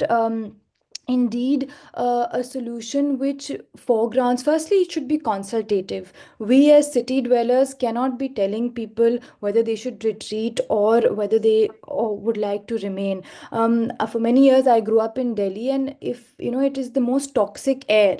So there are different kinds of pollutants. There are different hazards. Who's to decide whether somebody should be living or not with certain hazards, and what is a meaningful existence is something that I think there are different notions of risk and vulnerability. As I've explained earlier, we might think that the risk of a man-eating tiger is something that people want to move away from, but in fact, most of the people I have been following, migrant laborer from the Sundarbans to work sites, they said the real tiger is in the cities, and that is a very evocative because they don't get their wages, their contractors eat their wages and they fall sick. So I think notions of risk are also very, very variable.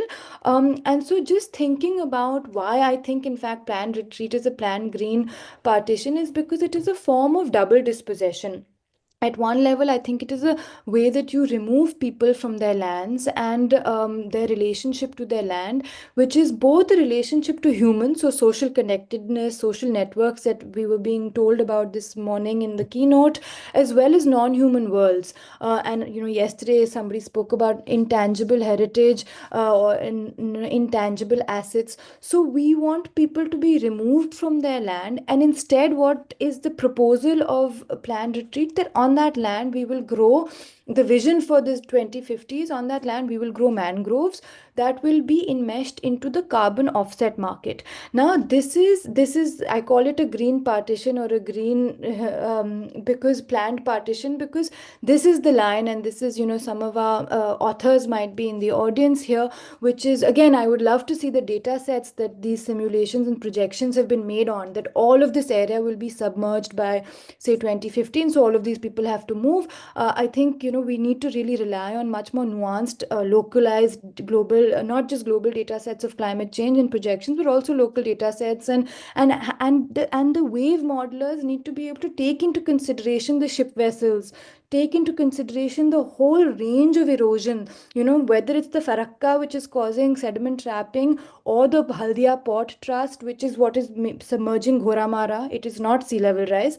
And whether, you know, these ship vessels that are constantly, nobody is calculating the wave simulations of the of what's happening with erosion, and National Waterways 1 is going to be expanded further. So this is, you know, again, a recent piece that Jyotirendra Narayan Lahiri and I have just co-authored, which is about Ghoramara, and we try to say that we cannot blame climate for all the change. It was again spoken about yesterday, but this sort of, there are a whole range, and the port complex should, again, this should be a legal case for compensation, because ships and ports and upstream dams are really one of the reasons for a lot of the downstream erosion that is taking place. So I just, you know, want to get back to why planned retreat is problematic. So we want to grow mangroves and we want to enmesh them in the carbon market, and we will, it's a fake fix, because we realize that the ecological crisis that we are in today, it's as a result of overconsumption of fossil fuels. What carbon credits does is that it allows corporates and global elite to continue to consume by offsetting on the lands of Sundarban residents, who there is no land. The mangrove forest exists. So in order to grow more mangroves, it is in inhabited areas where mangroves will be grown. So this is the private sector which has caused the problem. It's expanding its tentacles of capital to commoditize nature further. And in a lot of literature, this has been written about as green capitalism, as green grabs. These are new appropriations of nature. I am, in the interest of time, I need to stop in a few minutes. So I just want to, I'm not going to go over these slides, but we have insurance companies like coming in to try and to basically commoditize on this mangrove carbon market. It's a completely, you know, the state, the government's 2026 carbon trading scheme is still being developed. But I want us to ask the question, what will the people of the Sundarbans gain? Who will actually have the benefits of this? What is the mechanisms? We know JFMC and EDC, none of that works. So who is the kind of elite capture that will be able to get the benefits of this is a big question. So I think that this is something, again, you know, yesterday it was spoken about the climate financing, but according to me, now my last, I just want to finish by saying that I have been following migrants from the Sundarbans to their work sites, and this is I'm not going to show all of the work sites with factory, shop floors, construction sites, but this is in Hooghly, Alu Godam, and this is back-breaking work. These are 25 kilos to 50 kilo of potato sacks, and as you will see in Hooghly, there is no wheelbarrow, and often there are no lifts. Women are doing the sorting and men doing the loading and the offloading. So this is the kind of work unskilled migrants are doing, and they rather not. It is really, they're supposed to do one shift, but often they do two shifts, and you get 5 rupees for one sack of potato. So I think these are, you know, so I really, there are children also on the work site, and this is a multinational. These are potatoes that we are eating our Lay's chips from. So the labor conditions of what it means to be a migrant are very difficult. There is good reason for why people, knowing that reality, because they do this seasonally, say that we rather come back and live on our eroding coastline. Even though for the, even though our house might break, even though we know there will be a flood, the reality of being retreated to what we know is, informal settlements in India is definitely, for many, for some it is. If you are an electrician and are making a lot of money working in the Bombay metro, that is a different reality. But as Dr. Tuhin Ghosh pointed out yesterday, the number of skilled migrants are very few. So the unskilled labor, the majority of which are working in backbreaking, extremely terrible living conditions in informal settlements in Bangalore, in the outskirts of Delhi, in Bombay, in Kerala, and as Debajyoti Das has pointed out, also in Andhra Pradesh and in rural to rural migration. And again, these are we can think of them as climate migration, but climate has been changing in the Sundarbans. I mean, the cyclones of 1850, there's been cyclones for 3 or 4 centuries, so it's not a new thing. These are actually ultimately economic migrants as well. And I just want to read out to you the second part of what is being said, that there is no community there, referring to the city. Here, I could get my daughter married. I could have the program for her wedding. There's open space, fields, there's joy to life. The breaking of this land, this is just the river's play. This is ordinary. We have to accept this. But a wedding only happens once, and it must happen in the visual. There is a turn to the village. Life is hard in Nona Desh with Nona Jol, Nona Hava, but it is harder towards the city. And I think these are narratives that we have to acknowledge. It might not be the same for everybody. We need to disaggregate it based on land ownership, landlessness. People who have already a house in Sonarpur or a flat in Sonarpur, yes, they can migrate out. But those that are extremely land poor do not have an alternative. And in fact, the village with its social connections, rituals, is a much richer existence. This is again actually somebody from Andhra Pradesh who's come back after Ruakaj in Andhra Pradesh, and they for everyone there is a desire to stay where they were born. This is where we were born. This is where our parents' homestead is, and this is where we will die. And so, and then they're saying the life in the city is not for us. Rick's father, that's the son's father, has worked in companies in Tamil Nadu, Kerala, the Andamans. Sometimes the contractor didn't even give him his full wages. The water and air didn't suit him. We have fought against many storms. If it comes, so be it. Let it come again. There is nothing to be done. So, just to summarize, Sundarban residents choose to remain in their villages not in denial of the ferocity of cyclones. It is because they know the alternative to be worse, and they know the alternative. We don't have to tell them what the alternative is. And let us be honest, if a government and a political mechanism cannot even provide due compensation, most of them to khoi koti taka hi paye nahi. So how will they get rehabilitation? So let us be real about the realities of the region. And they lack good faith in the government for good reason, which is not compensated households after the cyclones. They said, oh, the nephew of the Pradhan got it, and 5 of his other, in the name of his wife and in the name of his brother. We know patronage politics is the way that people will get relief. So if we want to think about any solutions to the reason, I've written about, again, managed retreat being misguided, and I'll skip these slides in the interest of time. But just very quickly, one of the things that has not been mentioned in a lot of conversations on gender already, but the West Bengal policy, in order to prevent child mortality and women's mortality at childbirth, is that children have to be born in a hospital.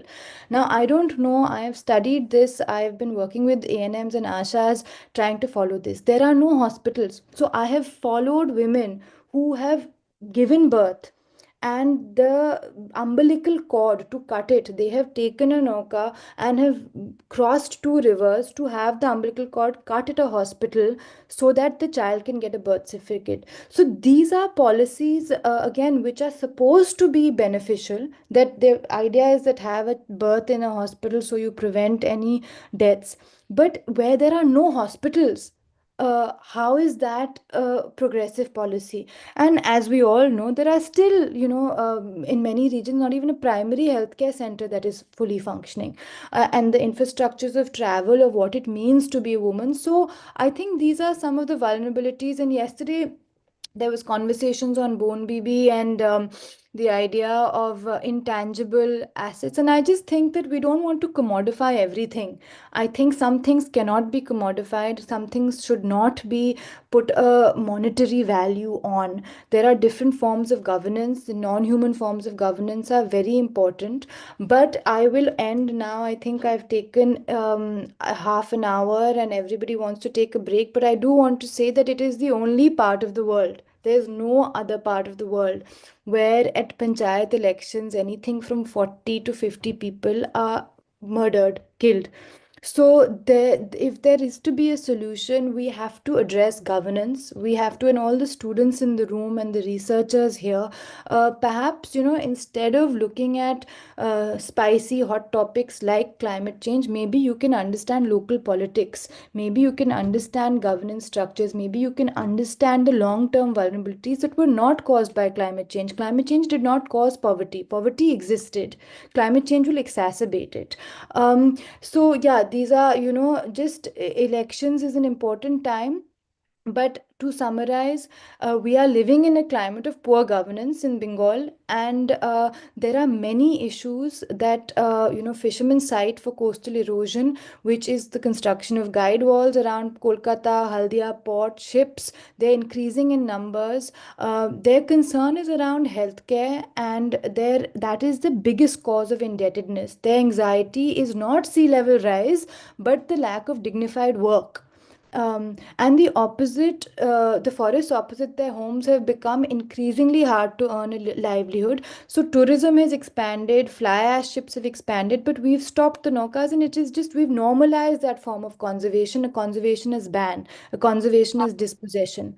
And healthcare access to water, food security, these are paramount concerns. They've always been concerns. They remain concerns.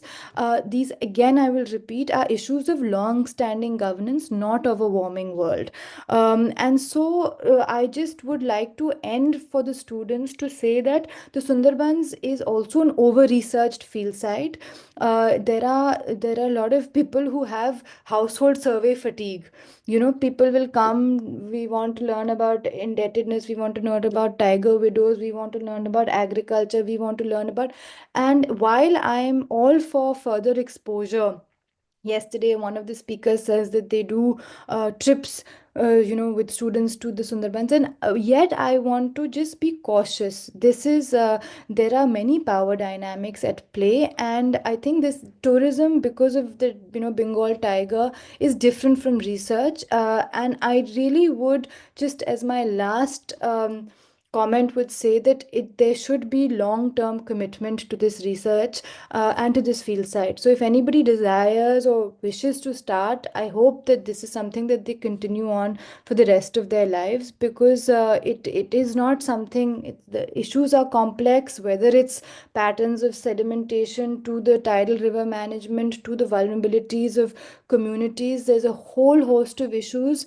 but it requires long-term commitment. So again, I have experienced many students going there for 2 nights, enjoying themselves, having, speaking to a few people and returning. And I think you need to all set a good precedent for future researchers. You're not going to be the first or last one. There will be many more, I hope. And so I hope we can build a community of ethical research. And with that, I'll end. Thank you.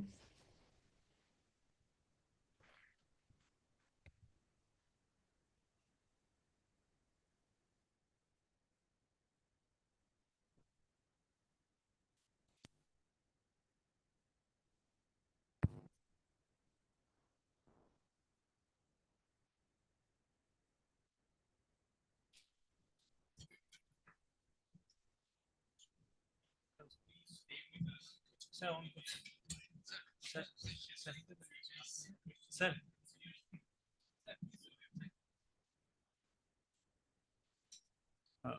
Dr. Mehta, yeah, please stay with us. So we will invite a couple of questions now. So if someone asks the questions directly to you, so we'll go to you, okay? So please wait.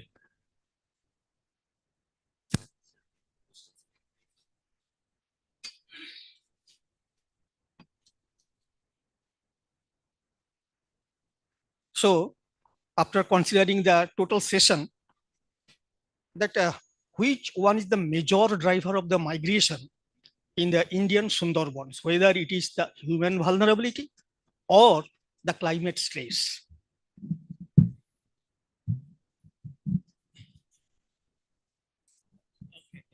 Thank you for asking this question. I think it's amply clear from what conversations we have had so far that it is intersectionality of factors which relates to class, caste, gender, and climate change, in fact, plays a very limited role. And historically, we have seen how this delta has been inhabited by different groups who were dispossessed. And I would remotely say it is climate driven.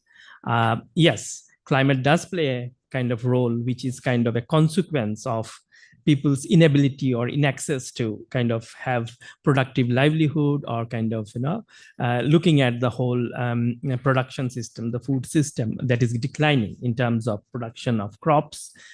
So climate is not the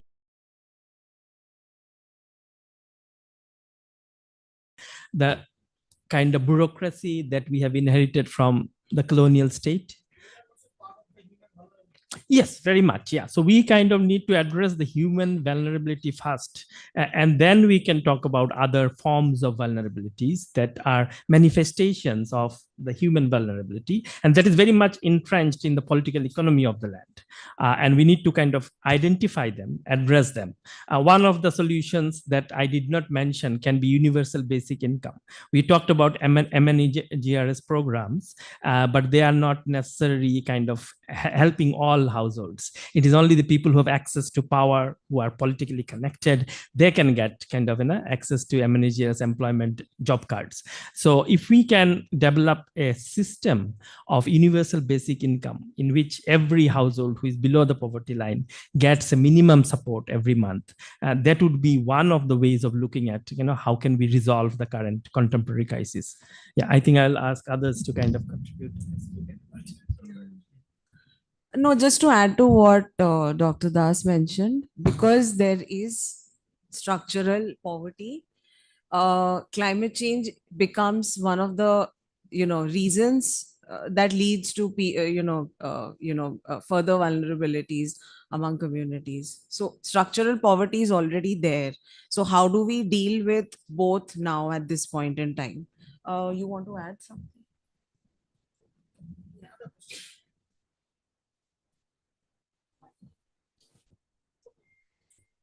So why event of cyclones very normally in the Indian Sundarbans and others, why the damages and losses are estimated by the different structures in the Indian Sundarbans? What is the reason that you are vulnerability at the place?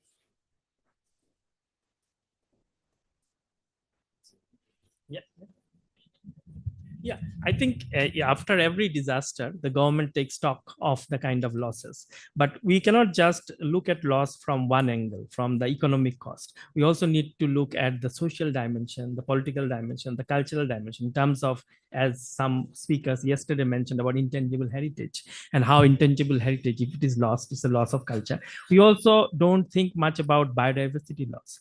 We also don't think much about the loss of knowledge. I think all of these things are important. The loss of kind of heritage, loss of memory, people are kind of separated from their families. So economic loss is an important loss because it kind of looks at questions of sustainability, but we need to have a very diverse understanding of loss. And that, I think, is often missed in policy debates, in policy discussions. I think that is something that needs to be taken care of in future, because we are not talking about just a loss which is tangible, which is kind of material, but also a loss which is very much manifested in people's relationship with others, with nature. And I think we also need to learn from some of the literatures which have been published or kind of currently discussed, particularly from Latin America, where we're talking about, convivial relationship with nature. We are constantly talking about a situation where you are confronting nature. Like, we need to create those barriers, as Magna mentioned, the borderline between the natural reserve and human settlement. Perhaps we need to look afresh how conservation should be reshaped.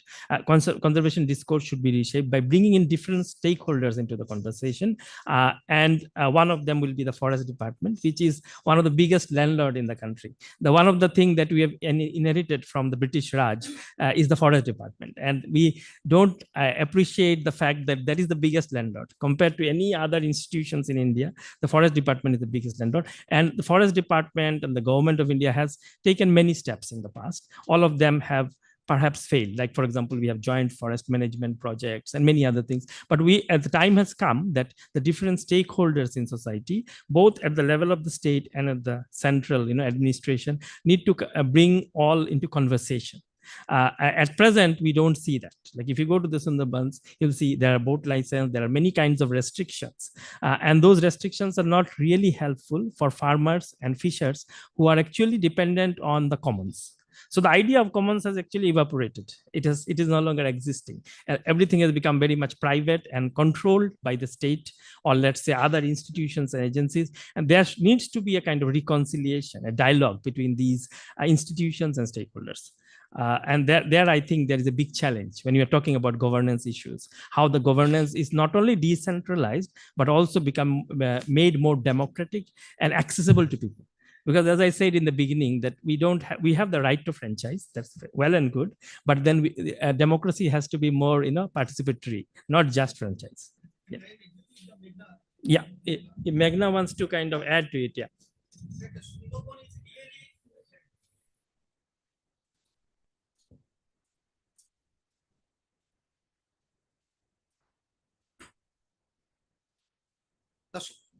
Hello, hello, am I audible?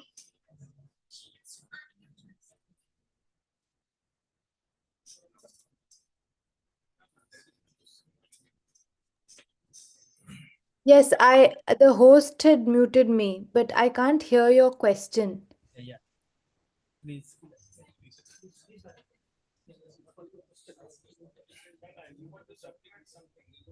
Can you ask your question again, please? Yeah, just what was the question that I asked? Okay. I will ask later.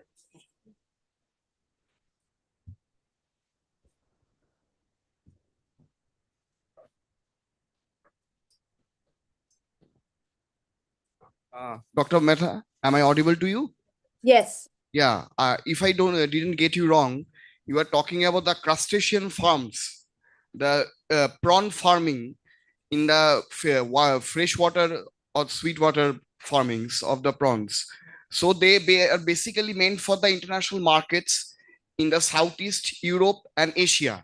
So as you told that they are being fed with the antibiotics, they are being pumped with the antibiotics. Now we have seen things in the past recent that many products from the Indian origin, because of the safety parameters of the international markets, they have been banned by those countries which we are meant to supply for. Now, if this prawn farming is being stopped in the way that they are not taking our products, then what will be the ultimate fate of these things, these farms? Because as we have learned from yesterday, that these farms have been a major cause of the concern for our climate prospects in the Sundarban areas.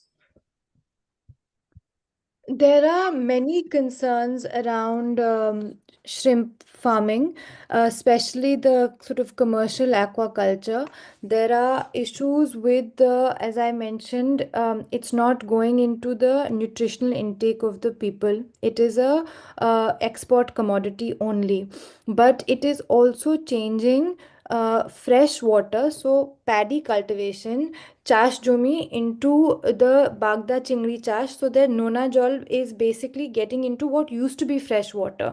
So the gheris are all saltwater chambers, which is absolutely changing land use patterns. So what a farmer, for example, could have done different kinds of farming practices if he has paddy or vegetables or whatever. Once he leases out his land to a middleman, usually the middlemen are all from outside, so they are not local these middlemen will take, some acres of land, and it's actually, if you look at satellite imagery, it's huge amounts of land mass in south, and north actually is also immense.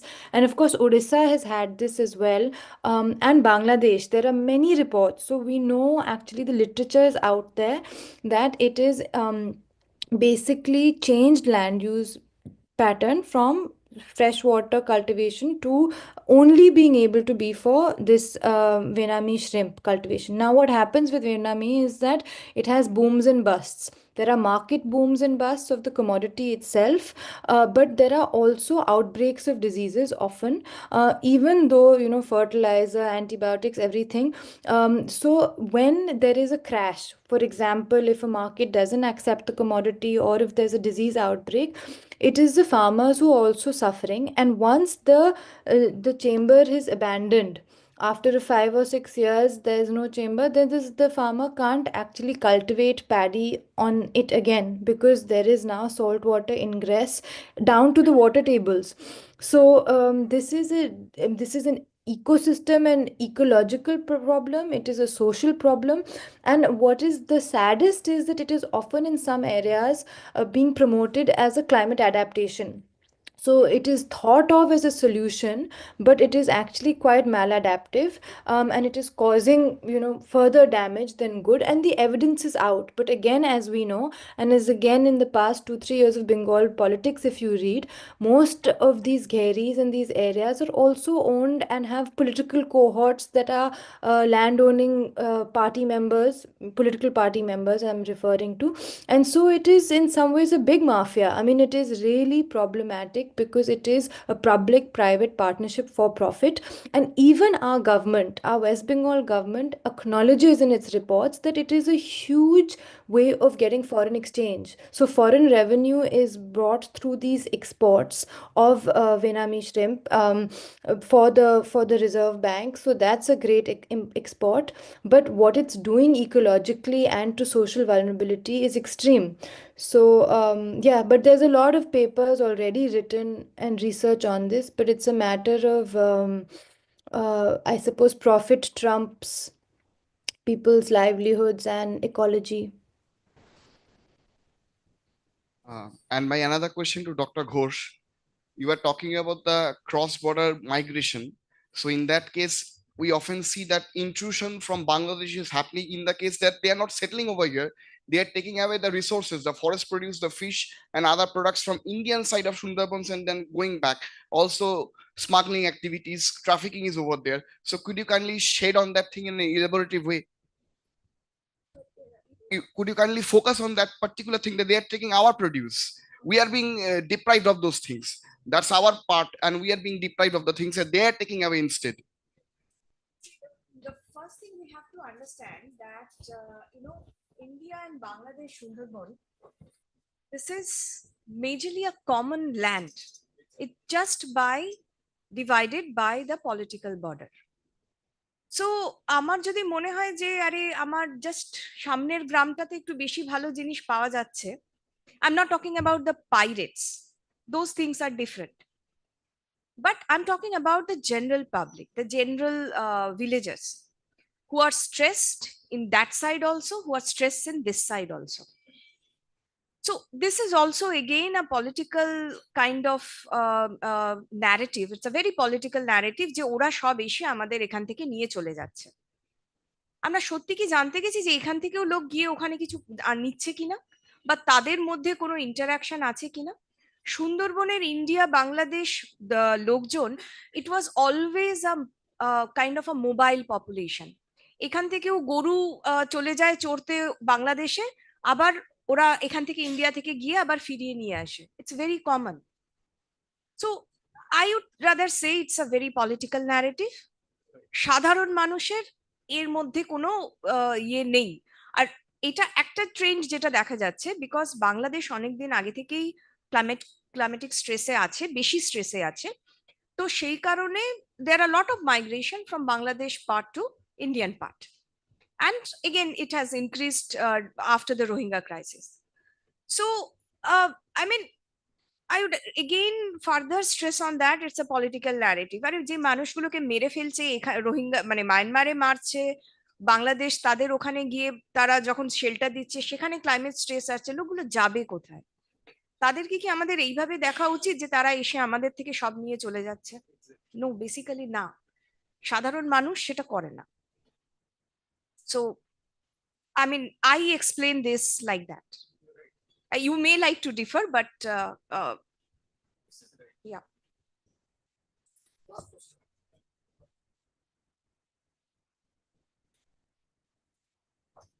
Yes, I am agreed with Madam.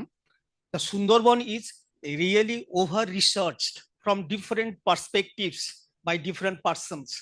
I think that's why we cannot get the perfect solutions from the hazards and disasters in Indian Sundarban particularly.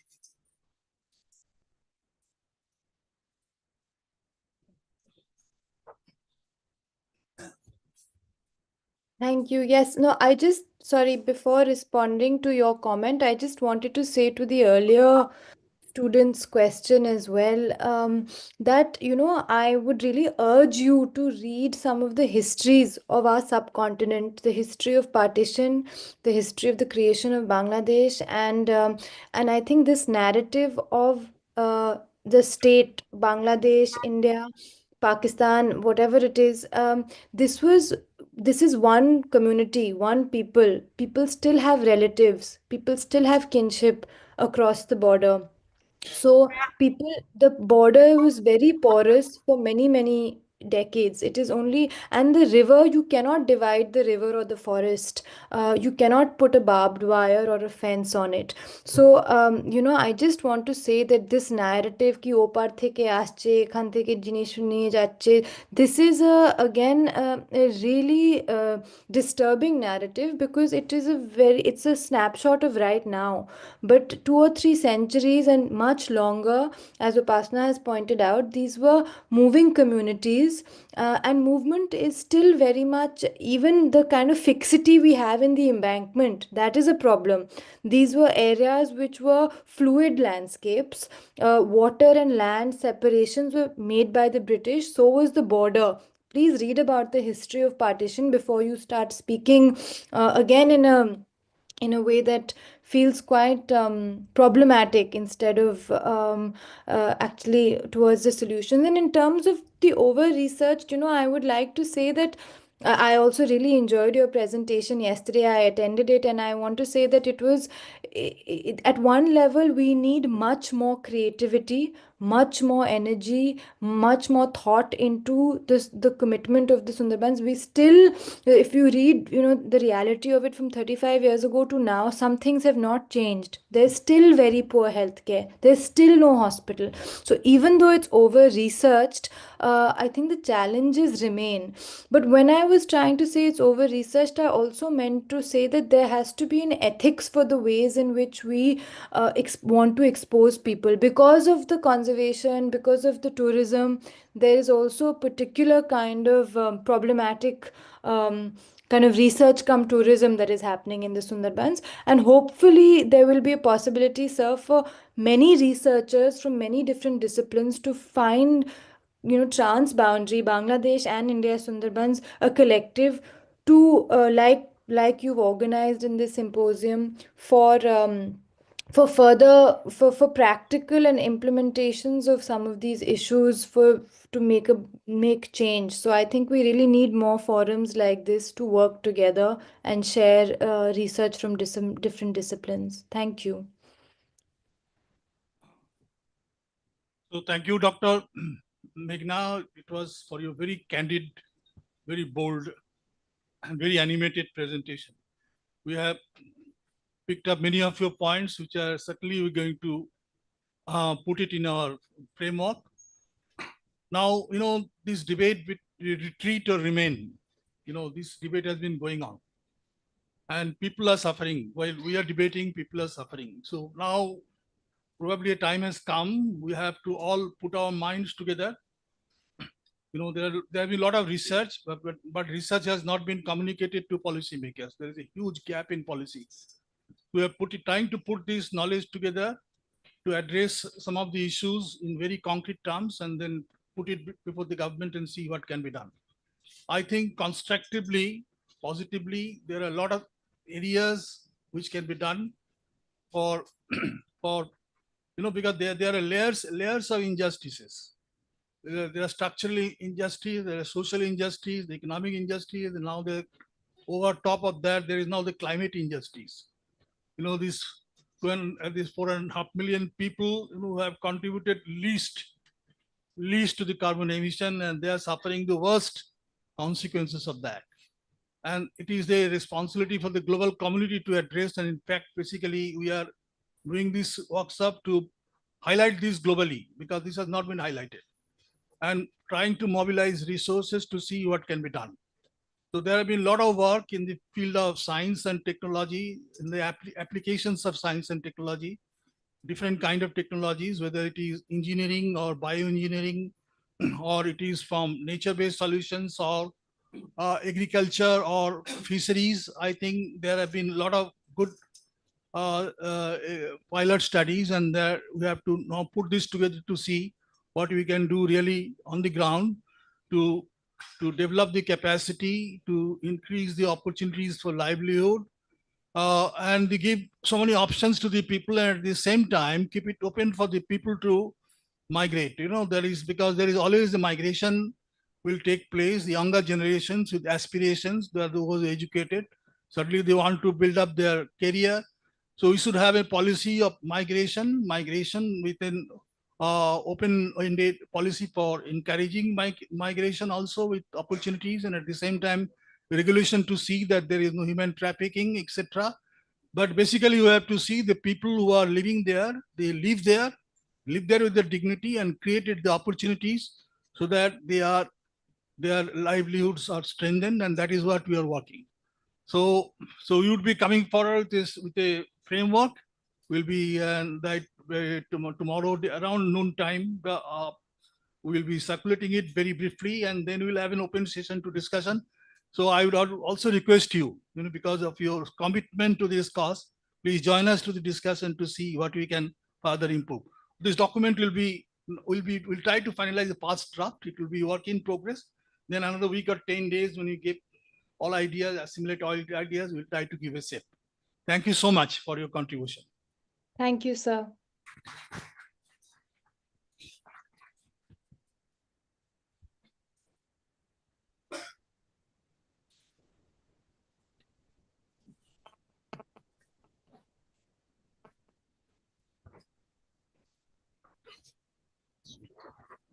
Wonderful session for wonderful contribution.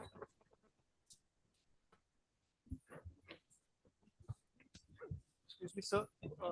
I have a couple of questions.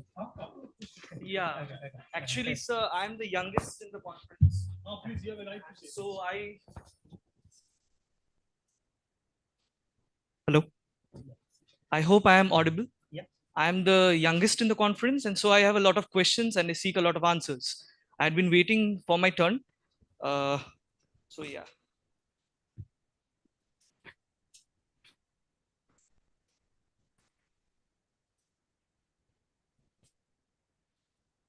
My first question is to Dr. Debojyoti Das.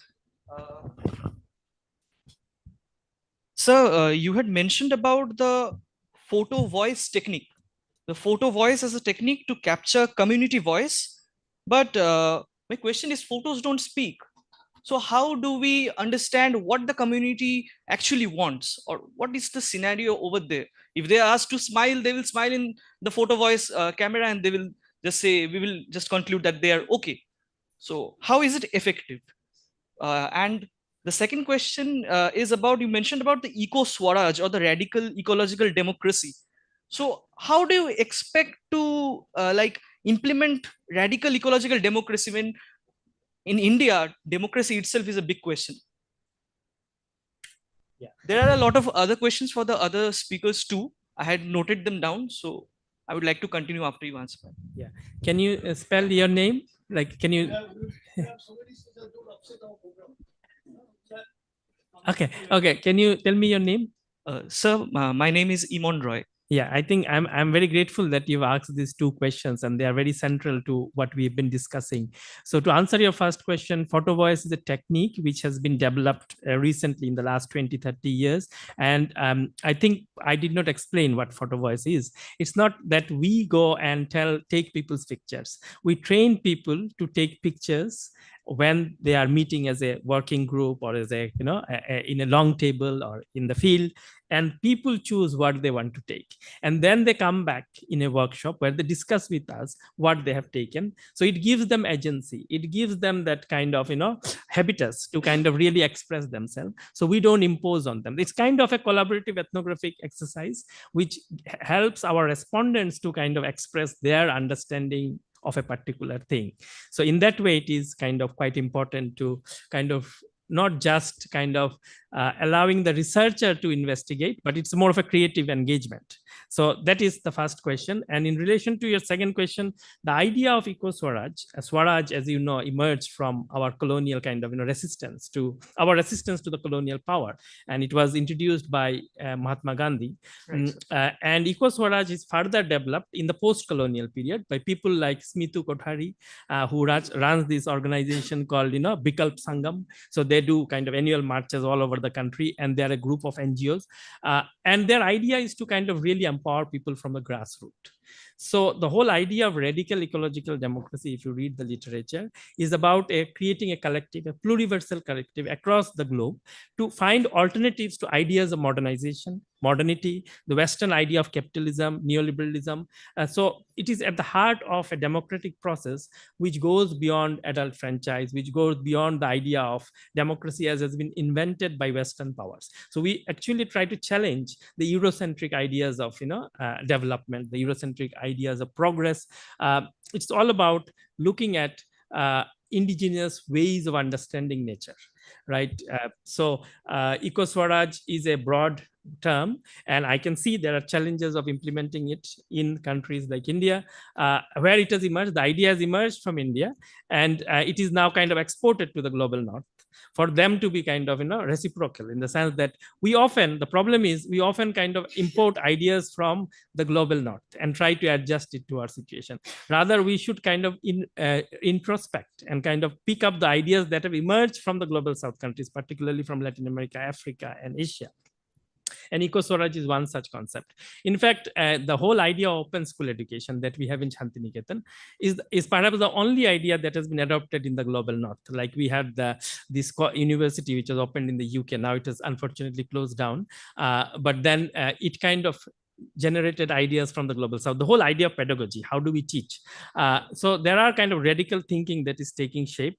And I think that can be used as a valuable framework to rethink the ideas that we have been proposing for the last many decades about how do we kind of mitigate questions of poverty, inequality, inefficiency. And we need to kind of really work from the grassroots, but not just kind of, as a sense of tokenism, that we had earlier planned growth from top to bottom ideas, and now we are looking from bottom to up. But bottom to up approaches should also kind of empower people in ways that people participate democratically and take decisions democratically, not necessarily just saying that, well, we have a panchayat level system or we have kind of, different tiers of governance. But these different tiers of governance should also empower people to kind of make responsible and take action.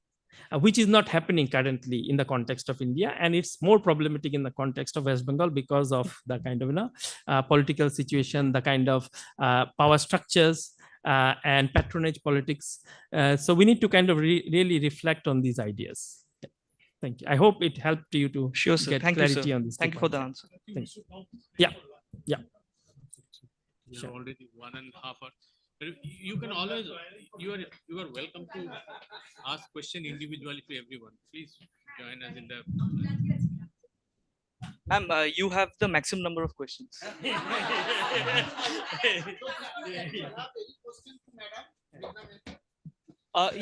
Yes, 2 questions for.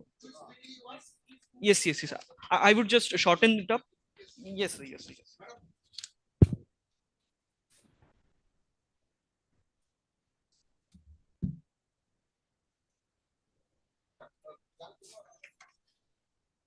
Ma'am, As you can see, I have a lot of questions, but I have shortened up the question.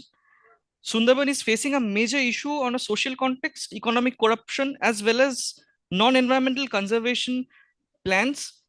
Even if they are there, they aren't implemented properly. People are facing issues, fighting a silent battle of tolerance. Do you think effective non-governmental agencies intervention along with the National Green Tribunal is necessary to keep Sundarban alive? Is this for me? Yes, ma'am. Okay. Um, so your question is whether the NGT is whether that is the way forward. Is that your question? My question is the government is not being able to like properly implement, and there is a lot of corruption and a lot of backwardness in the procedures of that are necessary to make Sundarban alive or let the people survive. So my question is it more necessary for the NGOs to enter into this scenario and effectively work for the betterment of the people? So, I think, I mean, I have one view, I can share it with you. I'm sure other people have other views, So I but feel it would be less than the government itself. I think, we definitely need the space for civil society. We need space for activists. We need space for unions. We need space for lawyers. We definitely need space for government. But what we really need is, for all of us as citizens of India, of well-wishers and committed researchers, or just citizens of West Bengal, we need to wake up to the fact that we cannot normalize certain realities. We need to be critical, and I think it requires a collective mobilization. I think the issue is that it's not as if the Sundarbans residents do not have a voice. They have a voice. They are not voiceless at all. It is just that we are not willing to hear, and politics is often doesn't have a political will. So, Dr. Dhar has organized this. He's deeply committed to bringing us together for recommendations, a roadmap forward. And I think my starting point of that roadmap is that everyone is needed. I don't think the solution can be just NGOs. They have a space. But if anyone knows Bengal politics, the NGOs fight with each other, the unions fight with each other, the rights activists are fighting with each other, two brothers are fighting with each other. Everybody wants to. So, politics is in everything. There's party politics, but that is a problem. We cannot have divergent. A lot of my work in the past decade has been trying to get different people to just talk to each other who work on the same issue often. And trust me, whether it's the Fishers Union or the forest rights activists, they don't want to talk to each other in the Sundarbans. They are for the same cause, but they have, ego battles and all kinds of issues. So I think, we have to get over the fact that these small squabbles are less important than the bigger goal. As Dr. Dhar pointed out, it's 5 million people, and animals and humans together. This is both a World Heritage Site, and there are communities with such incredible rich repository of things we want to conserve. So I think there's no one answer I have. Of course, we all need to work together, but I think we need to stop writing as if politics and governance doesn't matter. I think at the end of the day, it is very much embedded at a local and national level politically. I don't know if Dr. Kollan Rudra is there right now or not, but even he's in the West Bengal Pollution Board Control. He's a senior bureaucrat, and it is impossible sometimes for the brightest minds of our country, and I respect him so deeply, but even for him to actually make change, he is caught in politics. And what he said yesterday, he said vote banks in the end of the day is what will justify, or what will make changes, not make changes. So that is really sad reality of our country, and hopefully we can all work together. But even not just a researcher, even you as a student, just as a citizen, we all have power to challenge some of these realities collectively, and I hope we can do so. And I let the other co-panelists answer, and I'm sorry for speaking so much, but thank you so much for accommodating me online, and I will try and attend tomorrow definitely. Thank you for all the organizers. I wish I was there in person, but it's been a real pleasure to learn from everybody's presentations yesterday and today. Thank you. Thank you, ma'am.